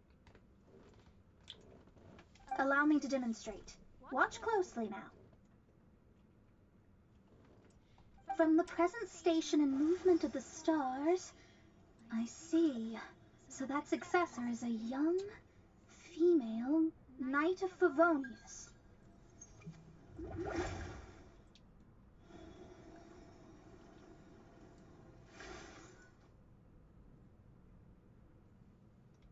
Doesn't that sound like Lisa? We will meet her here presently. Well, that's all the information we need. It seems that even basic astrology can't be grasped in one go. It's Lisa. No, you can't have the two thicks together. That would make a Mona Lisa, and I'd have to, oh God. I don't want to be a slave, but they compel me.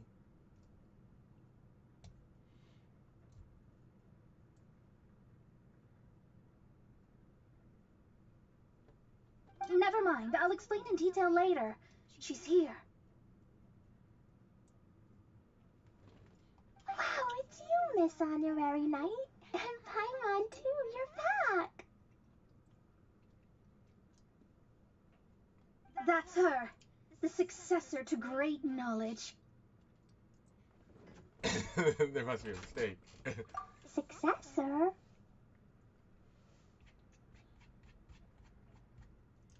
That's right. I am the astrologist who has plumbed the depths of the ocean of stars. Surely you have long calculated my arrival as well. An ocean of stars? What's that? Does it have fish in it? Fish? No, don't play dumb. Is this some kind of game? I should be the one saying that. I didn't get what you said at all. But my predictions can't be mistaken. Well, let's make sure. Your mother's name is Alice, isn't it? That's right. Oh, so you're Mommy's friend. But she's gone very far away. My readings told me as much. But before she left, she must have imparted her mystical arts to you, surely. Mystical arts? I don't get it. Mommy only taught me to make Jumpy Dumpties. So Glee's mother is the friend and rival of Mona's teacher?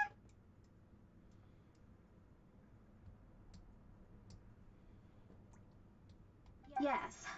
As well versed in astrology as she was, my master knew only astrology. Alice, on the other hand, was skilled in a great many other mystical fields. Well, Glee's so young. So even if she'd heard this deep knowledge, she might not have understood. Yes. It seems she has inherited the blood, but not the knowledge. What a miscalculation. There can be no contest like this. Yes. So before Alice left, did she tell you about a 50-year agreement and about a certain box? Oh, I know this one. So you're here for that box. I'll look. Right here. Not this one.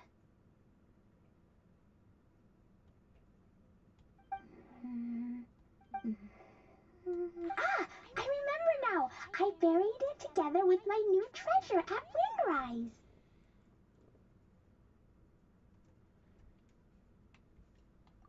Wait for me. I'll be right back.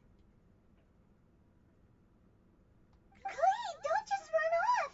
Don't you need the things in your pack? I'll help her pack these things back in. You go after her. Looking at how rash she is, I worry for the box.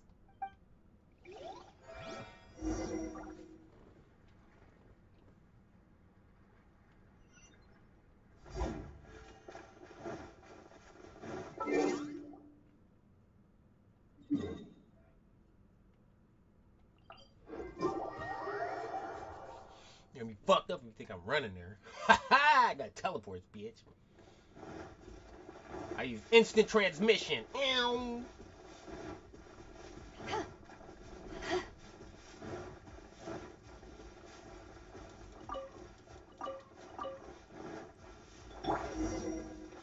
Out the frying pan, into the fire.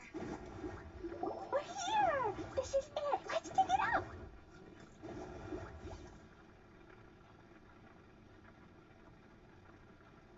It can't be. I put a sign here. There's no mistake.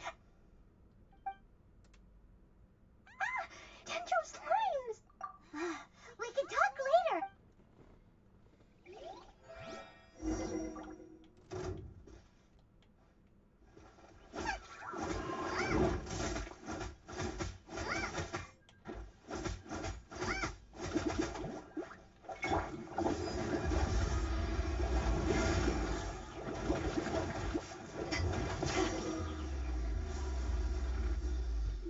Found it! It's this box.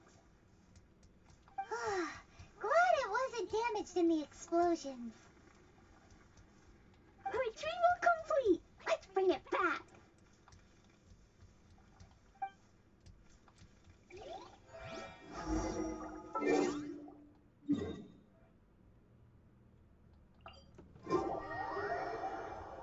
No!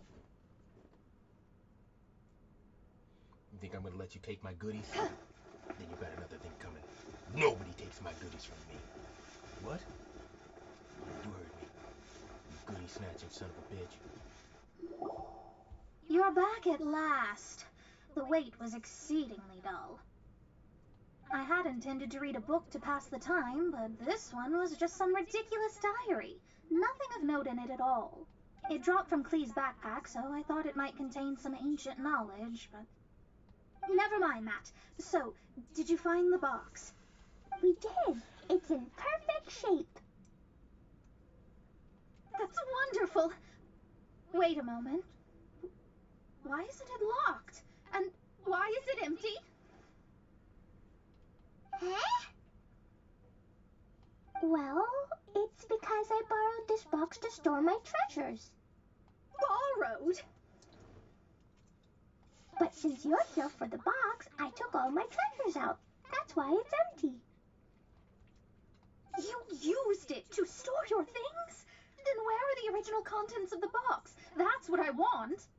Oh, you want the thing that used to be in the box? You should have said so. You haven't broken it, have you?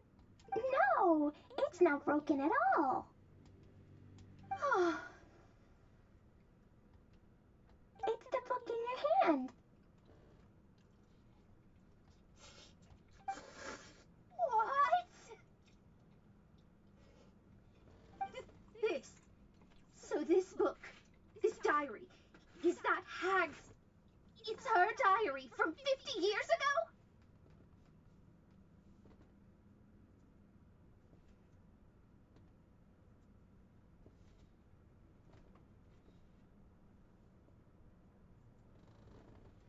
The thing she wanted back after 50 years was the dark history of her youth?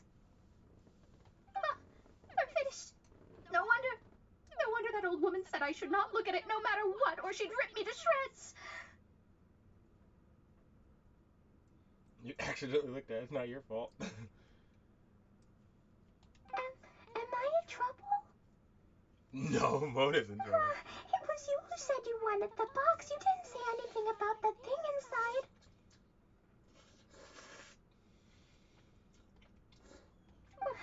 I don't know anything. I'm leaving. Bye.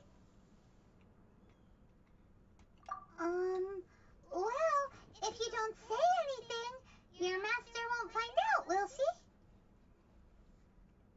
Impossible. Astrology can see through all lies. You've seen it yourself. She read the book. Oh. After having spent all my mora to come to Mondstadt, not only have I gained no knowledge, but now I can't return. How did it come to this? That's so sad. Maybe you could forget everything in that book and then go back. That's too difficult. And even if I wanted to stay in Mondstadt, it would be...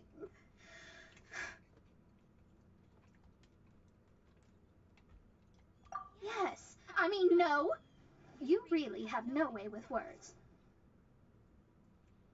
Well, then you'll just have to go back and face your master. Stop talking about it. I guess I'll have to...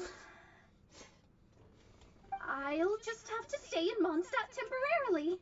Once that old crone's reached the end of her days, I'll be free. Wow. But what will I do about my astrology research? No, wait, I don't even have a place to stay. About that, we can go ask Catherine at the Adventurers Guild. Let's see if she can help. The Adventurers Guild? Ah, right. You can do commissions for them in exchange for... You know what I mean, don't you? Oh, thanks.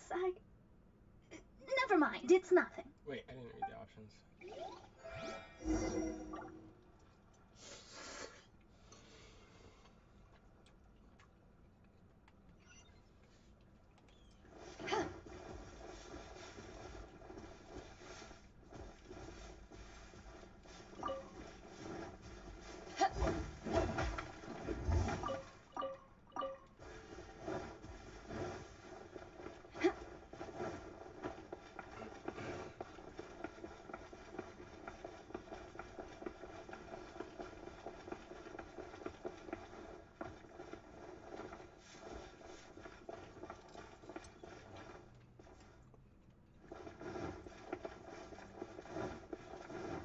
Mondstadt,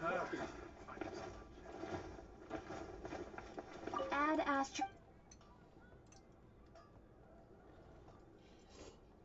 I see. I understand the situation.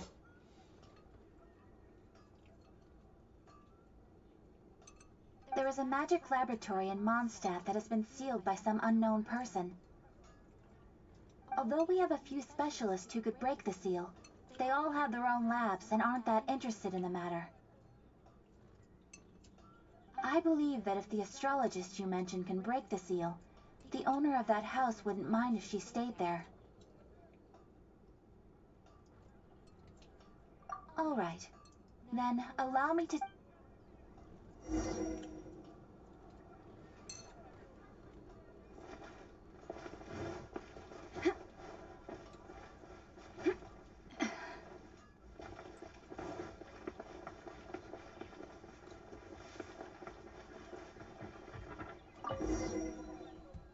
The person who placed this seal is by no means simple.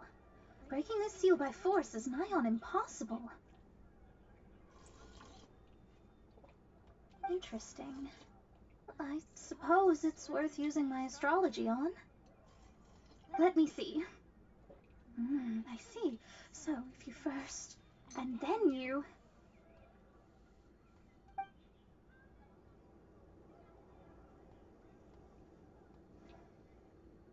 All right, it's open. Holy moly, that's amazing! go back to Catherine and you'll be able to stay here. No need, no need. You have my utmost thanks. You are? Oh, I'm Goth, the owner of this house. I passed by the Adventurers Guild a while back, and Catherine told me about the matter. I never thought this troublesome seal would be dispelled so quickly. Does that mean I can stay here? Of course, of course. The facilities inside were just being left there anyway. To express my thanks, I shall rent this building to you at the lowest possible price. Rent? I didn't hear anything about rent, and I helped out too. Well, yes, of course, I understand. I am most thankful to you for that. So rest assured that I will give you the best rates. I mean... Paimon thinks Mona's misunderstood something, but...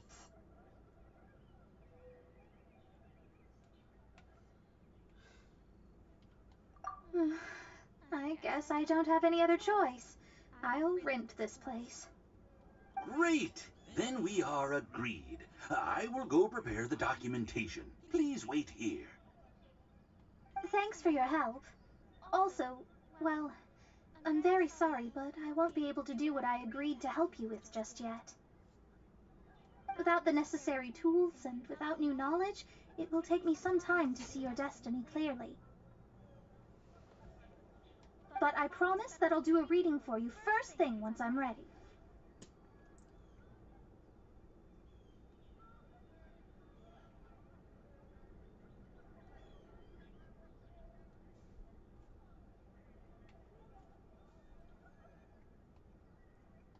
Yes. I don't really know what to do, but I'll do my best. God, she's cute. I wish you both safe travels. As for me, I need to think of the future as well.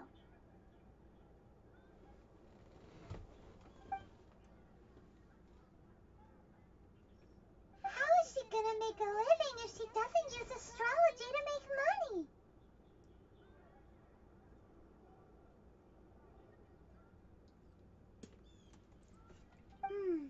Maybe we should come back and check on her once in a while. It would really be bad if she fainted from hunger in there.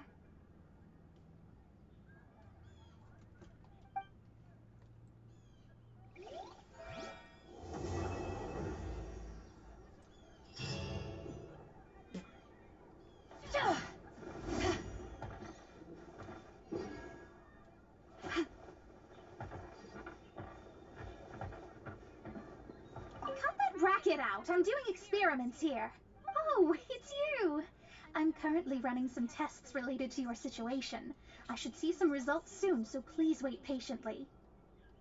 Don't worry about me fainting from hunger. In any case, I figured out a way to make some money. Oh no! I'm worried about her. She might be using those sweet cheeks.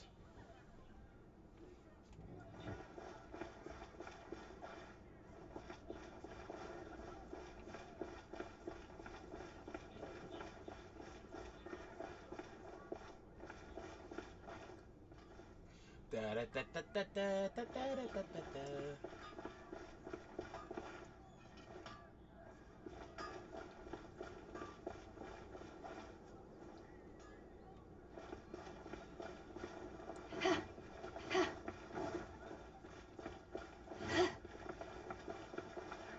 Guess I'll post an expedition at the Adventurers Guild.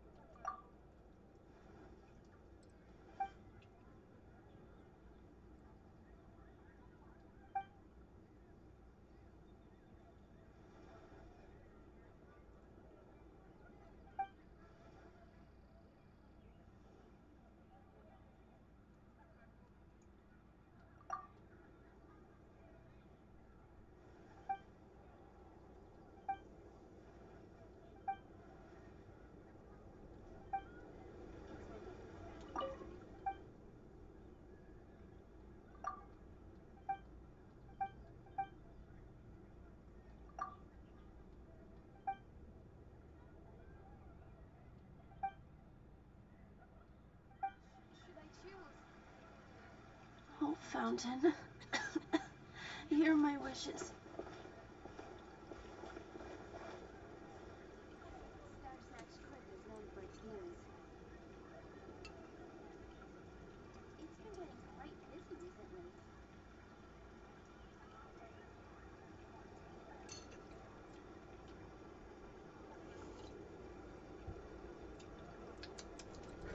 Which should I choose? If you ever want to trade tactics, I'm always ready. Hear my wishes. No, you get no wishes. And now, you die. What? And a radish veggie soup. It's been getting quite busy recently.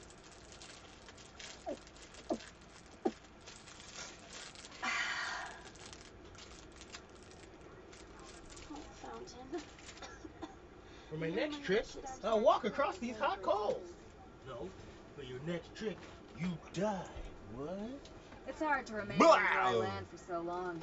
If we do this, I quite seem to get my no, land we're legs not. back. It's been getting quite busy recently.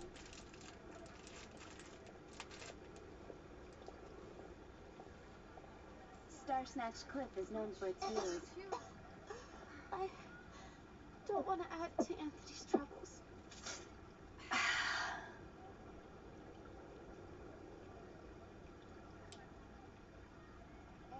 a radish veggie soup.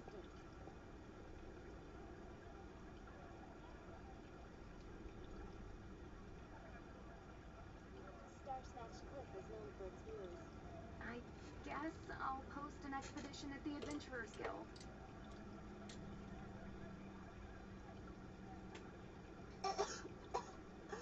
I don't want to add to Anthony's troubles. If you ever want to trade tactics, I'm always ready.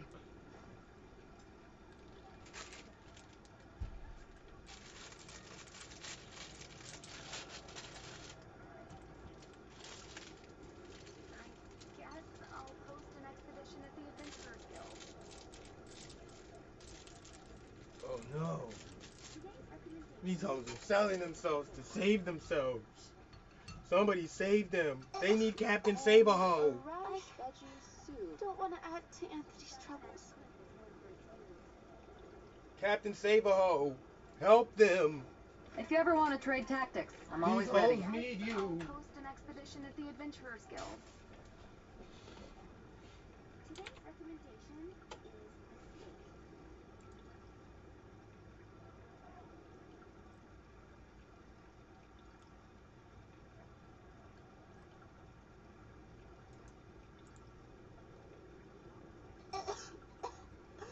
I don't want to add to Anthony's troubles.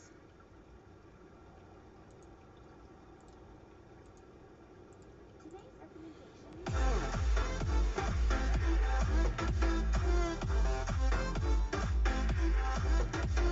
What is up, everyone? In this video, tactics, I'm going to be I'm trying always to ready. max those weapons from the weapon banner. And I will demonstrate on how to get those properly, okay? So, let's start with Wolf's Gravestone. It is a reverse psychology. When MiHoYo, or the company that publishes or provides a service for a game, knows what you want, then they're not going to give you that. So either you confuse them with those characters, or you just tell them that you want something else, then they're going to give you the other, okay? So for example, let me take out Diluc, and then make MiHoYo think that my main is Klee. So the company's just gonna be like, yo, if I give this guy Graveyard, then he's gonna pull until he maxes out his book.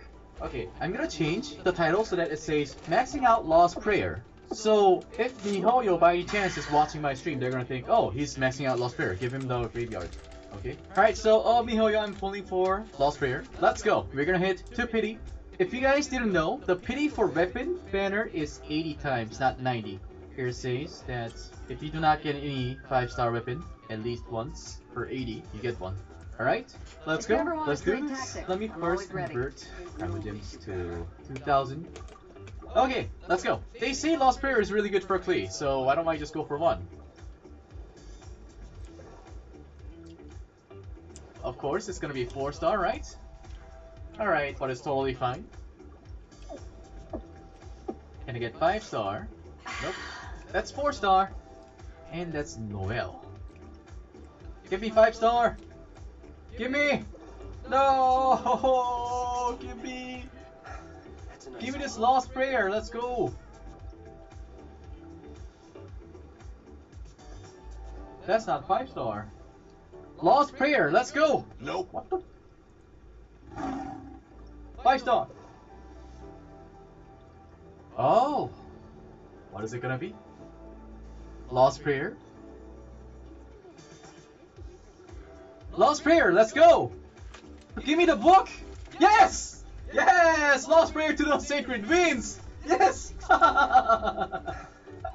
Oh, yes! That was very nice. That was very nice. This gives you crit rate. Crit rate, boundless blessing, increases movement speed by 10%. When in battle, gains an 8% elemental damage bonus every 4 seconds, max 4 stacks. Lasts until the character falls or leaves the combat. Oh my god, this is very nice. Alright, I feel like I want to pull one more. Shall we? One more, let's go! That's a nice haul.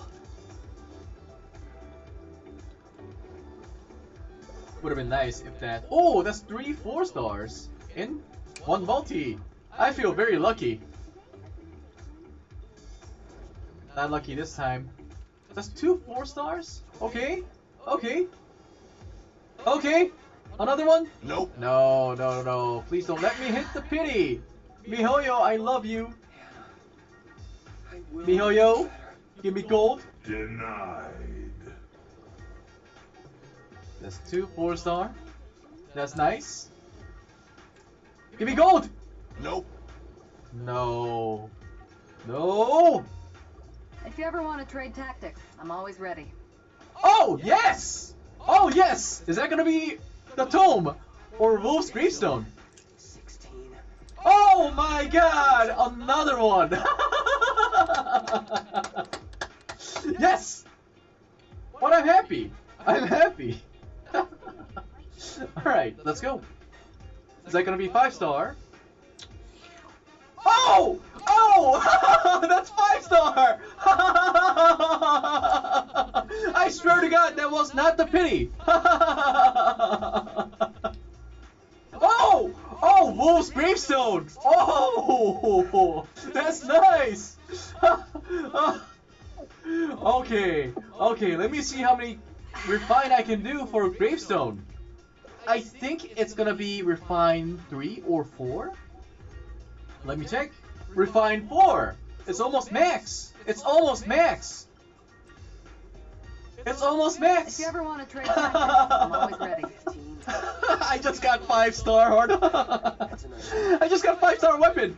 Let's go, one more time. Oh man. One more time. 5-star? No! No! What are you doing here, Bennett? I thought I sent you to expedition. 15. Give me 5-star! Give me 5-star! This is what addiction looks like, and you should not spend money that you cannot afford in the game, okay? So, this is what I'm gonna do. I go to shop, I go to 5 months bargain, and I buy Intertwined Fate. And let's do another multi. Let's go! Let's go! Give me 5-star! Give me 5-star! Yes! Yes! Yes! Is that gonna be Wolf's gravestone? Cold beer after a hard day's work. Or is it gonna be the Lost Prayers? That's a nice haul. Oh, Lost Prayers! Okay, okay, okay. This is also nice. This is also nice. Damn, he's getting lucky as fuck right now. I'm pissed. A character. Fuck you, Ben Hale. If you ever want to trade tactics, I'm always ready. Alright. That was 20 times. I will make you better. 30 times. Oh, Bennett, what is up with you? Very nice character. He's gonna be my next husbando now. Is that gonna be gold? Nope. Did I just get like 3 4-stars? It's hard to remain on That was dry actually land nice. for so long. Feels good. Alright, now I don't feel good. It feels like I'm gonna hit the pity.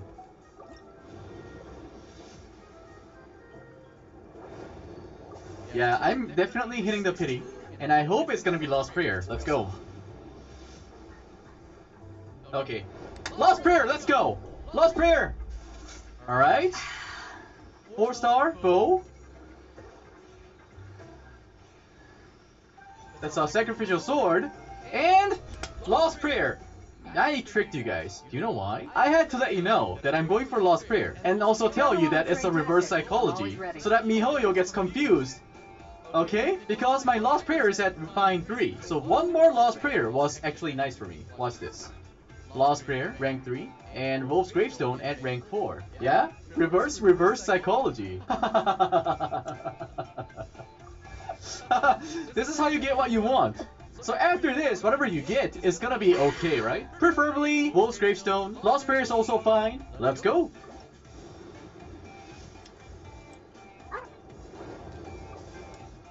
Oh, Beidou. Oh, that's 5-star. It came out so quick.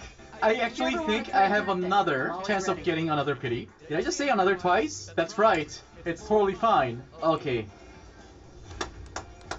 I maxed Wolf's Gravestone like this. Just like that. How easy was that, dude? This is how you spend money and get what you want, okay? Alright. Okay, can I get another Lost Prayer? Can I get that? One more Lost Prayer, even if it's Wolf's Gravestone, it's totally fine, because it feels good right now. Let's go. Cold beer after a That's hard 10. day's work. Nothing like it. 20. 30. 40. Jesus, all these Beidous. I need 50. Alright, 60. And after this, I'm gonna have to will a little bit more to find out if I'm gonna get one more Gravestone or Lost Prayer. Hopefully this is gonna be the book. Oh, that's 5-star! Right there! Alright, so is that gonna be Lost Prayer or is it gonna be Wolf's Gravestone? Because let me tell you, MiHoYo, one more Gravestone would be really nice because I can use it on something else. I need Lost Prayer. Oh my god, this is scaring me! Oh, not the sword, not the sword! Give me the book! Give me the book! Oh my god! Why are you doing what the? I'm always ready. Skyward Harp? What? What, dude? You can get an off-banner weapon from this? Really? Because as far as I remember, almost everything, almost all the 5-stars I got from this banner was not off-banner. It was all Lost Prayer and Wolf's Gravestone. Actually, that is okay. That is really good to know because that means in the future, if I roll for something in the weapon banner, there is a chance for me to get Lost Prayer, right? I think that is good. Because I can stop right now. Who knows if there's gonna be another nice weapon, and I don't know, sometimes I would like to, you know, pull for those new weapons too, right? So I think it's pretty good. I think it's good. Guys, we can stop this video right now because all of you guys got trolled. The title of this stream says maxing out Lost Prayer, but I was maxing out Wolf's Gravestone. So let's make this to Refine 5, and then wrap up this video. Oh. Increases attack by 40%, and when this procs, all party members' attack increases by 80% for 12 seconds. Oh, I feel very good today. It feels really good. And I can do one more thing. I could refine this. I thought I was at like refine rank 3, but I guess I remembered wrong. Increases crit damage by 25%. It's a I don't know where I can use this, but hey. Hey, I'll take this. Thank you for watching this video, and I hope you guys get everything that you want from your gacha. Don't forget to subscribe to my channel and like this video. I'll see you guys next time. I'm reporting you and calling the Adios. cops. After a hard day's work. You made me feel bad about myself.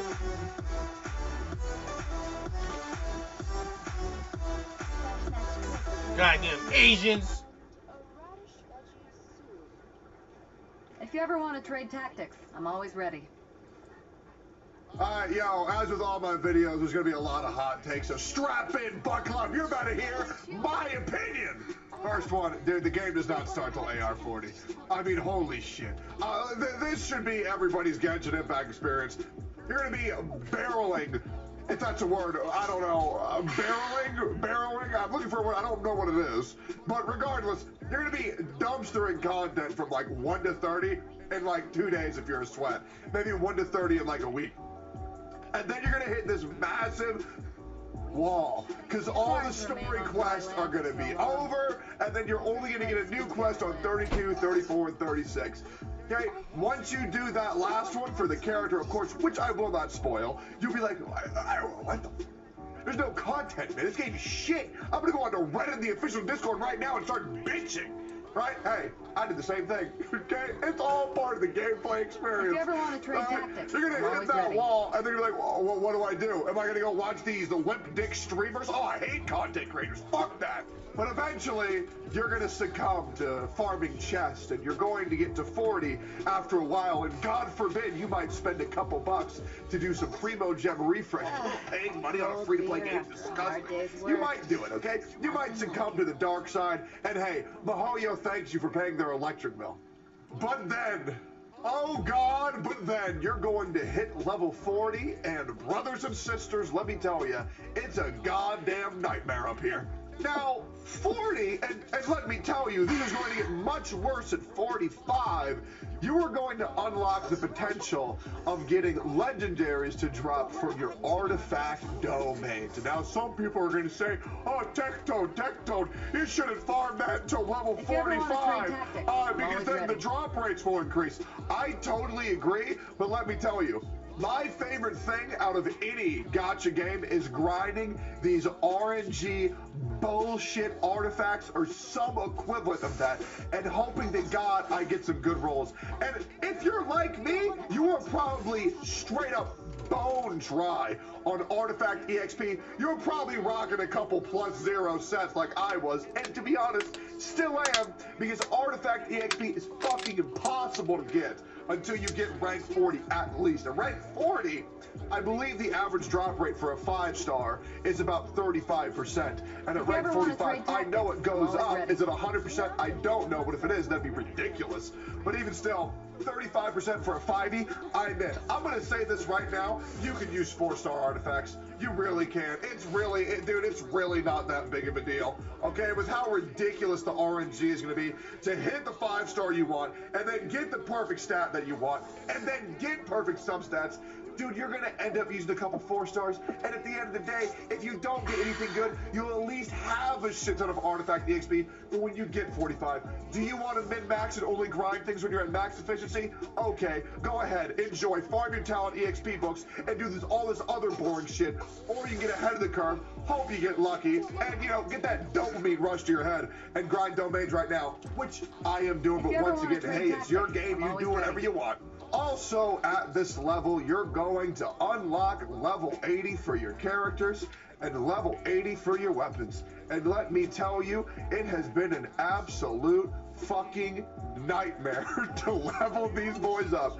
I still got 70, 60, 70, 70, 70, 60, 60, 60, and all of these characters right here, I'm eventually going to have to 80, because dude, 90's coming up at Adventure Rank 50 when I hit that in about 3 months. And, you know, I want to build something, and eventually I do want to get all my characters to level cap to see what type of crazy shit I can do. In case you don't know the stuff that you're going to need, 60 to 70 is already bad. Okay, so you're gonna need these 3 little grind rocks, which, by the way, the drop rate for is absolute bullshit. Even after Adventure Rank 40 off the world bosses like the Flower Cuck and the Ice Flower Cuck. And then you gotta get 8 of these. This isn't too bad. You'll get this in about 2 or 3 drops. You gotta collect some rocks and mask. And by the the way, in case you don't know, I'm going to introduce you something called parasitic relationships that you should start doing right now. Here's what I want you to do. I want you to go onto Discord. I want you to go onto Reddit. Fuck, you can even go to my Twitch at twitch.tv/techdome. And I want you to start to pretend to be people's friends. That way you can go into co-op mode, go into their world, and take all their shit and be like, oh, bro, I'll get you back, and then never get them back, okay? I am venting a little bit. Hey, look, I know it's hard. It's 2020. Everybody wants to use each other for their own personal gain. You can do what 99% of people on this earth do and be that dark, mysterious figure who uses and sucks off every single person they met. Or you could actually try to make some friends and my great Discord at discord.gg/techdome and my great Twitch at twitch.tv/techdome. Slight plug, I'm just saying I have a great community, but some people call me a goddamn parasite because I'm going to my viewers' accounts, yoinking all their shit and then getting out of there. But hey, it is what it is. People let me do it, I'm in. Hey, if you're not going to use your materials, you might as well give them to me. But yeah, 60 to 70 is already bad enough. But then you also have to get from 70 to 80, and just for a 4-star, you're going to need 6 of these rocks that never drop, and these ones aren't too bad to farm at all, so you need to go start exploring the world, because now also all the mobs in the world have a much higher chance to drop 3-star materials, which is great. So you get to go around the world, kill all these goblin shamans, kill all these hurlachurls, and hope to God they drop the mats that you need. If not, shit, you better go leech off a friend or wait till the next day. Ready. And the grind does not stop there. No, because then you have to go to do your talents. And here we are, talents. And now you're thinking, well, I mean, the farming the talent material isn't so bad, right? Until you realize that once you go up to it, talent level 7, you're going to need a Ring of Boreas. Do you know where you get Ring of Boreas is from? Oh, if not, let me show you. You know this wolf boss? The wolf boss at adventure rank 40, he will drop one of these a week. Yes, he will drop one of these a week. If you ever want to trade so you tactics, better get to grinding, boys, because you're going to need all those talent up materials, because let me tell you, if you literally don't think leveling up talents makes that big of a deal, I'm telling you, my Klee's auto attacks, and a big reason why people thought Klee was shit is because they didn't level up her fucking talents before they used to, like, oh god, this is terrible. Dude, your damage literally doubles. Like, no joke, it fucking doubles if you leveled up from 1 to like 8. It's ridiculous, okay? And I'm talking for like each ability, like borderline doubles. Talents are everything. You need to grind your shit. And also, by the way, dude, do yourself a favor and start farming every Hillachurl shaman you need. Because this shit, Sealed Scroll, you need this shit for everything, dude. So get on it. Don't get behind. Start getting some parasitic relationships. Epic, dude. Get them. And while you're doing that, make sure to like, comment, and subscribe on my video. And the worst thing is, there's even more. There's even more. The world bosses will finally start to be pseudo-challenging. They've been kind of a joke, but once you get to level 80, Storm Terror and the Wolf will start slapping your dick in a little bit if you're not ready to throw down. But the rewards have never been as sweet, so you gotta do both of those as well. Now, dude, let me tell you, there's probably even more shit that I'm forgetting, but I'm telling you right now, with my current goal on getting all of my units to level 80, so that way I can push Spiral Abyss as far as possible and never have a challenge ever again, okay? There's so much shit to do. There's so much shit to do. There's so much shit to grind, and for the person who's not ready, it's gonna be very overwhelming, okay? And it's gonna be even worse if you don't have buddies to play with. Because I'm gonna tell you this right now. Some of the domains that I do, like for example, let's choose a random one. Yeah, like the Cecilia Garden, sure. It'll take me about 2.5 minutes to do by myself, but if I have a full party, I can get it done in about 1 minute and 2 seconds. Okay, so having friends now more than ever is good. And also, when you're in the domain, the connection really isn't that bad. The co-op is out of the fucking park. for those parts. So make sure you start making some friends, because the real grind, I'm telling you, everybody, it starts at level 40. If you ever want to If you trade were tactics, I'm overwhelmed always with the ready. grind before level 40, I assure you, you are going to have a stroke. Start making friends, start going to my twitch.tv/Tectone, and start going to my discord.gg/Tectone. Dude, do you think I give a shit? Do you think I have any sense of pride whatsoever? No, dude. I'm a shill. Not for Genshin, for me, dude. Okay? Like, comment, subscribe. I don't even care, man. I'm so goddamn proud of this community and my community. I'll plug that shit to the end of time. But regardless, all I'm saying is I was really worried about Genshin for a little bit, because I had nothing that I wanted to fucking do. But now that I'm at 40, I have too much shit. I borderline got overwhelmed last night, and I was like, fuck it, I don't want to look at Genshin, get away from me. And then I played Among Us and Fall Guys and Pummel Party for about 3 hours and passed the fuck out. But yo, I'm going to be double uploading. Another video is coming out right from now talking about the best domains to farm, because I'm doing a double upload today because I fucking love you guys. So I'm gonna get out of here. If you want to see that video, it's coming out in the 2-3 hours. Make sure to subscribe. But if not, it's okay. I think I'm a bitch too, and I hate me too. I'll catch you on the next video. Peace. Wow. I have no idea how I'm getting through this video without... Alright, yo, sup? So the other video I told you I was going to post another video in 3 hours, and I did so, and I asked y'all to subscribe and join my Discord. Over 1,000 new subs and over 1,000 new Discord members in like 3 hours. Thank y'all so much. Generally, I don't double upload today because I make sure I have something of value to say before I upload. But today is a different day. Not to say this isn't of value, but I actually feel good for once in my life, so I wanted to make 2 uploads in one day. So let's get right on into it. So once you guys hit AR 40 and AR 45, who knows, in 3 months, maybe even a year, who knows how long it's going to take you to get there, you're going to be presented with a bunch of different domains. We're going to go through them right here, okay? So one, you have Midsummer Courtyard, and then we also have not Cecilia Garden, Beidou. Shit! This one, Valley of Remembrance, and then you also have a Hidden Palace of Zoe. And then you got Clearpool and Mountain Cavern. Just and then open you have your one more, adventure but I book. believe it's not here. I believe it's right over here. Yes, you have Domain of Guyu. You're going to have many sets to choose from, but which is the most valuable to farm? Well, generally, what most people will think to do is to find the one set that they very much like for their favorite character and farm whichever one drops the set that's best for them. And that's okay. You can totally do that, dude. If you just want to work on your Klee, if you want to work on your Diluc, well, go for it. Or whatever favorite character you have, leave a comment down below. I don't care. But what I think, me, a min-maxer, a whale, a man who wants to make sure that I'm, playing the game pretty dang efficiently, I think what's way better is to farm whatever domain can drop the most sets that can be used on like any amount of characters.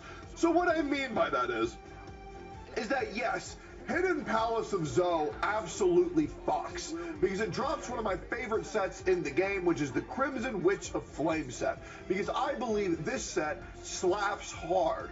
Okay, 15% extra pyro damage bonus, nut. Okay, increase the overload and burning damage by 40%, increase vaporize and melt damage by 15%, using an elemental skill increases 2-piece effectiveness by 50% for 10 seconds, max 3 stacks. Now, I'm going to use that shit on my Klee, and I'm going to use that shit on my Diluc. Yes, I could also go Lava Walker, but I find this set very boring, and I don't like it, so I'm not going to use it. You can use Lava Walker if you like, but I much prefer Crimson Witch of Flames. I think it's way cooler, okay?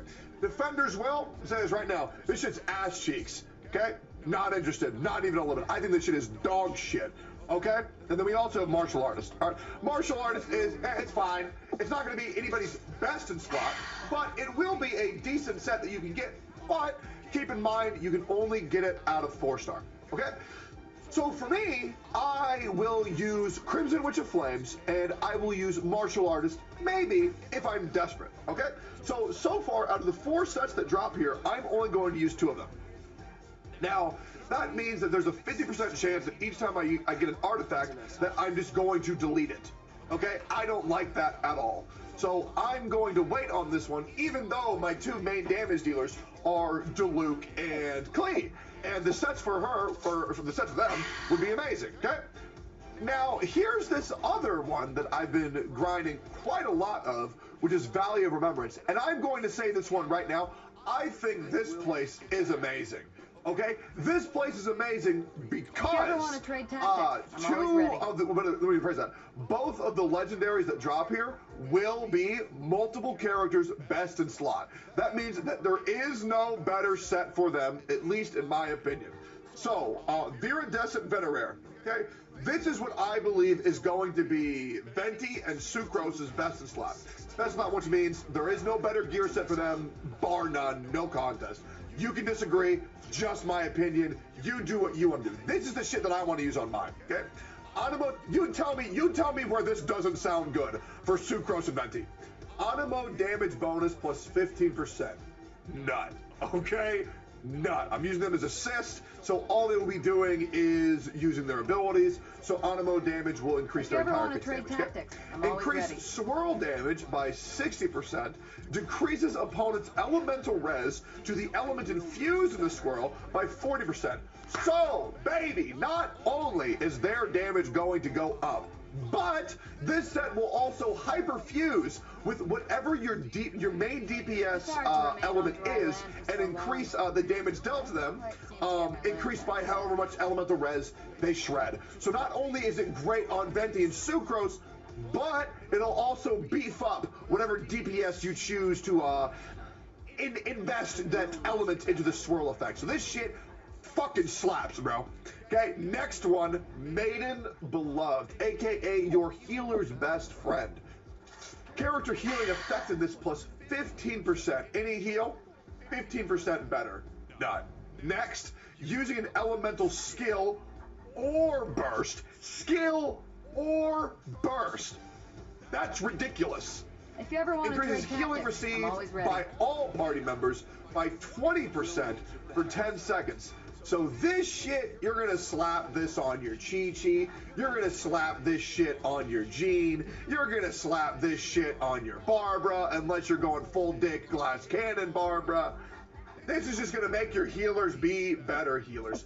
Is there other options? Yes. You could just go one of the other sets that's going to increase everybody's damage, but where I'm at, I need more healing, okay? What's gonna make me do more healing?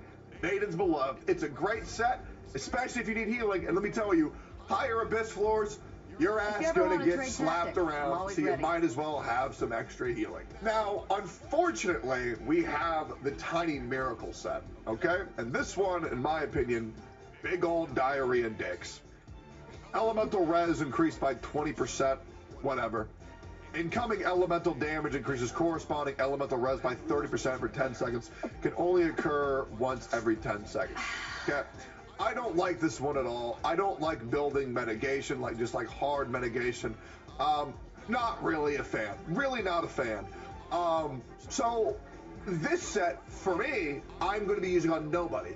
But that means 2 out of 3 drops I will be using, which is awesome. And it's used on so many different character archetypes, it's not really that niche. Which is why I feel Valley of Remembrance is super sick. And I like it too, I like my odds of being 2 and 3 a hell of a lot better than 1 and 2. Okay, now we're going to talk about Domain of Guyu. Now, this one's a weird one, because we have the Archaic Petra. Now, this is 15% Geo damage bonus, and they also have, upon obtaining a crystal created through Geo elemental reaction, all members gain 35% res to that particular element for 10 seconds. Okay, once again, I'm not somebody who's ever going to build res. I don't get this one. I don't know who this one will be used on. At least, you know, in my opinion, for anybody on my account, I am not going to be adapting to a playstyle like this where I will be intentionally getting hit a whole bunch so that way my res stacks up. Or in case, you know, accidents happen. Like, that's what I have my healers for. And I ain't going to get fucking one shot by anything. So this way I can heal up rather than, like, if I get hit, sure, I can make up for it with healing. Now, here we also have Retracing Blide. And this is, without a doubt, Noel's best in slot artifact.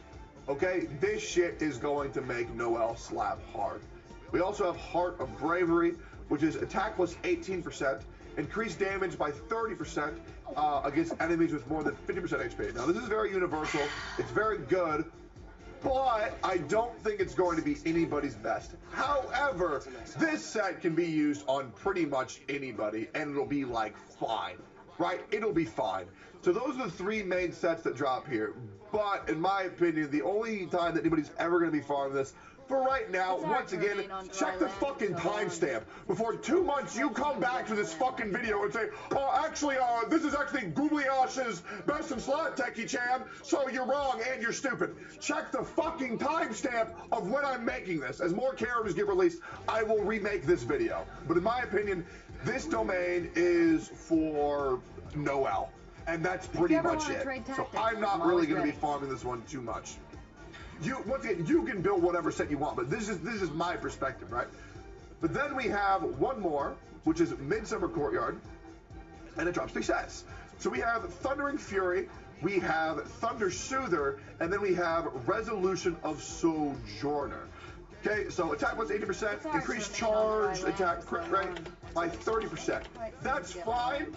That would be pretty good on Klee, but I'd rather just have the pyro damage. So I'm not going to use that. I'm not sure who this would be best in slot for. I don't think anybody, but it's like, it's a fine set. It's fine. It's not really that shitty. You could use that on somebody and it'll be okay.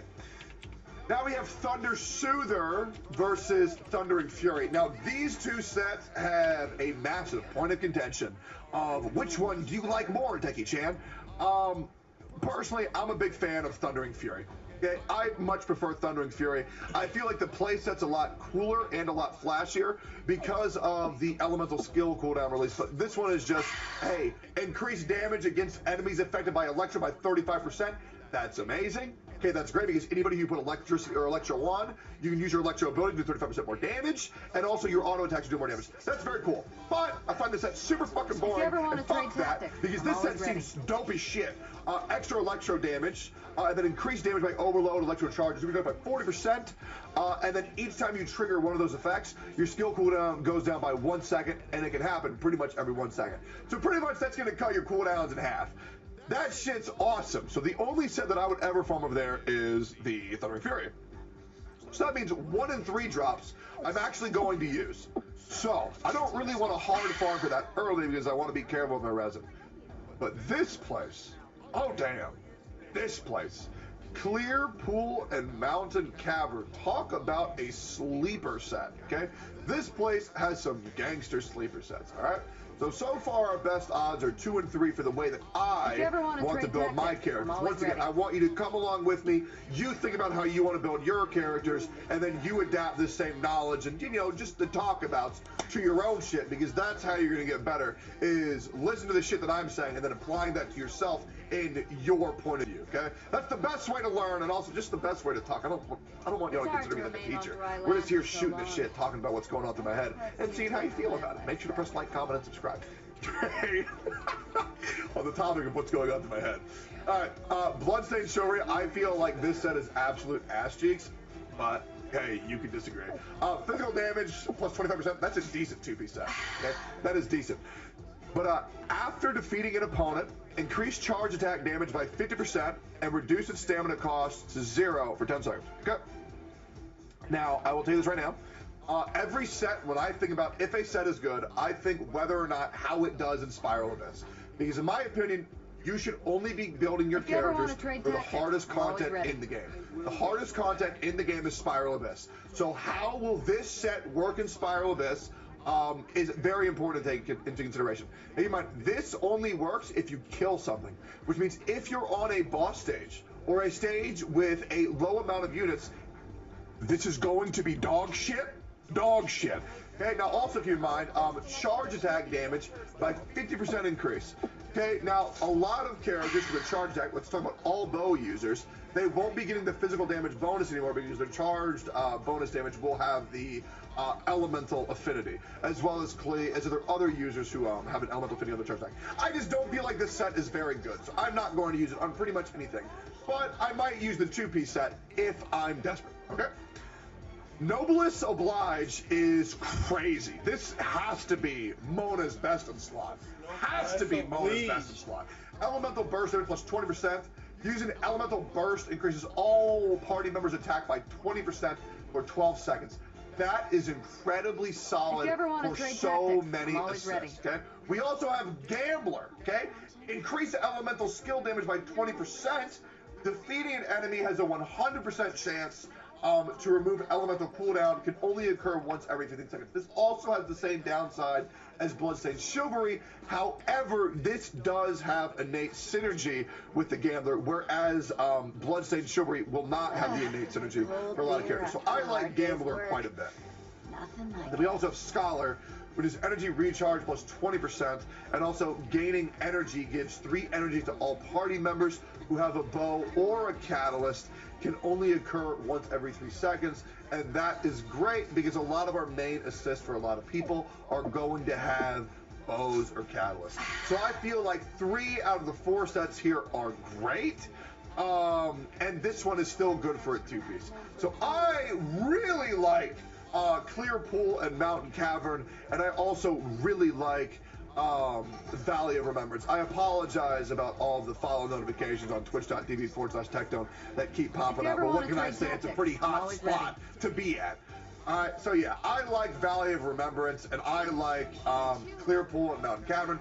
That being said, we talked about every set in the game, so make sure to apply on what you want to build for your characters and go there. But try your best to not just farm one place for one set. Try to figure out what place is best for you for the most sets that you want on your account. That way you can build multiple characters at the same time and not get dead drops. Okay? I tried to keep this video as short as possible. Hopefully you enjoyed it. Hopefully it wasn't too fucking boring. I love you. I'm gonna leave. Bye-bye.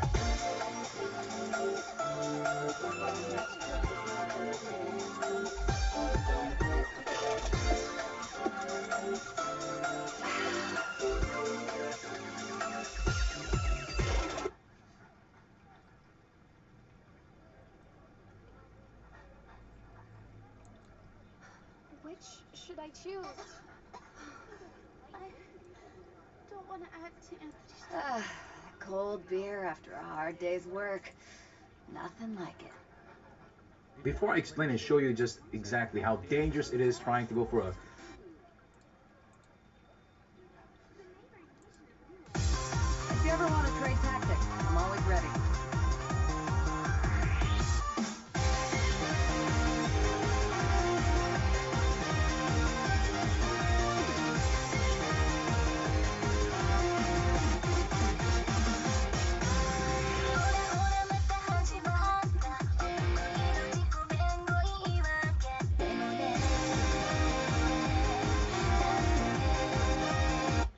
That's just weird ass shit, dude. Why did that show up in my shit? Host an expedition at the Adventurers Guild. You're also here from Mondstadt's Wine, aren't you? So, Brooke? Today's topic, our favorite, Steve Harvey. Oh. Heather bought me her list of requirements, so let's check them out. He must be between 30 and 45, financially stable, no kids, 5'10" or taller, no hookups or flings, ready to settle down, no roommates, no smoking, must love dessert, and can't be anti-sugar. What's the deal with the desserts? Well, okay, that's a really important one, because I'm the founder and CEO of my own frosting company. And so it's an all-natural gourmet frosting, and so I make a lot of dessert. And I do a lot of, trade shows and making dessert. So he has to like dessert. If he doesn't like dessert, it's totally a deal breaker. So if he doesn't like this, so my girl works in the bank. If I don't like numbers, it's a no. Yes. How does this work? Like your relationship is gonna be based on the dessert you make. It's hard to remain on the dry dessert land for you so make. long. That's just the top of your. I seem to get my land On the dessert you make. One. That's hilarious. She talking about eating that frosting on her, boy. 45, the chances he have kids is bigger. Okay? And I'm gonna be honest with you, you're not necessarily that hot to be that demanding. I said that. But the sugar thing on top? Wow. That's just ridiculous. It's not even that she's not hot. It's that she's not attractive. She likes what she likes. But there's some more requirements, so let's take a look at these. Must be honest, reliable, sweet and kind, quick-witted, romantic, must love food, must pay on the first date, no flowers on the first date, must be a social drinker, and must never wear sweatpants. Yeah. You were not even that hot for the first side, and then you got a second side? Yo. Wow. What? I mean, those are basics. He can't wear sweatpants. No, the last guy I dated, we fought all the time because he wanted to go to Starbucks in sweatpants and go to breakfast in sweatpants, and no one should be doing that. What the fuck? She said Starbucks? She said Starbucks. What? And breakfast. Here are my wishes. She's shallow, dude. That's the issue. Chick's shallow. Comme si le Starbucks était genre un bail sérieux. Comme si le Starbucks son gros bail. Comme si le Starbucks c'est comme, yeah. But it's not like it's a respectable establishment, you know what I mean? Like, Mais c'est ça que je te dis. Comme si elle parlait comme si c'est un gros bagaille. Why would I wear proper clothing when they can't properly spell names there? Tu comprends? Yo, what the fuck is going on? You can't go to Starbucks in sweatpants? Bruh. If you don't gotta work right after. Wow. Yeah. Wow.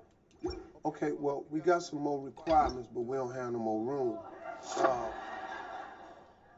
Guys, let me get one of the pillars over here. Okay. Must be adventurous, must be humble, must be spontaneous, must be a planner, can't be self-centered, can't be cocky, must love dogs. I think she's trolling. Okay, I think this is it must be trolling. She's trolling. At which point we fall into the bait, hook, line, and sinker. But on the off chance that there really are people like this out there, I'm going to keep watching the video. But I assume this is a troll.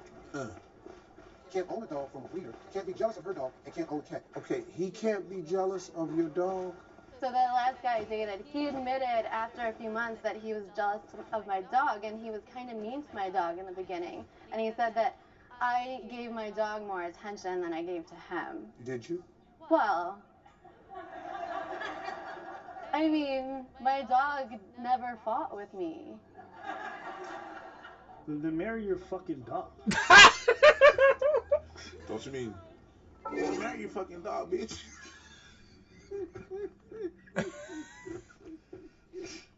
I mean, never mind. You ready? Must be in shape. Can't have six-pack abs. Can't be too skinny. Can't have a runner's physique. Can't be stronger than me. Can't be obsessed with sports. Can't be a hunter. Can't own a boat. Can't be a gamer. Can't be materialistic. Hold on. You're gonna get pissed off because of the third pillar. This is a fourth pillar. There's the board. There's a board, like where there's one pillar, another pillar, and there's a third pillar. He can't want to buy things all the time. Can you talk to my wife? Probably. Okay, let's keep going. Must respect a gluten-free diet. Can't be too close to family and friends. Must open doors for me. Must be willing to move someplace more. Must love traveling. Listen, stop. Okay. Kill myself. Stop. The flag is as big and red as the dress she's wearing. Huh? What are you talking about? She's wearing a red flag. That's what I'm saying. That's exactly what I said. You're wearing your red flag. That's what you are. That's what you is. A red flag. Boo boo. Only thing I could say is you're entitled to have all these demands because they're not criteria, they're demands. When it starts with must, you have the right to have those demands. But you also have the right to stay single the rest of your life. Ain't nobody should be in a relationship with you. But to each his own. If you find your dude, maybe he's out there. Let's find out. They set her up on a date. What do you want to find out? See, if you're looking for a guy with all of that, Yeah. I don't know that he exists. No. He's got to exist. No guy is everything. Please welcome Colin.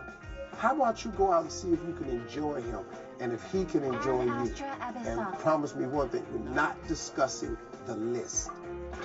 Steve told me that I'm not gonna find a guy that meets all those requirements. I'm enjoying his company. He seems like a really nice, normal guy. The date is going really well.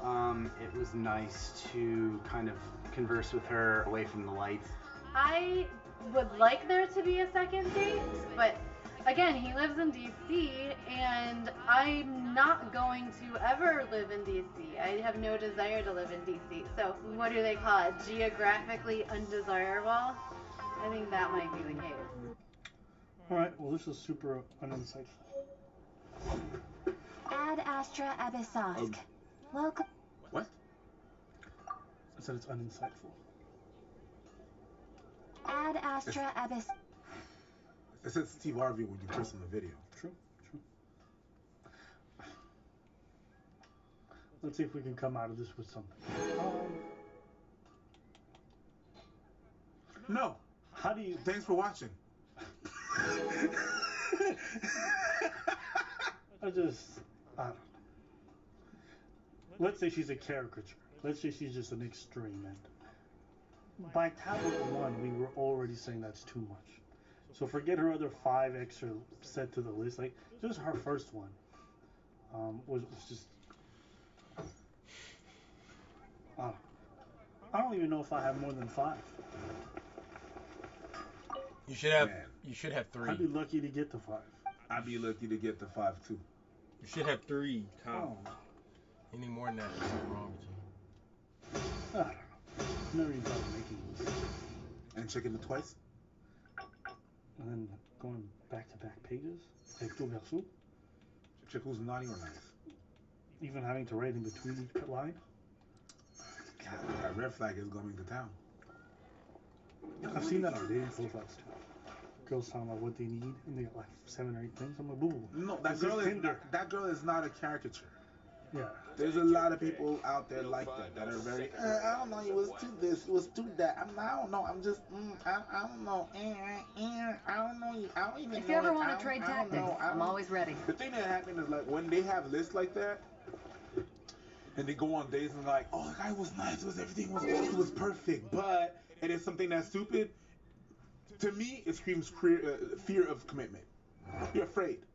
You're afraid to jump in. So you give yourself a reason. You sabotage your dating. And then you blame it on not you. It's not you. It's never you. Right? That's on both sides. But when I see that people have long lists like that and they always find something wrong with someone, it's like, yo, you think your shit don't stink?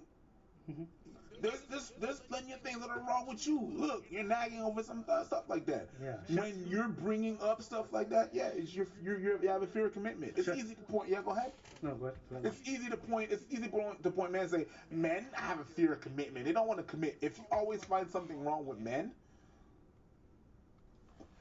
in little things like I don't like desserts, you have a fear of commitment too. It's, you translate it differently. Oddly enough, if she went the opposite direction of a lot of her points, she'd actually do a great job of finding somebody. Like, for example, she had one point where she's like, I don't want a man with a 6-pack abs. Who cares? What, does that make you feel self-conscious because of the fact that he's taking really good care of himself? What if he can't be stronger than me? That's what she said. She also said that. So it's just like little stuff like, where like, he can't like sugar. What if you took it to like, maybe I'll just try to date somebody who has a diet different than me and I'll try to be super accepting. Who knows? Right? That could be something that you look at. Right? You look at someone who's like, must be a planner. Why don't you work towards being more of a planner? Maybe it'll make it easier for you to find a relationship. Hey, what's up, you guys? It's TV Fire, and today we're back with another Genshin video. Now, before we get into the video, Don't do I this! want to say thank you Don't so take much my for all of you guys' brains! support. Brains. We have already reached over 500 subscribers. So once again, thank you to all of those who have subscribed. This is only the beginning, and I'm glad that you guys are a part of it. Now, I know I have been AFK for a couple of days, but don't worry, we're going to get back into that movement or that group. There are a lot of things or speculations that I have of my own, and I want to confirm it before actually posting a video on it. For example, respawn times, etc. You know, just all of those little intricate stuff that I want to confirm before putting false information out there. But all of that aside, let's get right into the video. 5'10" black dude and try to stick him in there. and trying to force him in, but he's too big for some Alright, as it says in the title, yes, we are going to be taking a look at how to obtain all 40 recipes in Genshin Impact as of version 1.0. Now, how do I know that is the maximum amount of recipes you can get? If you take a look into your achievement and you take a look into the art of adventure here, and it should say survival expert. It says learn 40 recipes, and that is how much the game has. Now right now I have 21 out of 40, so I literally only have half of that to go. We're going to be talking about the recipes you get at the start of the game, as well as what methods to get the rest of the recipes, as well as quests, chests, etc. All of that good stuff. So the first one we're going to be talking about is going to be what recipes you get at the start of the game. Now for these recipes, you kind of don't need to worry about them because you already have it, but nonetheless we're still going to count up the total of it, and we're going to add all the recipes together. So the ones that you're going to get at the start is the chicken mushroom skewer, this one, the Teyvat fried egg, steak, radish veggie, sweet madam, the salad, this one, and this one. Now these cooking shop. So there's one going to be in Mondstadt, which is Sarah. If you talk to her and you go into her shop, you can see all these recipes if you scroll all the way down. What are you finna do with some them? of these recipes are going to be adventure ranked locked. So in order to get all of them, then you have to be at least adventure rank 40 in order to buy out all of them. What are you now, gonna do of course, with my the other main brains? city is the Liu Harbor, and it's gonna be Chef Mao right here. Once you talk to him, you can go into his shop, and once again, scroll all the way down, and you'll see a whole bunch of recipes. Now, if you remember, if you look at Mondstadt as well as Liyue, each of these shops have a total of 6 each, making a total of 12, adding to the total of 9 recipes that you get at the very beginning. That's gonna be 21? Yes. That's already halfway if you get all of these. But here's the thing, you are adventure rank locked, so you don't really get these until you're really later into the game. Now the next spot is actually going to be a little bit surprising. So there is going to be a pharmacist located near the Liu Harbor, and from there you can actually talk to this pharmacist. You can actually buy a recipe from him. The next spot to buy these recipes from is going to be the Kingsing Village. So if you just TP to this part right Stop! You skipped something, nigga. you can actually buy a recipe from him.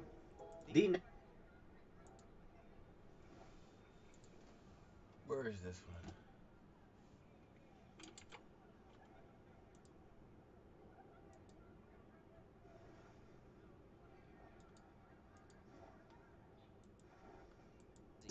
So there is going to be a pharmacist located.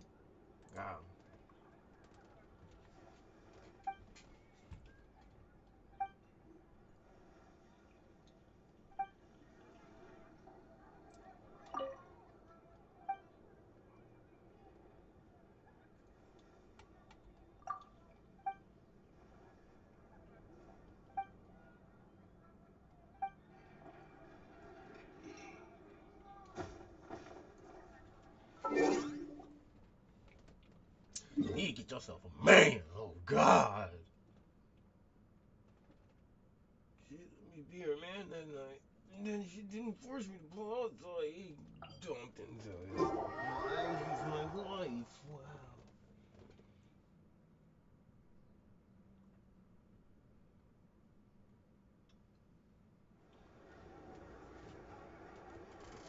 I got you.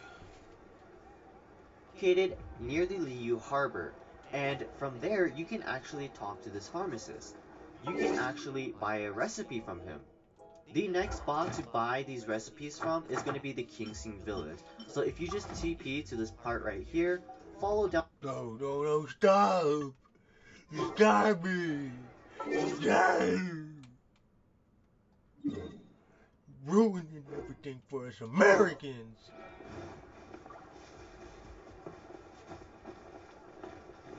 You already knew I was trying to make America great again.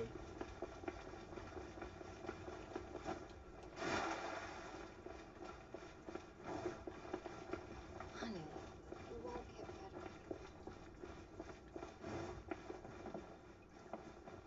better.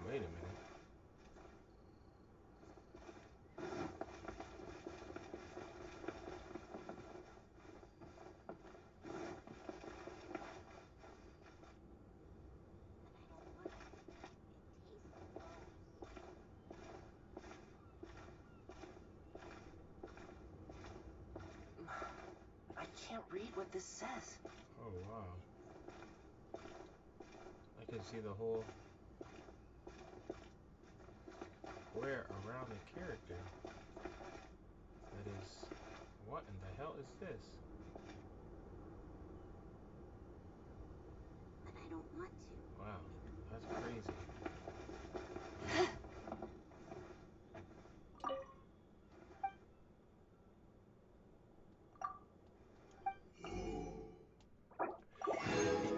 Yeah, boy.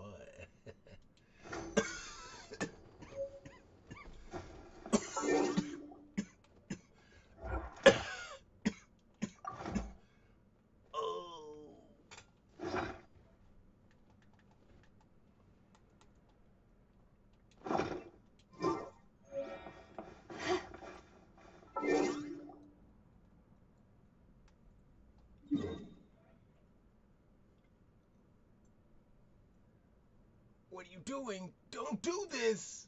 Please! Say goodbye to your brains. No. No. Yes. No. Yes. No. You never deserved to keep your brains anyway, nigga. Don't call me that. Don't do me like this.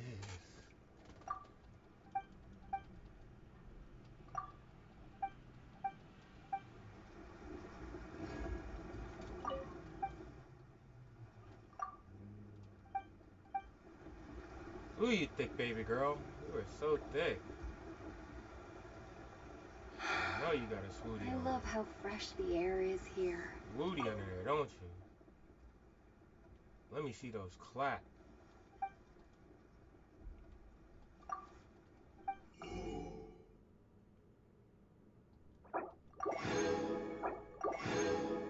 Oh, you saw the flowers I needed? Wow, there was a day I was looking for these.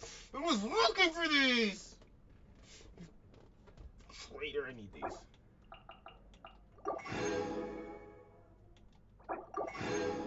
Oh, wow, I shouldn't have bought these.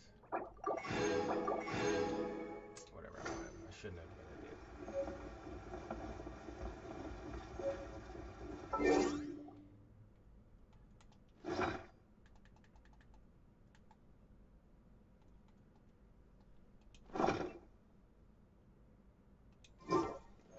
Down the road a little bit and you Cold can beer find after a Mrs. hard Bai day's here. work. Once you talk to Nothing her, like you can actually buy stuff from her, and she sells recipes right here. Still on the topic of gathering recipes through NPCs, there's going to be a girl named Vind, and she's going to be located at Stormbear Point. Once you TP here, walk all the way to the edge of the cliff, and you can talk to her, and you're going to get the recipe Barbatos Ratatouille. I also have a video of every NPC reward in Mondstadt, so make sure to go check that out too, because this is how I even found out about getting a recipe from this girl. Moving on to recipes that you can obtain from domains. Now, the domains that I'm talking about are not these kind of domains, but I'm just talking about these square or diamond looking domains. You can only do these once, and these will give you rewards one time. After that, no more rewards, and you should do them because one, they're a great way for EXP for your adventure rank, and you get cool other stuff with it. So the first domain is going to be the Temple of the Wolf. So if you take a look near the Cryo Registine or near the Thousand Wind Temple, there is going to be a domain called the Temple of the Wolf. Now what this is going to give you a whole bunch of other rewards, but most importantly, the recipe is going to be right here, Mondstadt Hash Brown. Now the other domain is going to be this one right here. No, this one. Yes. Yes. It's going to be Eagle's Gate. So near the Thunder boss, all the way at Cape's Oath. And once you complete these two domains, there you go. Boom, easy peasy, you get your recipes. Now this one is going to give you the cold cut platter. Now moving on to recipes that can only be obtained through chest, there is going to be one at Storm Terror's lair. Now I'm pretty sure you guys have already got this, but if you guys have not, and as you are approaching the tower in the main storyline, you're going to come across this gust of wind and you're going to have to fly into the tower. Now the now the recipe is going to be in this chest right here. And as soon as you open it, there you go. Recipe, Northern Smoked Chicken. And that is how you get one of the recipes. Still in Stormtear's lair, there's going to be a chest right up northeast-ish, kind of, more north. But there's going to be a precious chest located here. And as you do, go ahead and kill all the mobs. Alright, and once you kill every single person there, you are going to open this precious chest. And there you go, mushroom pizza when you open this chest. Now the next one isn't really considered a chest, but it's still something that you would have to like open up kind of. So if you go to the Wangshu Inn, right, and you go into the kitchen, there's going to be a whole bunch of investigation spots here. And once you investigate every single spot, sooner or later, you are going to get a recipe for, there you go, a recipe for almond tofu. Now the last place that you can get recipe from opening chest is at Kiyun Peak. So once you go to Kiyun Peak, at the very tippy top, there's going to be a little stone right here, and there's going to be a puzzle that you're going to have to solve. Once you finish that puzzle, it's going to do a gust of wind, and you can then head up towards a even higher point, and there's going to be 3 chests here. So there's going to be a luxurious chest and two precious chests. And if you open the luxurious chest, you will then get the Adeptus Temptation, the one that you guys probably have all been wondering where you get this from. Now moving on to recipes you can gather through quests. Now you're going to get to a certain point of the game where you finish all the quests, so honestly I feel like you don't really need to worry about this as well either. But nonetheless, we will still cover all of the recipes that you can get from the quest. Now the first one is going to be the crab, ham, and veggie bake, and you're going to get that through a daily commission. And once you reach adventure rank 12, that's when you are able to have a chance to get that mission. Now you might not get that mission right away, but you are going to get it like one day, because these are daily commissions. You will get it one day and you'll get the recipe. The other daily commission that you can get a recipe from is the golden shrimp eggs, golden shrimp balls, and it's going to be a daily commission in Leeway. So instead of having these purple commissions being in Mondstadt, it needs to be a commission in Leeway. So that is how you're going to get the golden shrimp balls. I don't know when exactly you are going to get it, but you will get it one day. So I haven't even got it myself yet either, so I'm just waiting for that. And one of my favorite foods you're going to get is going to be called the Jade Parcels. Now how you're going to get this is going to be a quest near the Springvale Village. It's going to be, yeah, somewhere right here. And as you are walking towards there, or as you are getting there, you are going to talk to Shang Ling. And once you talk to Shang Ling, you're going to do this whole bunch of series of quests, you know, do all these other things and blah blah blah blah. And once you finish that quest, then you are able to learn the Jade Parcels. Now for the next quest, it's going to be located near the Luiha Pool. It's going to be just southeast-ish, and it's going to be this house located right here. So if you haven't picked up this quest, go ahead and pick it up. Once you talk to him, all you gotta do is just give him a sweet madam, which you can already cook, and once you cook it to him, you can see the rewards here. Let's look, yeah, right here. As you see the rewards here, you can get this Zhongyan Chop Suey. Now this quest is going to be a storyline quest, so sooner or later you are going to get it, but when you do get this quest, they are going to tell you to go to Mount Aozang. And once you go to Aozang, you're going to come all the way to like investigate these cooking pots over here, the Jade Parcels. Now for the next quest is going to be a quest near the, you're going to get it, but you will get it, can get a recipe from Adventure Rank 12. That's when you are able to have a chance to get that mission. Now you might not get that mission right away, but you are going to get it like one day, because these are daily commissions. You will get it one day, and you're gonna get that through a daily commission. And once you reach Adventure Rank 12, that's when you are able to can get from the quest. Now the first one is going to be the crab ham and veggie bake, and you're going to get that through a daily commission. And once you reach adventure rank 12, that's when you are able to have a chance to get that mission. Now you might not get that mission right away, but you are going to get it like one day, because these are daily commissions. You will get it one day and you'll get the recipe. The other daily commission that you can get a recipe from is the golden shrimp eggs, golden shrimp balls, and it's going to be a daily commission in leeway. So instead of having these purple commissions being Mondstadt, it needs to be a commission in leeway. So that is how you're going to get the golden shrimp balls. I don't know when exactly you are going to get it, but you will get it one day. So I haven't even got it myself yet either, so I'm just waiting for that. And one of my favorite foods you're going to get is going to be called the Jade Parcels. Now how you're going to get this is going to be a quest near the Springvale Village. It's going to be, yeah, somewhere right here. And as you are walking towards there, or as you're getting there, you are going to talk to Shang Ling. And once you talk to Shang Ling, you're going to do this whole bunch of series of quests, you know, do all these other things and blah blah blah blah. And once you finish that quest, then you are able to learn the Jade Parcels. Now for the next quest, it's going to be located near the Luiha Pool. It's going to be just southeast-ish, and it's going to be this house located right here. So if you haven't picked up this quest, go ahead and pick it up. Once you talk to him, all you gotta do is just give him a sweet madam, which you can already cook, and once you cook it to him, you can see the rewards here. Let's look, yeah, right here. As you see the rewards here, you can get this Zhongyun Chop Suey. Now this quest is going to be a storyline quest, so sooner or later you are going to get it, but when you do get this quest, they are going to tell you to go to Mount Aozang. And once you go to Aozang, you're going to come all the way to like investigate these cooking pots over here. There's one going to be at the cooking pot over here, and there's another one going to be at this tent.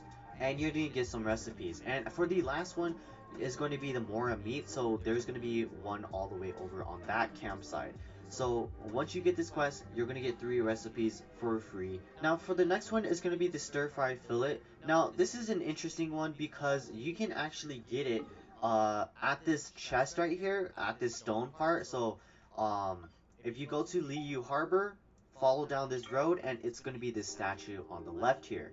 And once you go down, you're going to see this fire puzzle. Once you complete it, then there's going to be popping up a chest, and once you open that chest, I actually got the stir-fried fillet. But the other place that you can find it at is going to be the Mingyang Village. So if you just go around Mingyang Village, open some chests, you are then going to find that there. Now for the last and final recipe is going to be the sticky honey roast. Now how you get this one is going to be through a quest once you reach adventure rank 32 or 34. Now if you take a look into your quest log, at the very bottom left there's going to be story quest. Once you click on that, there are going to be 3 quests that you can accept after level 30. Now it's going to be either the adventure rank 32 or 34. I'm not too sure, but it should say Master's Day Off. That is when, you know, no spoilers, but it has to do something with Jean. But yeah. But anyways guys, that was it for the video. Please leave a like, comment, and subscribe. And thank you once again for all of your support. But I wish you luck at finding all of those recipes. I hope this helped you a lot. And I'll see you guys in the next one. Have a good morning, have a good evening, and have a good night.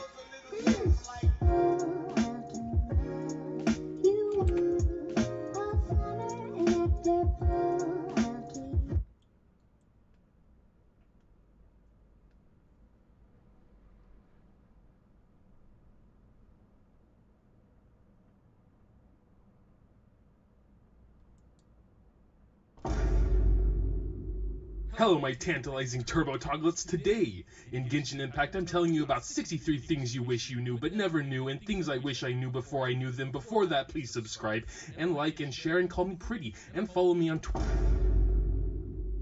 I'm actually just having fun enjoying the soundtrack and upgrading my characters. I'm not on a Genshin Discord server or even Reddit. I don't really know how to be the most efficient or level up the fastest, but heck, it's a PvE game and I'm happy taking my time with it. I have no idea what's going on. I've only been playing 14 hours a day since the game launched, and there's nothing else to do. Also, resin is very bad. But seriously, please fix your goddamn resin system. Jesus Christ, look at those thighs. I would literally trade my entire account if it meant I could see them.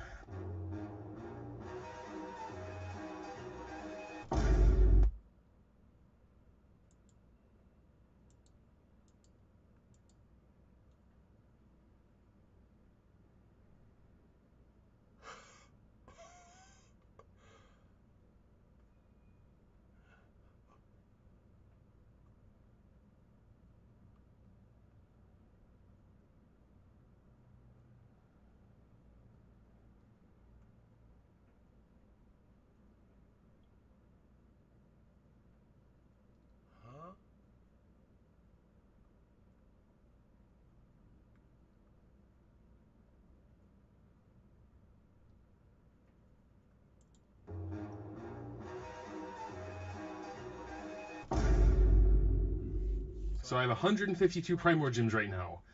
I can do 6 more artifact runs, or I can do almost 1 pull. This time it'll be Diluc for sure. Okay, so I have 152 Primordial Gems right now. Now I have 152,000 Primordial Gems.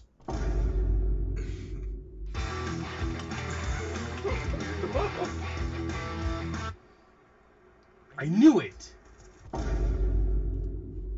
Today we're playing interactive map with a site of... Today we're playing interactive...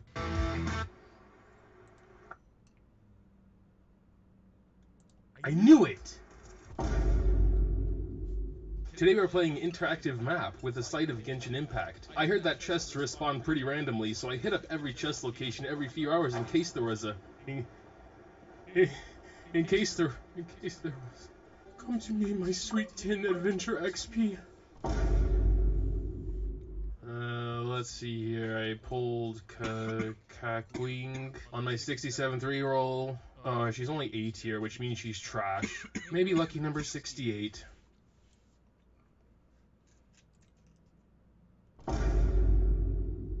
Well, I actually think Mona is No, you're wrong. I read every single article, guide, official, non-official information. I've seen every YouTube video, watched the entire duration of every stream, and I know everything better than you. Alright, well, what adventure rank are you?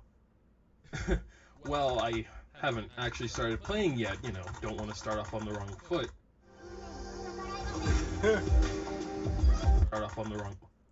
Read every single art 68. Let's see here, I pulled the Cattle. Oh, she's only 8 here, which means she's trash. Maybe lucky number 68.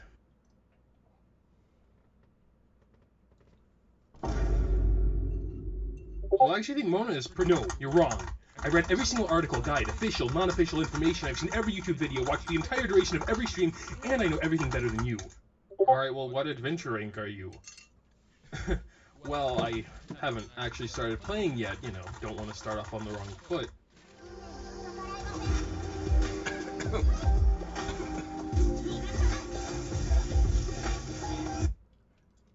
Yikes.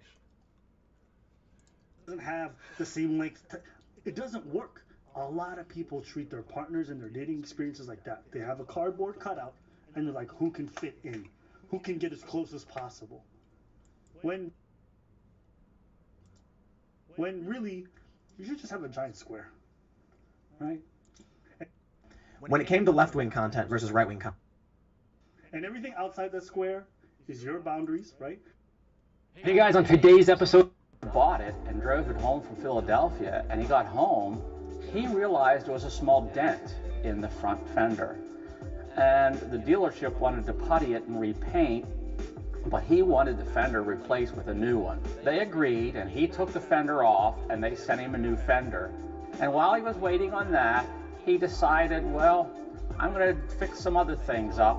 I don't want an AM/FM radio. I want to put a new Pioneer cassette deck in. So he took the console out, and he took some interior pieces out to run speaker wires and put a cassette player in it. And he was in the midst of all these improvements when he had some money troubles, and he just had to put the car aside, Having those parts be apart are the reason it only has 350 miles on it. So after a few weeks of back and forth emails, I had to take a trip out to Hershey, Pennsylvania to see the Z in person for the first time. Now at this point, we moved the car into a larger work bay as Steven partnered up with another Z enthusiast, Adam Eisenhower, to oversee the preservation, mechanical refresh, and of course the eventual sale of the Z once we were done with the detail. This is an unbelievable car. It's like new. It's like it's still sitting on the dealer's showroom. It has 350 miles on it. It's dirty, but it just looks gorgeous. It still has the plastic bag on the front seat to keep it clean. It has a little tag dangling from the visor telling you how to start the car. It smells like a new car. As you can see, this had literally been left alone since the week of its original purchase over 44 years ago. What struck me most is that the interior actually smelled new because the doors hadn't been opened for so many years. Now, the windshield had the original sticker on it from October 31st, 1976. The keys had the original dealership stock tag on them that also matched the sticker in the glove box. The gas door looked brand new, like no one had ever opened it, and all of this was covered in a thick layer of dust and dirt, which ironically sort of protected the paint underneath to some degree. Inside the car, there was lots of dust and dirt, but really it wasn't that bad. Heavy vacuuming and cleaning is really all that was needed to bring it back into shape. As you can see, the center console and a few other items have been removed because the original owner actually pulled them out to clean them years earlier, but they were all left in the trunk before we put them on bed sheets on the floor in the garage.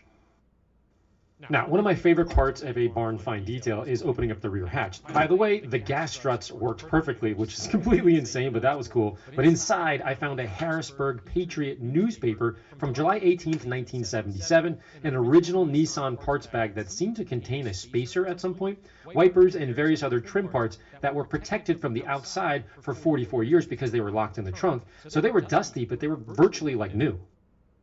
Under the hood, we discovered more validation of its originality. Factory markings on the engine, paper tags that could have easily worn away after a week of driving, radiator stickers, emission control information, the original fan belt with the part numbers, and then a Nissan motor plate with the Datsun type numbers, the engine numbers, and car numbers that were all matching to the existing parts. Now, if you look here, this black spray or splatter marks are from the original undercoating application over 44 years ago. Under the cowl, we found a paper part number sticker that would have absolutely disintegrated after the first wash or driving in the rain. So all of this was indicating that the car was driven home from the dealership and then sat in the barn until today. Hey guys, real quick, I'm excited to introduce you to a detailing video game and sim. Click the link if you've seen anything like the original.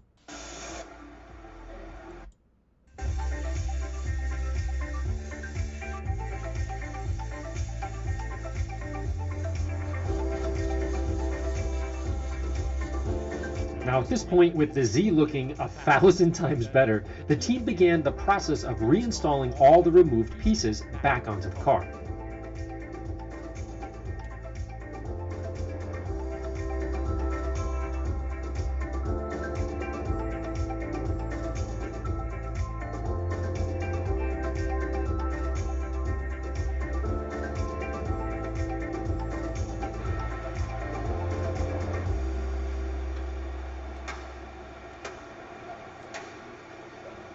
You happy? Very happy. Good. Before the rear bumper could be installed, Dan hit it with chrome polish and a wheel to remove the oxidation before Adam and his dad, who was a former Nissan tech, reinstalled the bumper for the first time since the car was parked in the barn over 44 years ago. Kind of a cool moment to see in person. For the final touches, Dan cleaned and squeegeed the windows. I applied mud to the original rubber and skin to the paint, all before Steven reinstalled the Nissan hubcaps, which was so satisfying to watch after all the time that he had waited to bring this Z out of the barn. This was kind of a special moment.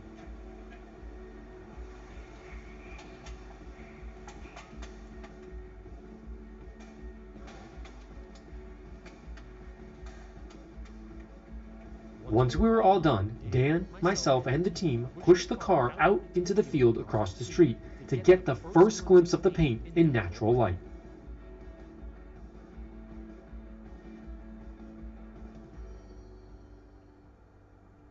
All that's left was for Steven to apply the very last badge and reveal his old/new Datsun 280Z to his awaiting friends and family after being lost for nearly 44 years.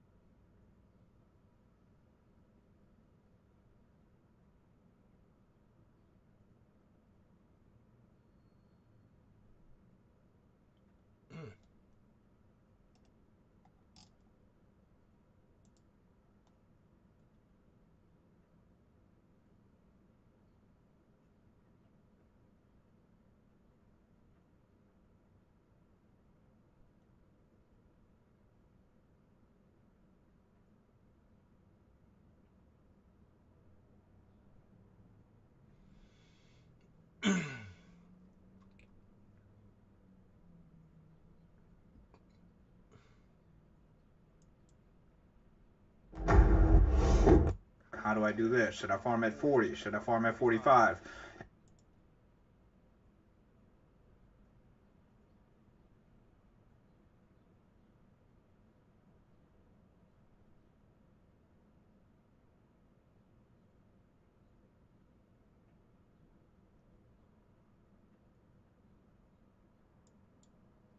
Before I explain and show you just exactly how dangerous it is trying to go for a specific weapon on the weapon banner, and when a free-to-play player should even think about the weapon banner. My channel is doing a giveaway in this video as a thank you, and it's time for me to stop being so stupid over JPEGs, and it's time for me to give back to the viewers. So subscribe and like, and the rules for the giveaway will be explained later in the video. I hope you can learn from my stupidity and get a few laughs in. Anyways, roll the clip. The reason why weapon banner is so scary is if you click on the detail, 37.5% chance to get the Lost Prayer or the Little Wolfie. Now, what about the 25%? Where does that go? Up in here, we have, holy crap, we have 8 other weapons. If we get the Orange Glow, 25% chance to be one of these 8 weapons, right? Holy crap. And the next 5-star, we're guaranteed not one. You don't get to pick one, it's one of the 2. That's what scares me about this banner. The thing about the character banner is if you don't get the rate up 5-star, let's say you got Mona, Diluc, or Chi-Chi, or Jean, or Kaching. If you got one of those, the next one is guaranteed Klee. If you don't have enough resources, then it goes to the next banner. Alright? But this one, man, it's half and half. If you're free to play, type in chat, I did character banner, or type in chat, I did the weapon banner. Free to play only, please. Alright, for the video.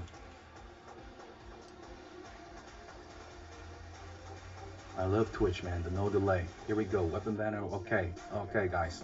Maybe I should just make a poll, but I see a lot of characters. Okay, so, our target today is Lost Prayer. 37.5. Oh my god. Okay, so let's see the pity here. I think we did about, 1, 2, and 8. 8. We need to get to 80, right, to get a guarantee. So 72 more to go. Let's do this without further ado, man. I'm so scared. Oh, I was like, yo, maybe I get really lucky the first 10. But these 4 stars, they're not the greatest. But we take those for the master list star glitters. So what is that? 18 in.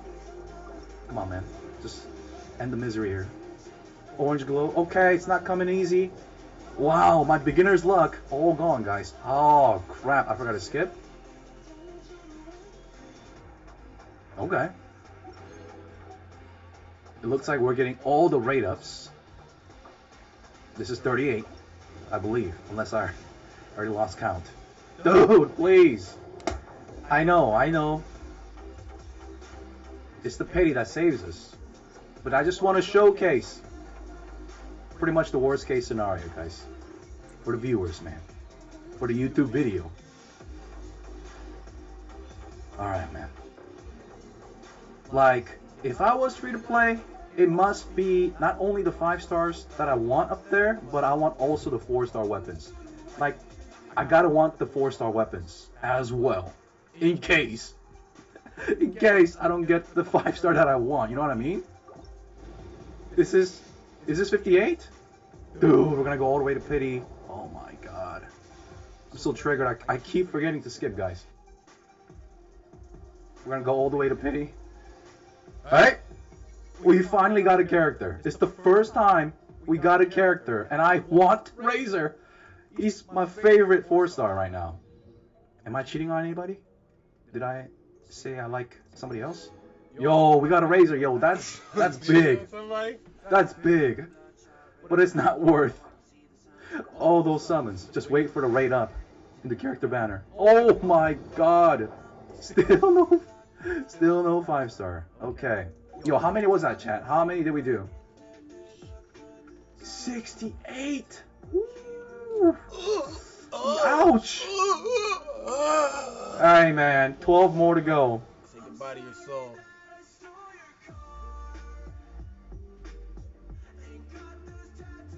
If you get something before the pity, consider yourself lucky. I see it. You saw nothing! Hey! Yo, what? Ningguang looks so happy. Throw another rock! Right here? Yo, all the way to 80, guys. Just what I wanted for the video. Just what I wanted. Ah, the pain. Are we seriously at 77? Yo, thanks for the follow, guys. Thanks for the follow. This is gonna be a long stream, isn't it? Will suffer. Why would you? Yo, finally! Lost prayer? Lost. No lost prayer for you, you a bitch. So you get the gravestone and suck that dick.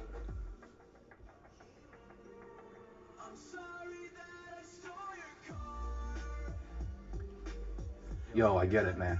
A lot of people want this. I'm not looking for the dupes. I just want to get one and dip. Just want to get one and dip, man. You don't deserve one. You're not a real person. Okay, 10 in. You're a phony. Yikes. Are we gonna go? Oh my god. You're not even American. Fuck. Wow. Okay, so here's the thing.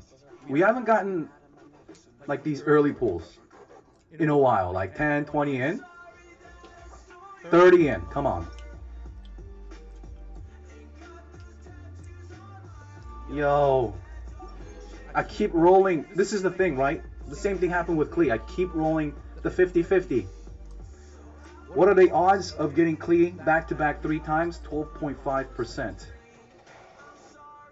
I'm scared. I'm scared. Is this 40 in? Streamer luck? You mean what streamer luck? Okay, Bennett. Jeez. We're not getting saved. I mean, this is perfect, I guess, for the video, but we're running out of primal gems. And Klee really wants a weapon. You can't handle the truth!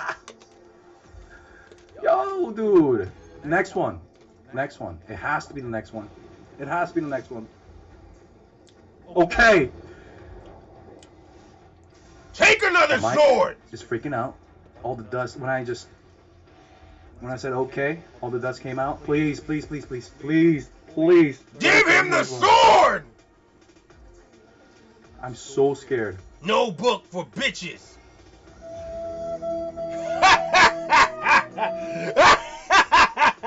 I got this one, dude.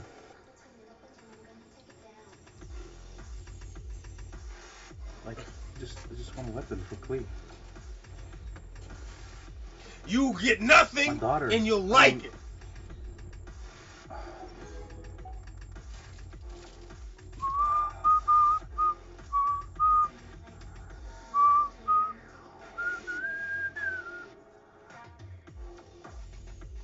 Okay, next one is guaranteed.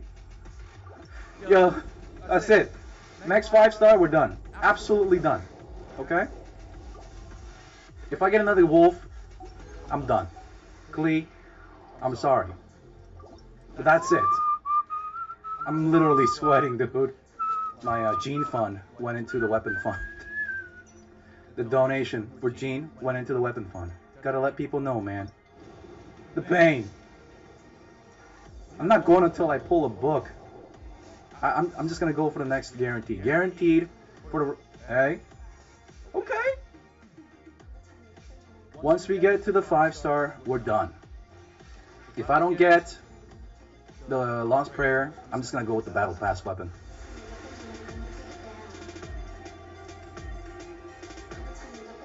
Give him the sword! 1,000 bits?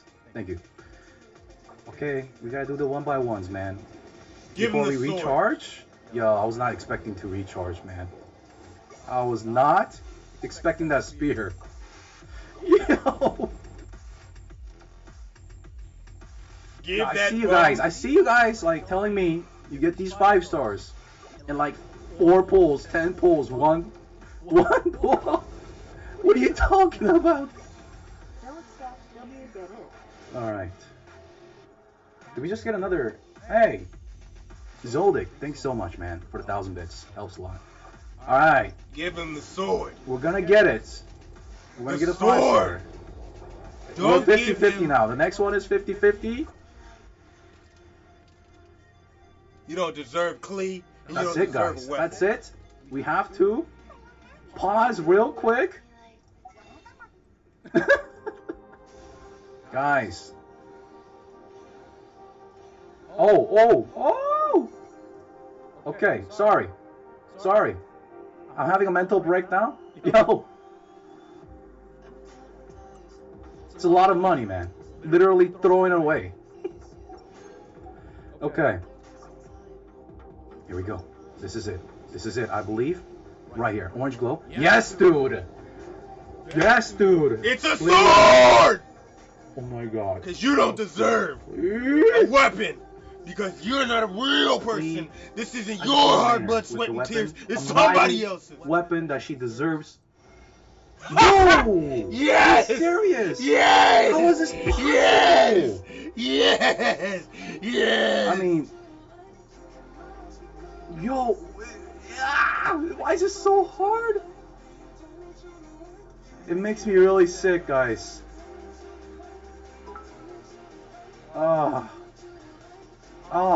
Can we like trade it in or something? Can I trade in 2 of these?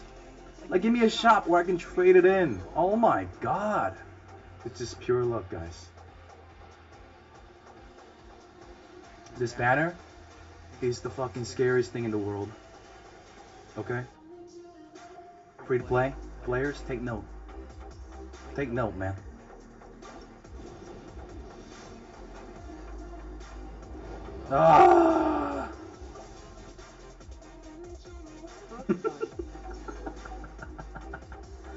We got a Chungers, Chung-Yun.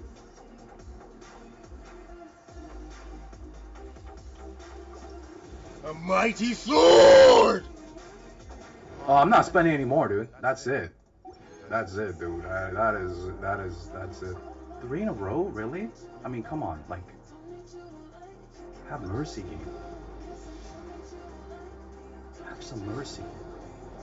Just throw me a bone.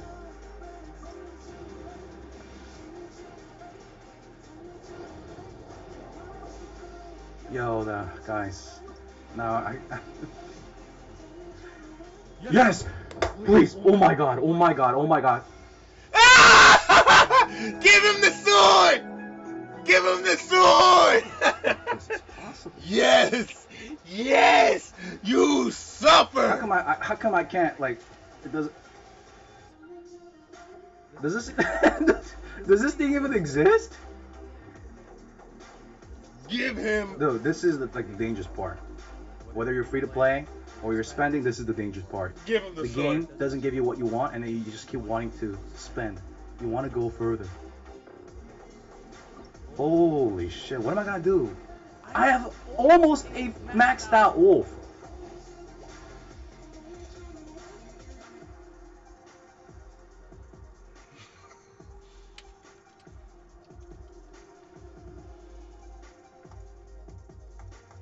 Gets. Anime asked, my friend wanted to know if he should wait for a potential Chi-Chi banner or just try to get it now. Guys, what is the answer to that question? What is the answer to that question? I just showed you the stream. What happened? What just happened? This dog is trying to cheer me up, man. It knows I'm in pain. It hurts you to watch? It hurts me. What do you mean? As promised, guys, I was gonna do this at 69K, 100K, and 150K, but we were just flying past those numbers. So, as promised, I'm going to pick 2 random viewers that are subscribed and smack this video a like. And all you need to do is leave a comment with this. What you're seeing on your screen, make sure you guys type this in the comment and in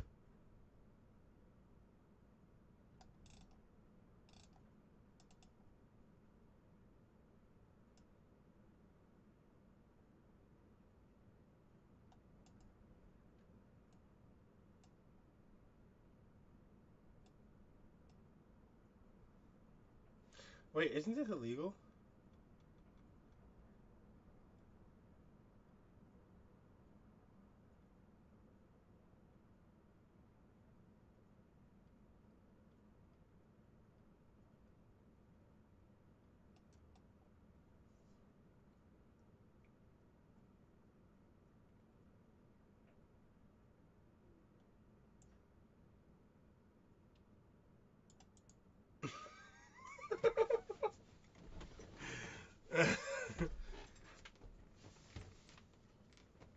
I saw the code.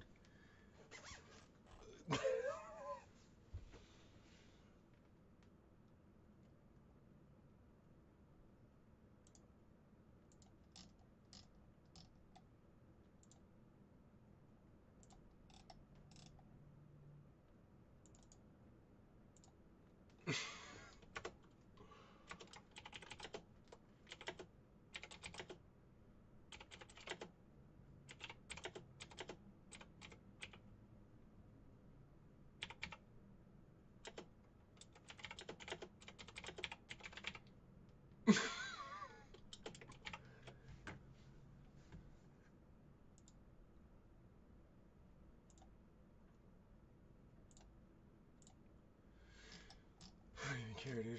I just thought it was funny. Let's do this. Free search for roller foot.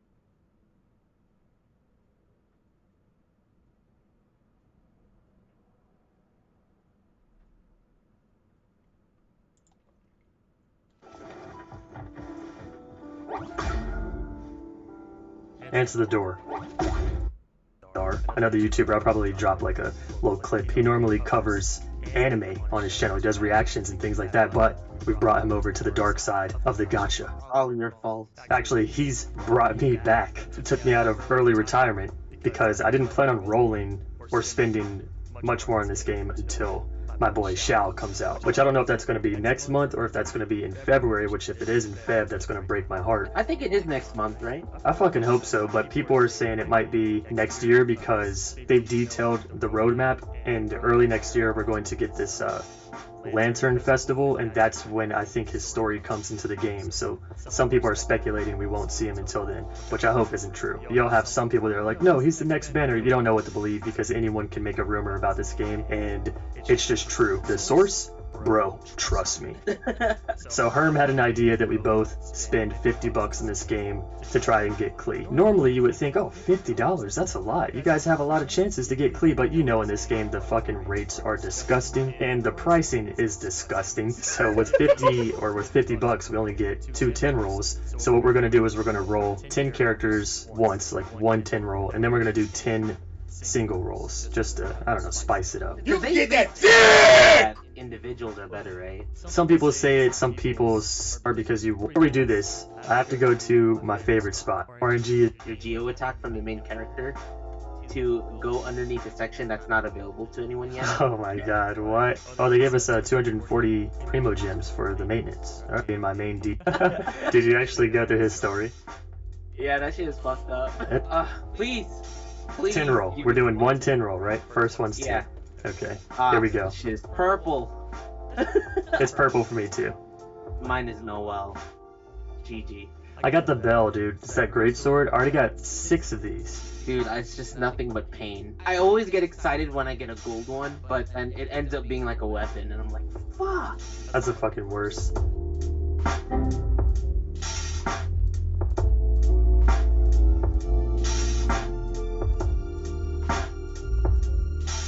You get I got nothing! a 4-star on my 6th pull. It's Noel. Goddamn. Goddamn Klee banner. 10 pulls, 9 3-stars, 1 4-star. It is a 4-star every 10 rolls though. You know what I really want to roll on? The weapon banner. Noel again! Oh my god! Okay, I'm gonna do a 10 roll because I have enough to do one. Wish me luck, bro. Wish me luck. It's Sucrose. I'm not too mad at that because she's not maxed out. And Noel. 6 out of 6. I actually have enough for another 10. Oh my god, it's Noel. What the fuck? Klee robbed us today, bro. Klee robbed us. 6 blues. Hey, let's go. I'm just gonna get 2. I'll get 2. I'll match you. And it's a sword, the sacrificial sword. I got a blue. Alright, I got 1 left. Let's fucking go. Let's go, let's go. Give me It's something purple. golden. It's fucking Noel. I think I got enough for 2 rolls. Come on. Come home, Klee. Come on, bitch. Shit. Eat shit. Parents, we come to you today. Now did his quest line. I ask for you to give me good RNG. Please make this next 10 plus X amount of single rolls worth it because I don't want to spend more than $100 on this little demon. I knew I was gonna get Noelle. This is like my 8th time getting her. That's because she's bad. Let's just fucking kill ourselves. No, don't do it! No! Alright, check this out. We're gonna get it. 2 Klees on the way. Listen. If you give me Klee, I'll bring your parents back. I'll bring them back in 1.3, I promise. There we go. There we go. It's because I told him I'll bring his parents back. Oh god. Don't give me Klee, just give me another 5-star because I cannot fulfill that request. No. Okay, we got Chi-Chi. We're lucky, because I don't have to do it now. What? I think I'm 1 away from maxing her out.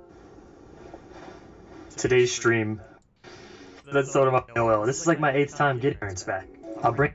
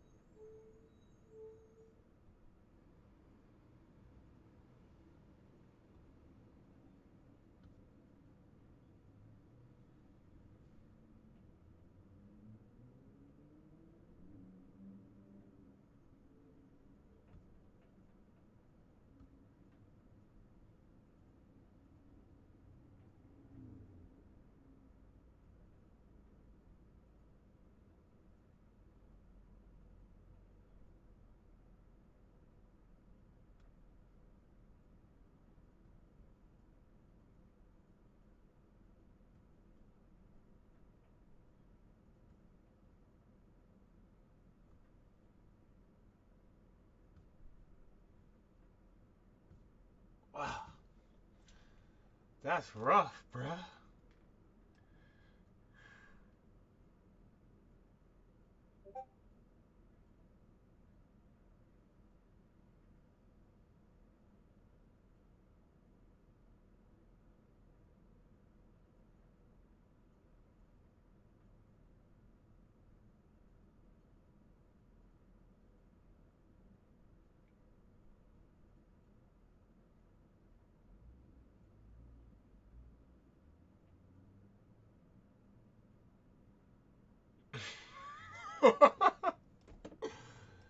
Yikes.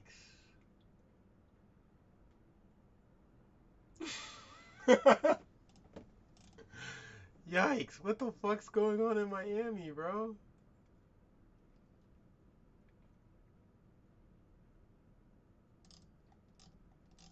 Jesus.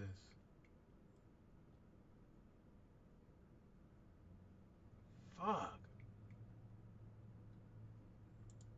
Yikes, that's too much. That's too much. Give me Klee. I'll bring your parents back. I'll bring them back in 1.3, I promise. There, can I borrow some of your parents' good luck?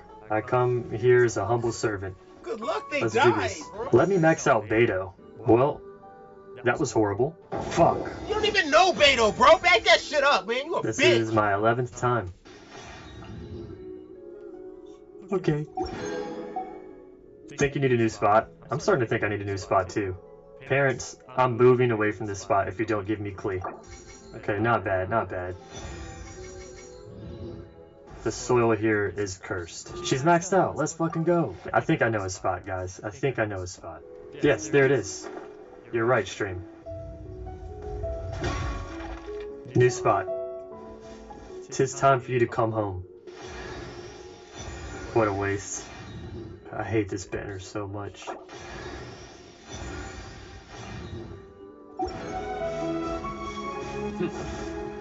Shit.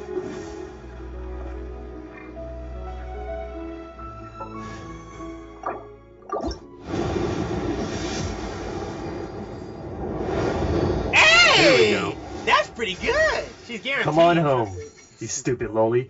It's guaranteed, so you know.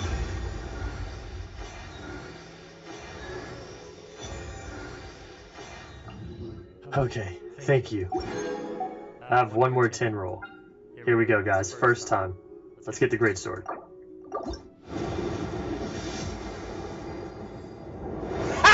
Shit. Oh, hell yes. I'll take it.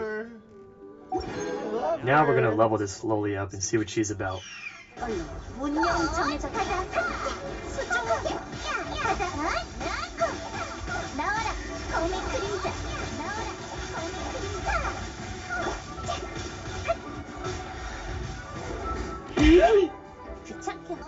Oh yeah. Let me go to Mondstadt real quick. As far as weapon goes, I do have a second one of these books, Lost Prayer. Okay, anyone want to get robbed? So guys, you can join me again in a bit, but do you mind leaving so I can go rob somebody? Shit. Hey, come on.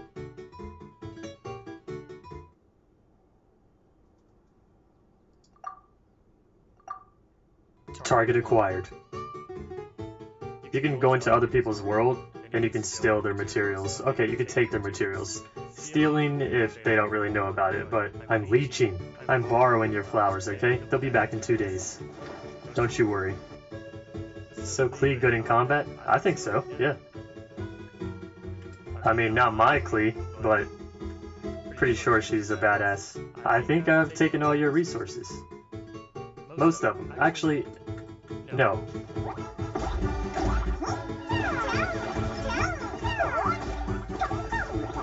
My friend, I think I robbed you enough. Yeah, thank you so much for the shrooms. Bless you. Bless Mondstadt.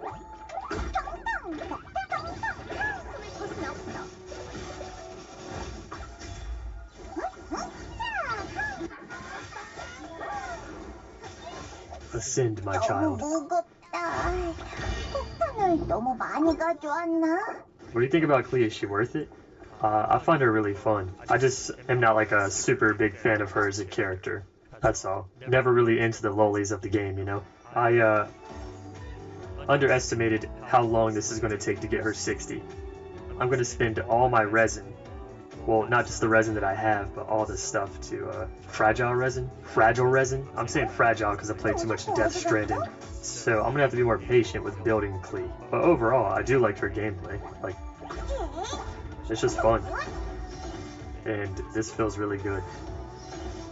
Exploding enemies' faces.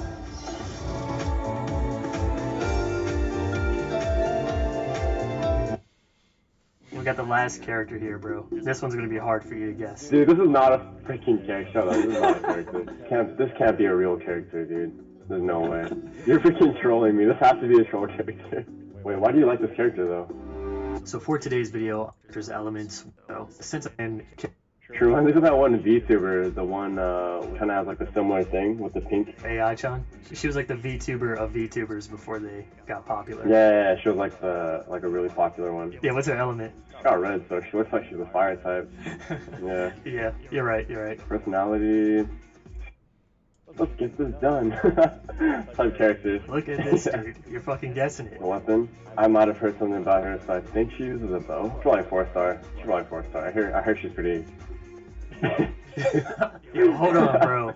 She's S tier. I'm just saying. The general, I guess, opinion on her is that she's dog shit. If you check any tier list, she's always like near the bottom. Next is Barbara. Okay, I have not seen this person. Her element looks like she's cryo, probably in ice. Okay. No?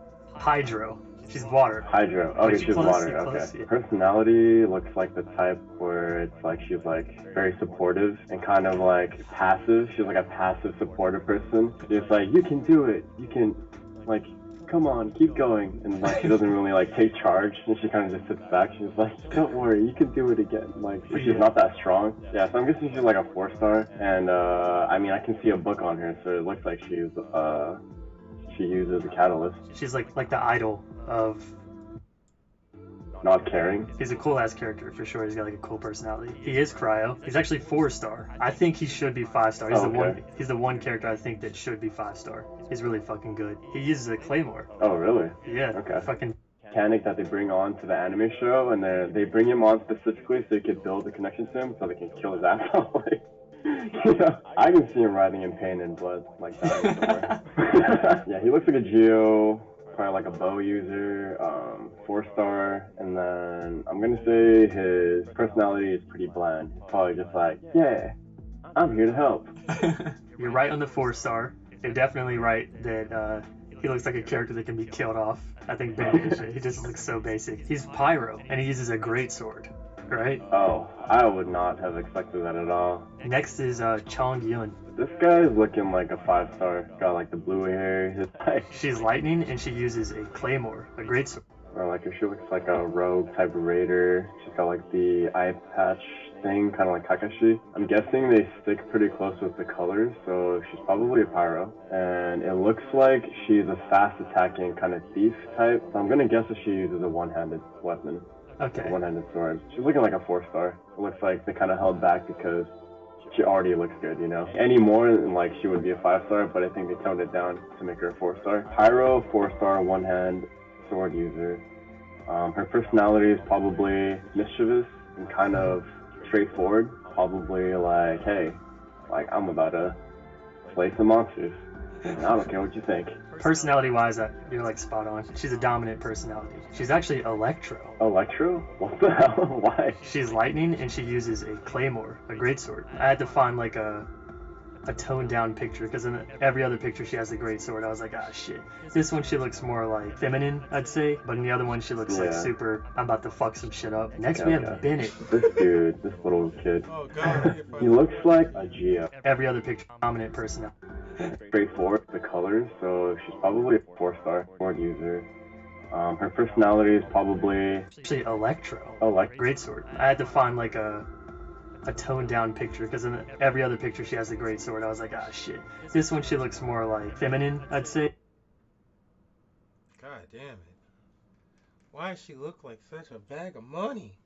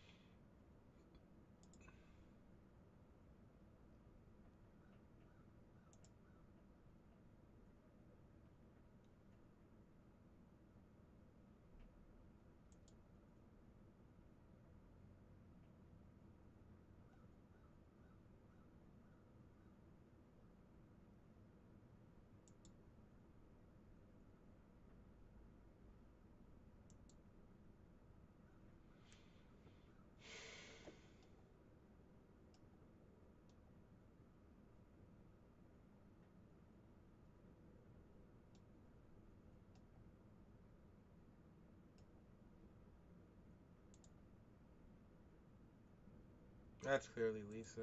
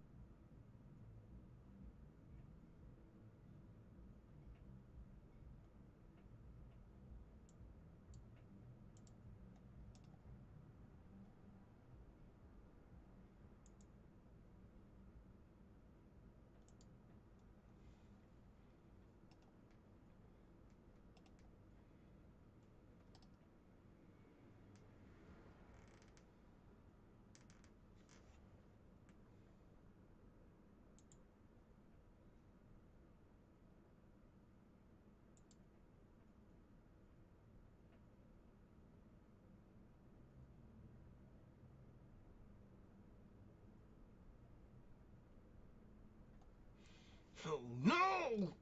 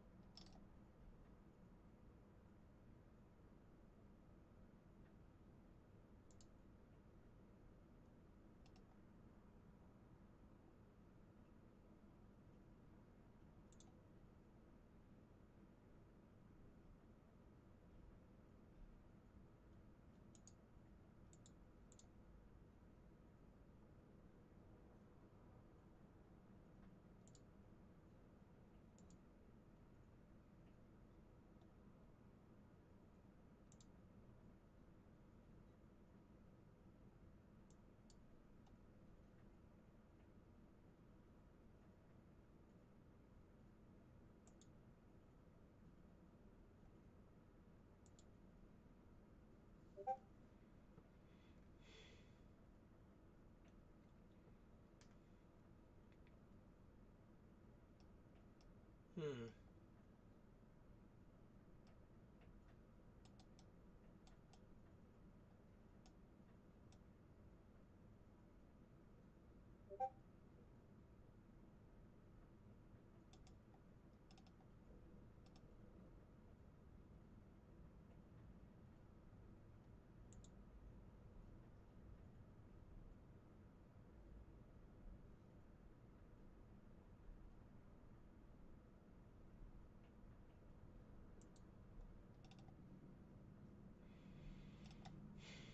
Hmm.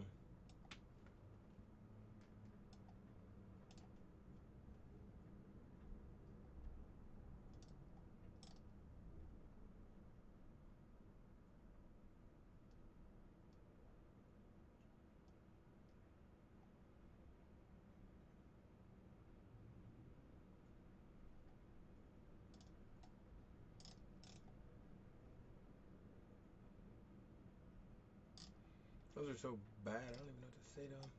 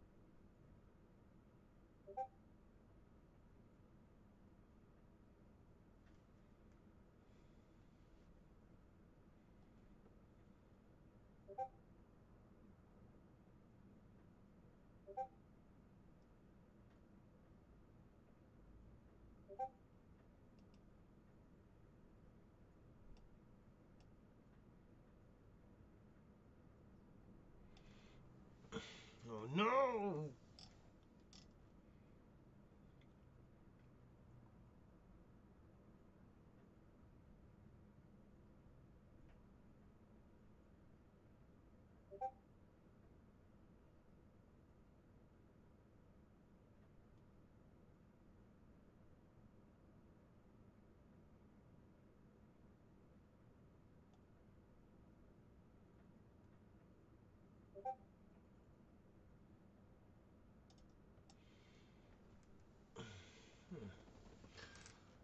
Interesting. Oh dear, interesting. Very interesting.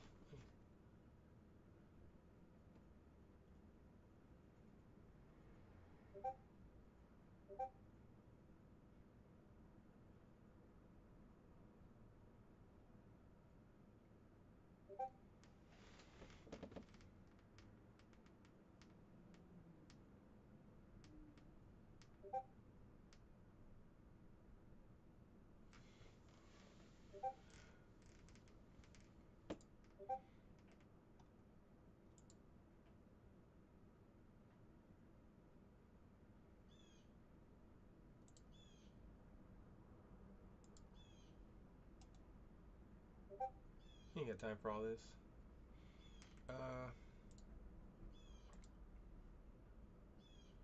It's very interesting